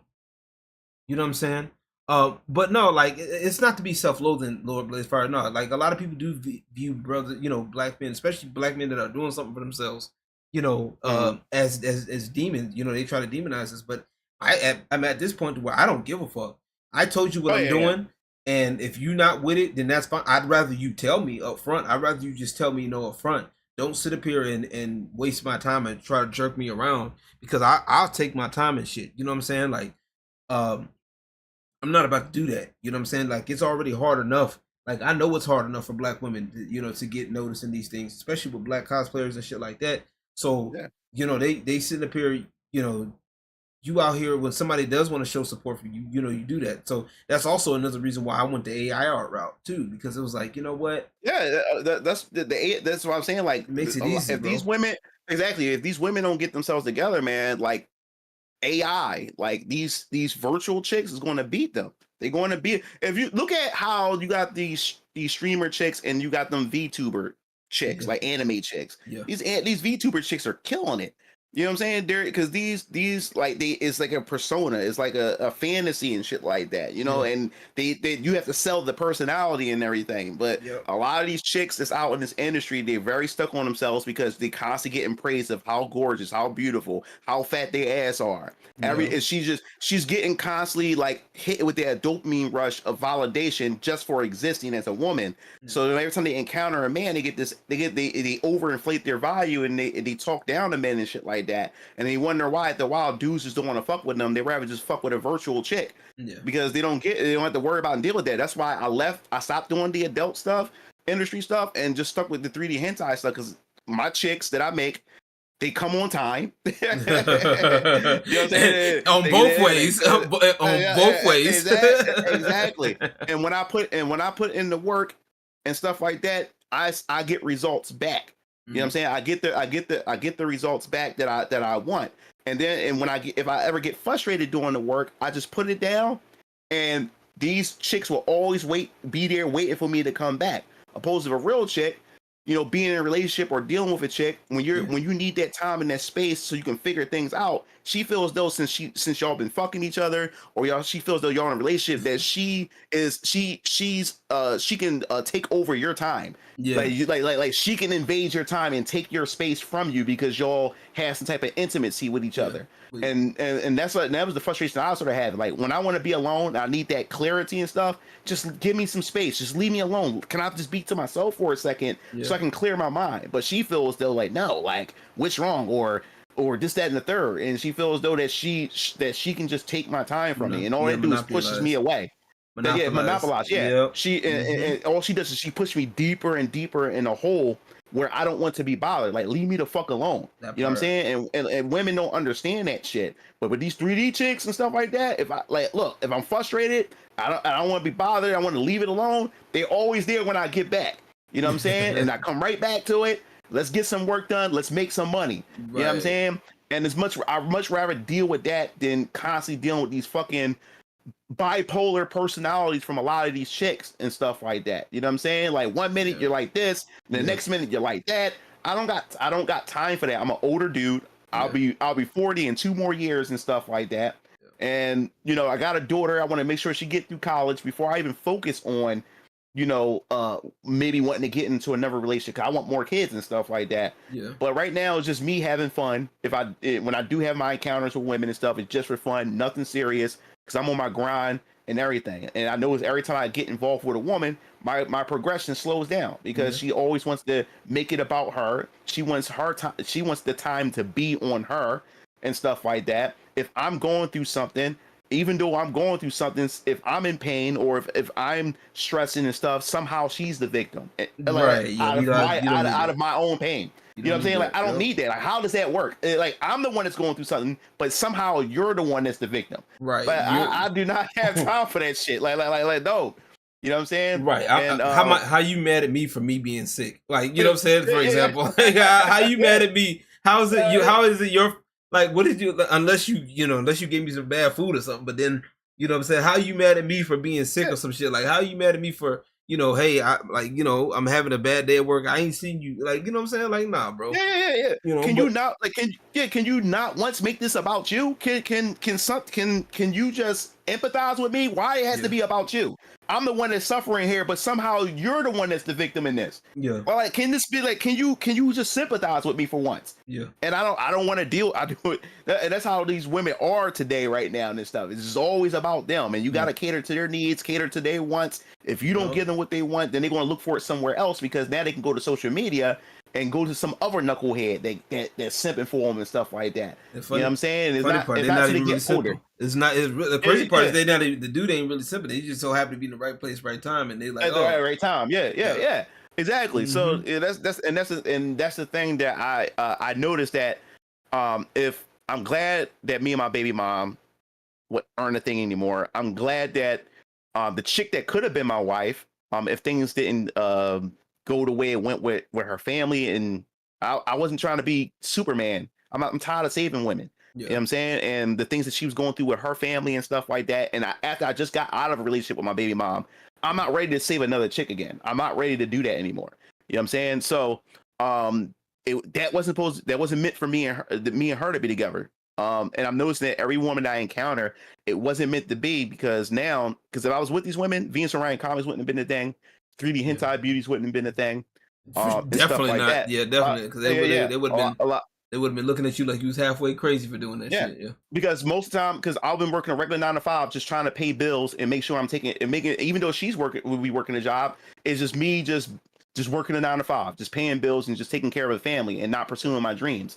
Because I have to make sure my family is taken care of. I got to make sure my woman is taken care of and stuff. And I would never pursue any of this stuff. But now, since there's no woman behind me, I was able to do the things that I do. Because I remember my baby mom, she, like I said, after she disappeared for a long time, she finally pops back up and in my daughter's life and stuff. And now she sees what I do and what I'm doing. She's seen my Venus Orion comic stuff. She's seen my Mugen TV stuff and everything, and she was like, "Oh my god, like you seem like a different man now. Like you're not the same Brian I remember. Like look at you, you look healthy. Like you so confident again and stuff like that. Like And I told her, I was like, I thank you for letting me go. Like I thank you for letting me go, because my dumb ass, like my dumb ass would have still held on to you. And like I said, she was my first. I lost my virginity to her and stuff. Like, so I was like, I'm glad. Like, if my dumb ass would have still held on to you, and I've been chasing you at that time. But I matured, I grew up and stuff like that, and I know what a toxic relationship is. You know what I'm saying? And that's when she called me one day and she's like, yo, like she's saying like, like you make me want to divorce my husband and stuff. Like, I don't know why. Like, you ain't coming back over here. you ain't coming back over here. Keep that shit away from me. Keep that. Yeah. You'll be disappointed. You'll be disappointed, because I'm not. No, look. Let me tell you this. Like you're the mother of my child. I will always love you, but I'm over you. I am over you. Type of party. That's it. It's not the type of party. You know what I'm saying? Like you thought the grass was greener on the other side. You know what I'm saying? You went over there. You never returned. Never seen your kid. You just pretty much cut this whole entire family off so you can just live the best life. What girls say. I'm trying to live my best life. Right. You know what I'm saying? You wanted to go out there and you end up getting trapped with another baby, and you got forced into a marriage and stuff like that you really don't want to be in.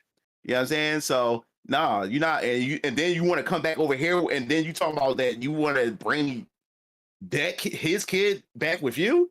I'm not trying to be no fucking stepdad. Like, are you fucking crazy? I'm not taking care of no other man's kid. And what about his kid? What up, Disparity? How you doing, man? Good, welcome in.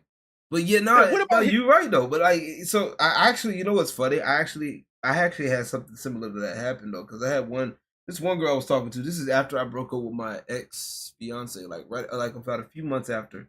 This one chick that I was talking to, she was all right, like, you know, but like I knew her doing YouTube for a while, like, you know, and so we had talked or whatever, and we started kind of like trying to start talking or whatever, and she ended up bringing up a scenario to where, like, I guess she said she thought she might be pregnant with some other dude, and I was like, I thought about it because like I had never really been in a situation like that before, and I'm like, what the fuck? I said, that's weird. You know, I was like, why would that happen? Like, what the fuck? So like I thought about it for a minute, and then I was like, nah, I don't think it'll be right for me to take care of somebody else's kid, especially if I don't have any kids. Like, why would I do that? Like, you know what I'm saying? I didn't really, like I said, I literally sat down and I thought about it. I was like, and then after, and ever since then, we haven't talked since then. She kind of got mad at me, and then she stopped. Like she cut the relationship off, and then off of that, I'm Yeah, 'cause like, she wanted to see if you was a sucker. That's what she wanted to I'm see. just She like, wanted to- I guess so, because I was just like, I just like I didn't, and like I said, I was at the time like I was already, because I had already just got off a relationship with somebody that I was with for like at least a good 2-3 years, and I really wanted to marry it, bro. Like I was like Mhm. there's an old picture that I have on my Instagram somewhere of I kind of edited it to where it looks like it's broken, because that's exactly how I felt at that time. Mhm. After a while, it was a picture where I proposed to my ex, and Mhm. this is before I had my high top. Okay, Right. so imagine me with like a regular ass fade, you know what I'm saying, growing my hair out type shit. You know what I'm Mhm. saying? Mhm. Look, if I look like Urkel now, I really look like Urkel then. But so I was like, not like that relationship didn't work. Um, you know, uh it just didn't work, because she was like, she had told me she wanted somebody who could offer more, because at the time I didn't have a lot, but my thing was like, I don't like, if I'm with you, like if I'm trying to commit to you, that's what I mean. Like it means for better or for worse. That's literally, I literally, that's what that Yeah, means. It's yeah, commitment. and that's what women today, because women today want a nigga that's already put together. Like she want a nigga to be she want him already fixed and put together. You know what I'm saying? A long time ago, like you just said, saying for better or worse. Like a Yeah. long time ago, your mother and father, or your grandparents, they didn't have much, but they worked through it and stuff like that. Now women want you to already have that 6-figure job. They want you to have this big house. They want you to have all these things, and so she can just come right the fuck in with it already done. Didn't go through none of the struggle. Didn't experience the hardships, and y'all getting through it together. Didn't experience none of that. And that's what these new age women have this mentality. They don't know like here it is, a guy is approaching you and want to be committed to you and stuff. Yeah, he may not have everything, but he wants to be committed to you. That's a man that really wants to do those things for you and stuff like that. Yeah. But that man's not good enough. But you would go with a bum ass dude because he got a big dick or he looks good, but he offers you nothing. He's just dick. He's just dick for you, and he's arm candy that you can brag to your girlfriends. Look what I got. You know what I'm saying? But he offers you nothing and stuff. Women will put up with that. But a man who really wants to commit, or if hell no. he does offer it, it's like it's so much shit you got to do for him. You got to, like, you're basically putting yourself in a position where you're less than, like, you know what I'm saying. He doesn't even see you as a woman, so like he doesn't even respect you as a woman, let alone another human being. So it is it's one of those things that a lot of, like I said, at this point, like I told somebody, because somebody had told me. I remember one time I was sitting there talking with somebody some years ago. I think it was a dancer. We were sitting there like at a club talking. He's like, men paid for it either way, and I'm like, she ain't lying. We wasn't lying. Like, men pay for it either way. So I'm like, you know what? If I'm paying for it either way, I'm rather pay for something that I want. You feel me? Like, I'd rather pay for something like this. You know what I'm saying? Like, if push comes to shove, like if either way we're paying for it as men, I'm not gonna sit up here like, and I make this question. I ask this question all the time. Would you pay $20 for a gallon of milk? Inflation notwithstanding, now let's not count about inflation now. Would you pay $20 for a gallon of milk, people? If that's the only milk that's there, you're gonna have to pay the $20. If that's the only thing that's there. Yeah, I'm just saying. I'd be like, look, I'll drink water.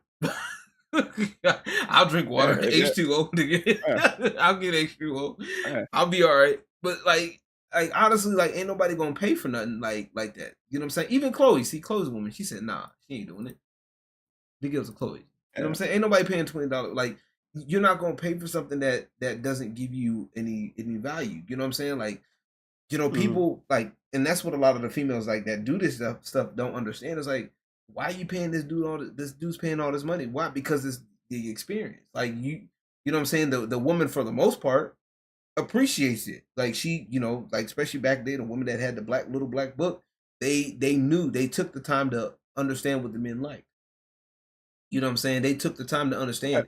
And now it's like, you know, now it's like at a point now to where, you know, a lot of people still, I think a lot of people don't know how OnlyFans work because they think, oh, well, I get to see this girl's butthole for $5. That's not how that works. That's just the entry place. You know what I'm saying? That's just the entry cost. Cause you know what I'm saying? Like that doesn't always count. That don't always that don't always, you know, sometimes no. Just because it's $5.99, $6.99, $10.99, whatever, it doesn't mean you're automatically getting access to all that. Because sometimes what they'll do is they'll make certain posts behind paywall. Mhm. Like Yeah, yeah. there's Certain posts are behind like certain posts behind paywalls. Also, man, they even if you want to chat with them, sometimes most times not even them chatting. They got some dude chatting to you.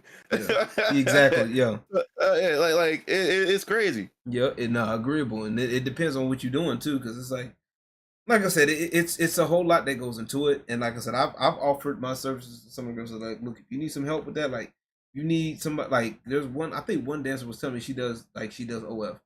And she was looking at some like she needed something like for videos and stuff. So I was like, I need to go check out her OF just to see what she's, you know, to kind of get an idea of what she needs. So I'm like, all right, so that way I can be like, hey, look, you need this, this, and this. I help you out with that, you know, type shit. You know what I'm saying? I don't mind doing it. Like I said, I told her, like I said, but you gotta like I'm not gonna sit here and waste my time and keep trying to hit you up and you don't answer back. You know what I'm saying?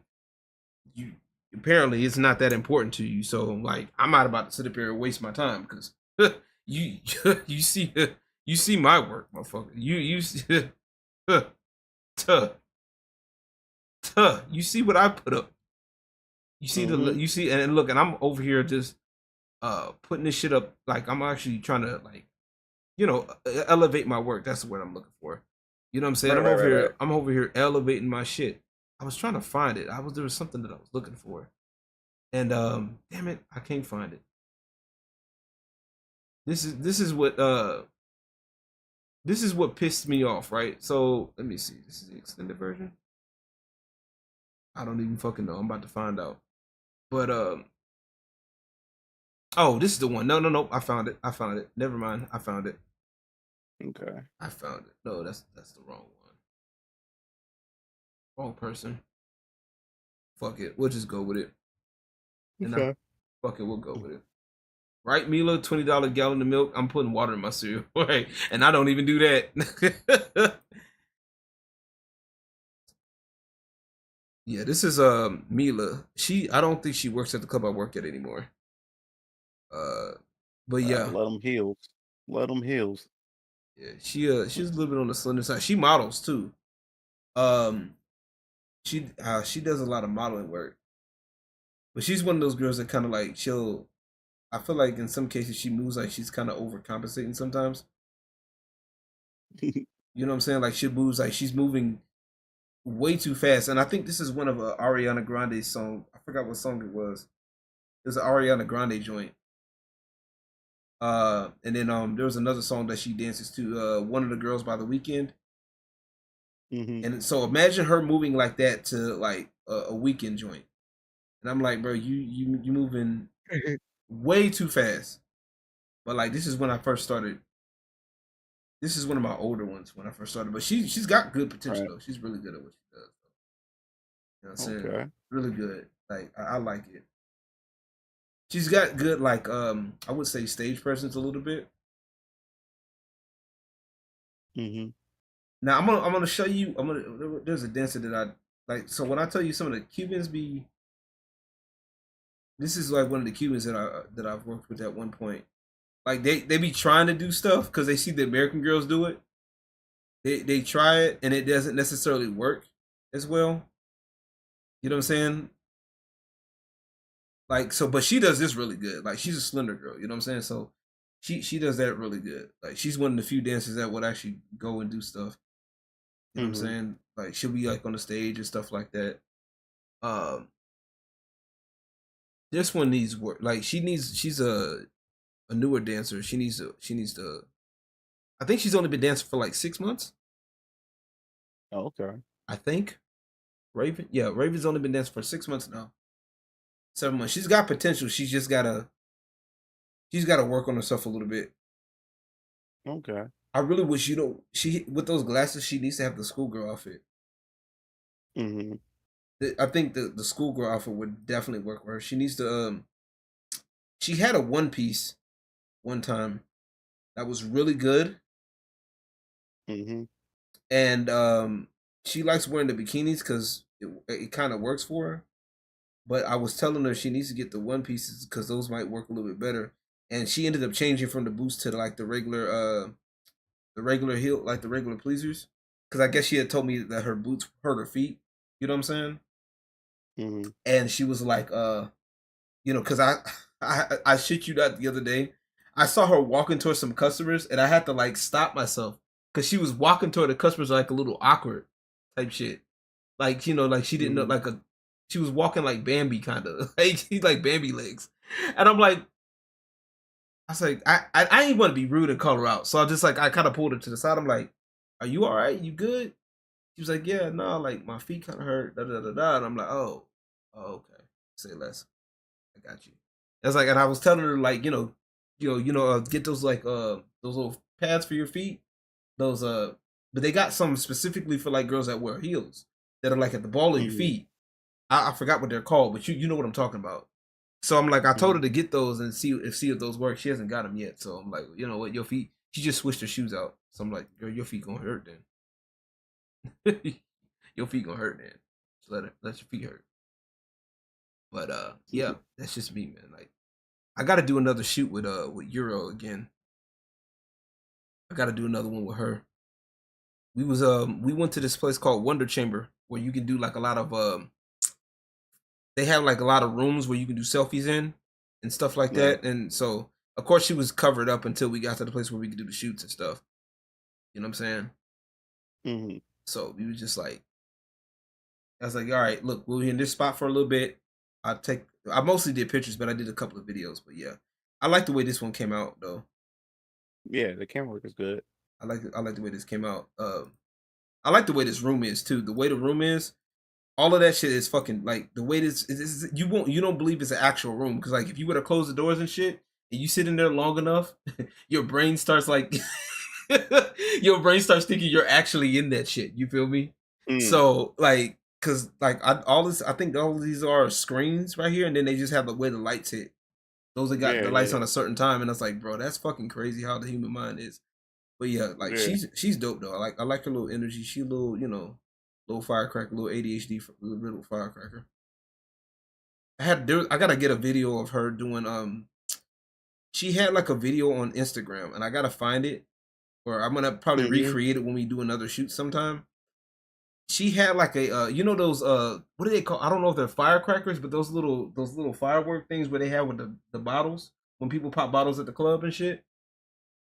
I forgot. Okay. You know what? I don't know what they call them. I think they are like little fireworks, little sparklers or whatever. Tell me why she had a sparkler out of her ass, bro, hanging it like out her ass. Wow. Bruh, like she had a sparkler on her like out her ass, and I'm like, what the fuck, bro? Like she's an entertainer for real. Like she's serious about entertaining. Like Euro, I fucks with it, bro. Like I wouldn't mind spending money on her, bro. I don't mind.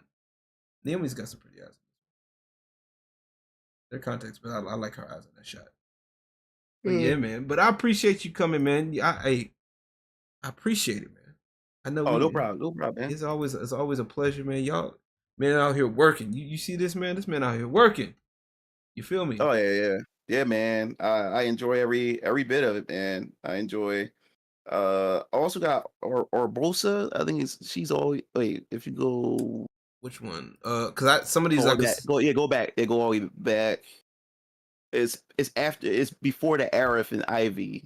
If you download it, I'm not sure. Let me make sure. Yep, it's right after 2B. It's right after 2B. Okay. Orbosa. Okay. Oh, okay. These. Yeah.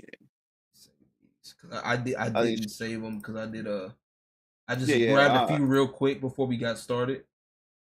Yeah, her and 2B is like more recent work that I've been working on. Just creating inspiration, like inspired by characters from other properties. Glitter buttocks of fairy. No, because she did not glitter. It was like an actual, like she had an actual firecracker, like I'm like, well, not a firecracker, excuse me, no, like an actual spark, those little things that they do Yeah, for I'm the talking about. bottles. Yeah. So yeah, for the chat, for Lord Blaze Fire, yeah, Oh yeah, yeah. Okay. exactly. That she literally had one. Matter of, you know what? I gotta find it.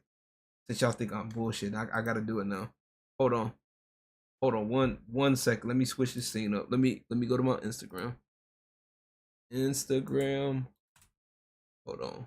Let me get the. Let me get the. Let me get the her Instagram.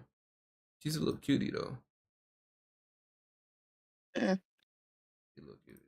She look a lot of makeup. Hold on.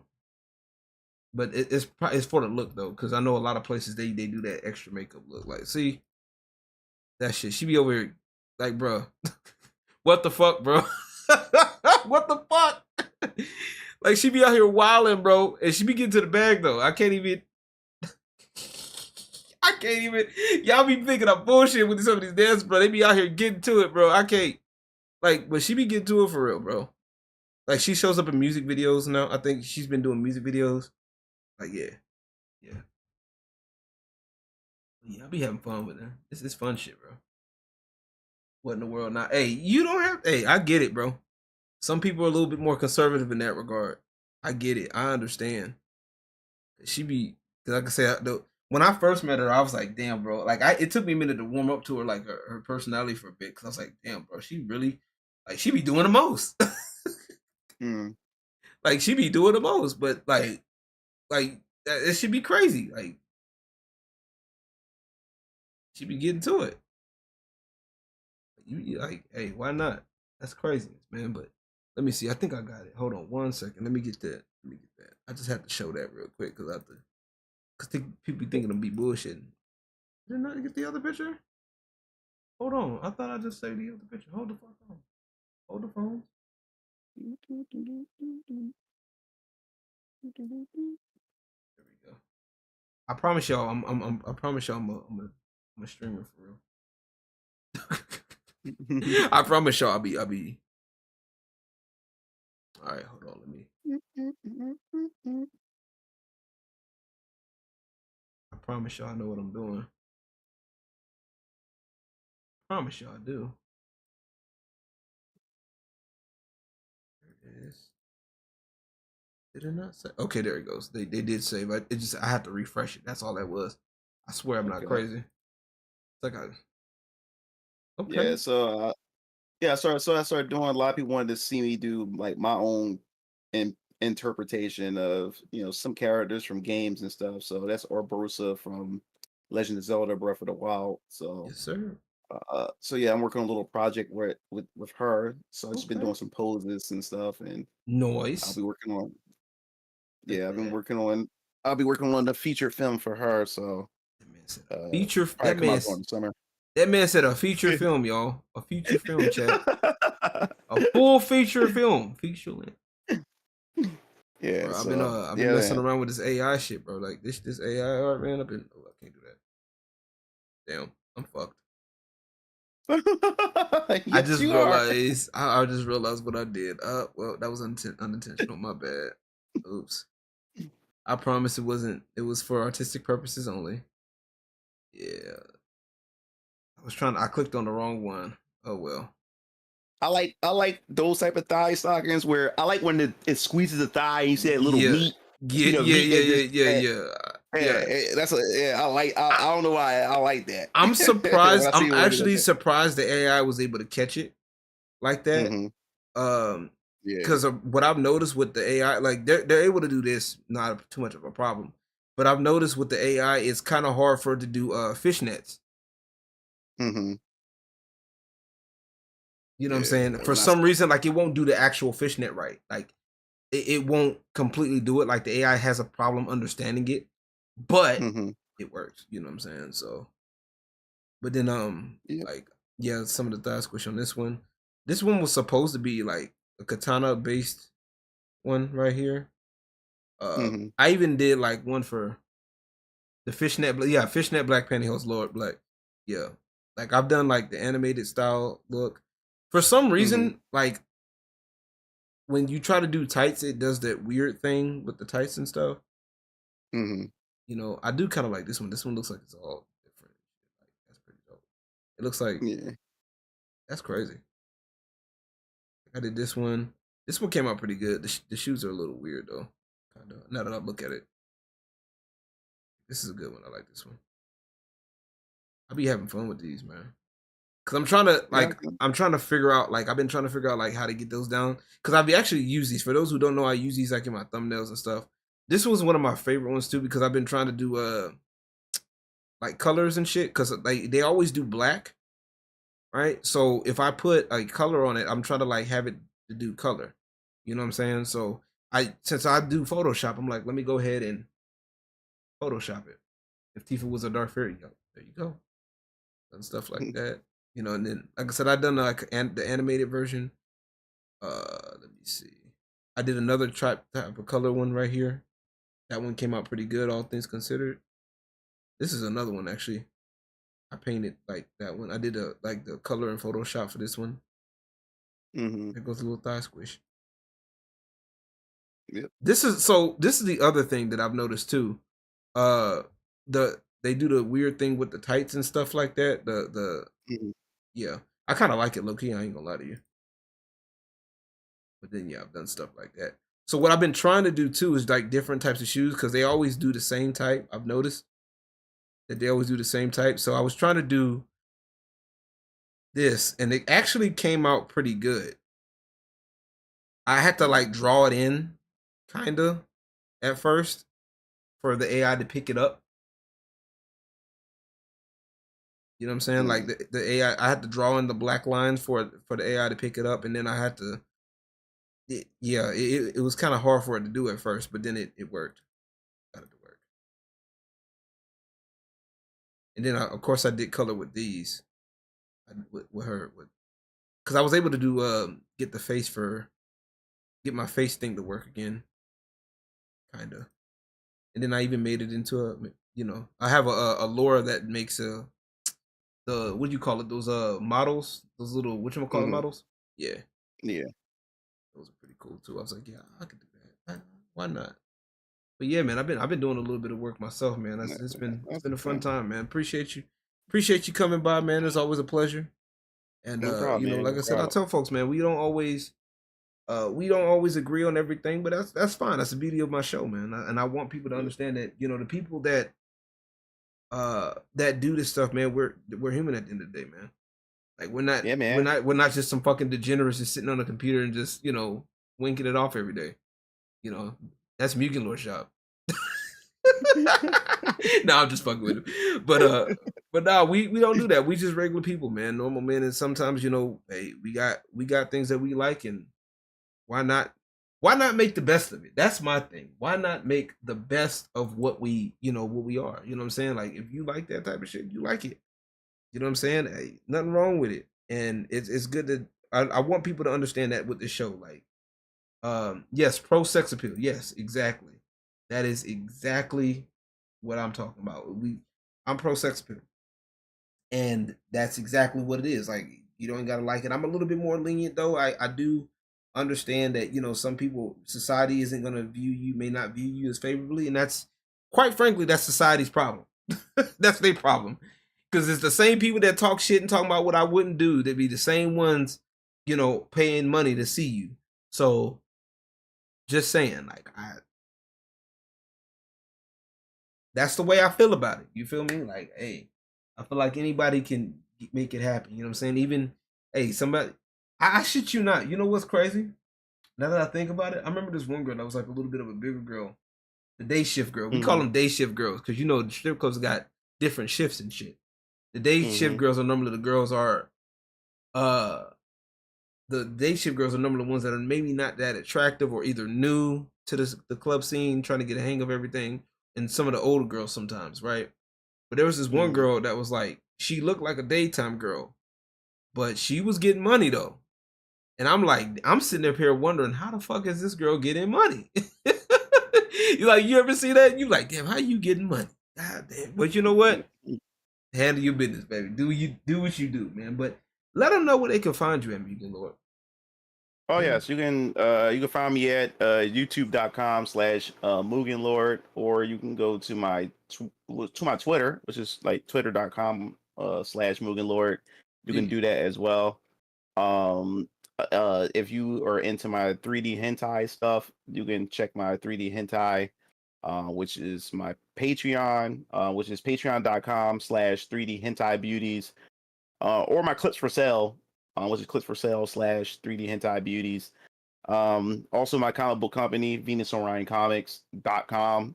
You can go to the website. You can check out all the lore that I have with my characters, the world building, and you Yes, can check sir. out the merch that I have, and you can buy my comic that's currently out right now. You can buy it either in physical or digital, and I also have a store exclusive cover that you can also get from VenusOrionComics.com.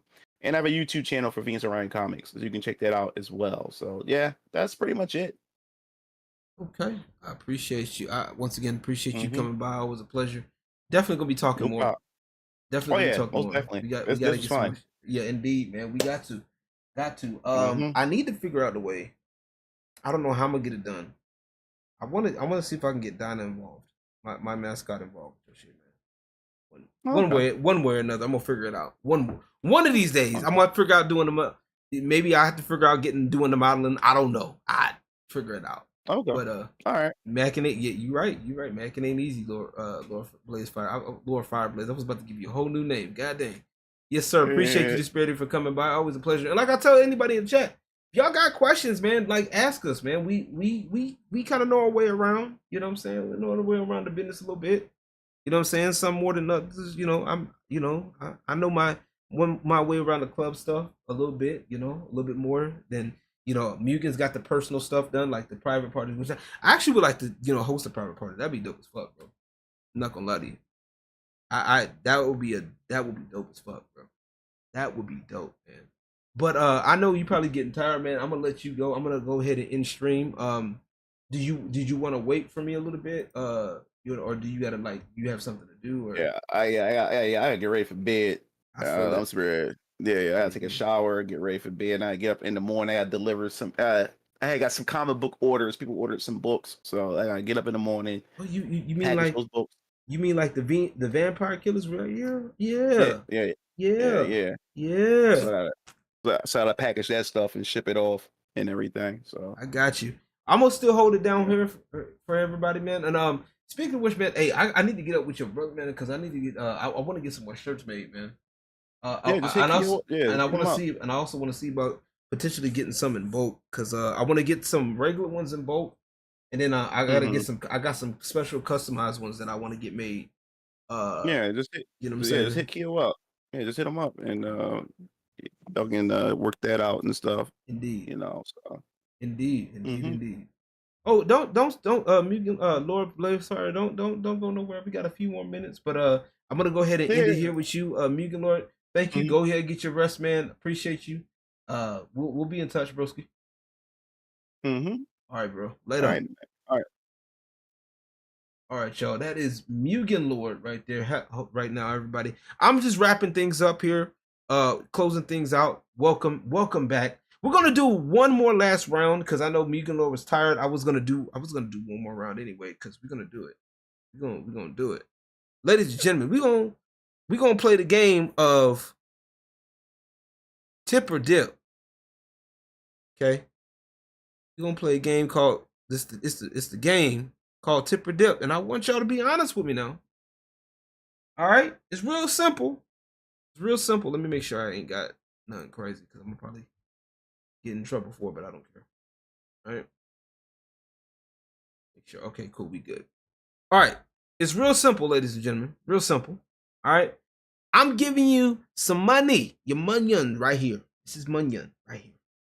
Okay, I'm giving y'all some money, and your goal is to tell me if I'm gonna show you a few girls. Some of these are videos that I've done. Some of these are people I know. At one point, it's public stuff, public knowledge, public information. Okay, I want to know. I want you to tell me if you see this person. If you was in the club and I gave you some money to go give you some money and say, "Here, we're in a club. These are some people that's here." I want to know, would you tip or would you dip? And you can be honest. You ain't gotta lie to kick it to me. I ain't nobody. I'm just here. I'm just fucking here. You feel me? I'm here. But no, once again, big appreciate you to MugenLord, man, for talking with me. And I appreciate that, man. Like I really do appreciate it. It means a lot. You know what I'm saying? But I do got a question for y'all. If y'all see this person right here, little Miss Mala, you tipping or dipping? What we doing? What we doing?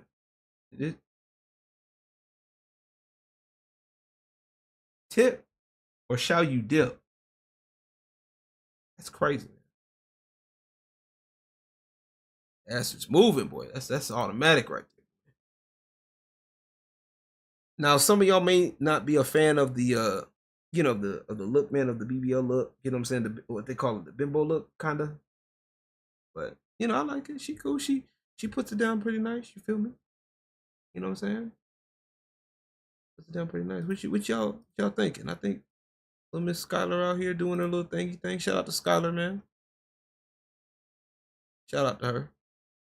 She even one of the videos that I did, she even put up right there. Yeah, so shout out to Skylar doing her thingy thing. You feel me? You feel? But I do appreciate every single one of y'all. I appreciate all of y'all, man. Y'all are amazing. Lord Blazefire, thank you for coming by. I need to find a date of when I'm gonna do these more often.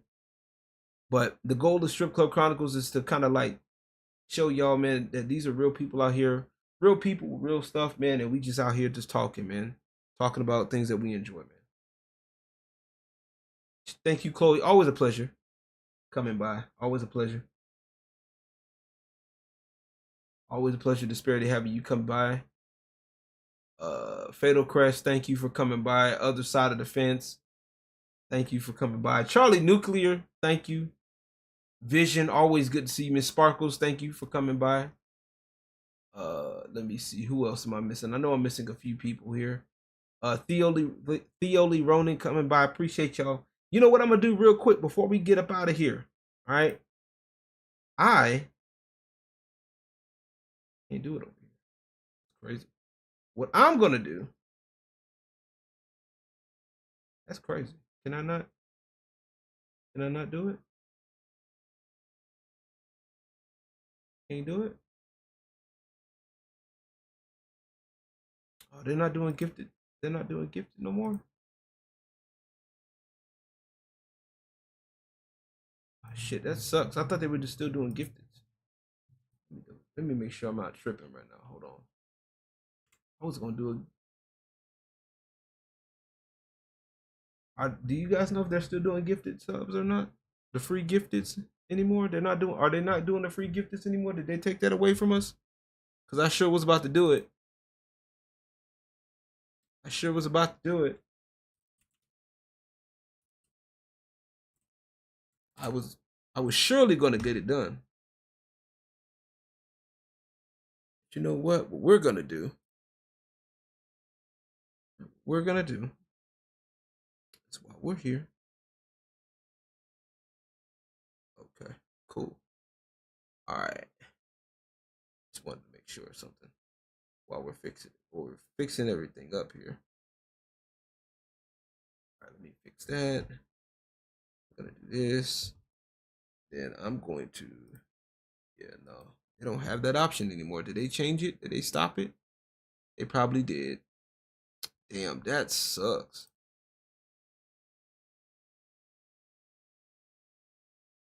All right, what we're gonna do is we're gonna redirect y'all.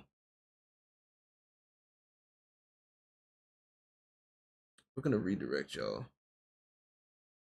We're gonna figure out who's live right now, and we're going to. I thought Iron Oxide was live. Isn't he live right now? I was gonna share the love, man.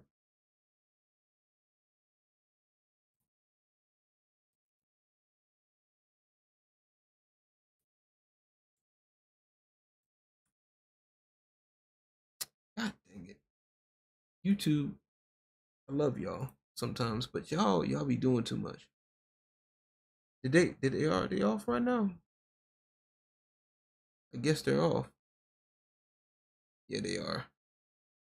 Hypnotic. Smash JT is live right now, it looks like. All right, let's see. Epic Mike is on. He's playing. It looks like Epic Mike is on, and he's playing Alien Isolation. Damn it! I hate when I have something in my nose and it sucks. So y'all want to see Alien Isolation, or do you want to listen to Smash JT as Ron Coleman responds to? You know what? Oops.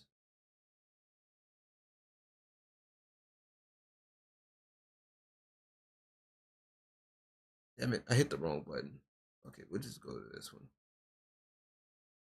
All right. Here we go. All right, y'all. We're about to share the love, spread it over to Fright Mike for for Alien Isolation. Appreciate y'all coming through. And if you guys want to get in contact with me, y'all guys can follow me on all forms of social media. 210LG, that's 210LG. I do a lot of shit, man. Music, gaming, Strip Club Chronicles. I do a lot of stuff, man. And I appreciate every single one of y'all for vibing with me. And like I said, if you guys want to watch this, man, y'all can watch this back on the archives.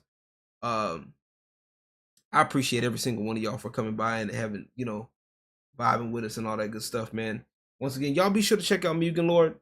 And yeah, a whole lot of stuff coming soon. All right. We catch you guys on the next time. Peace. God bless.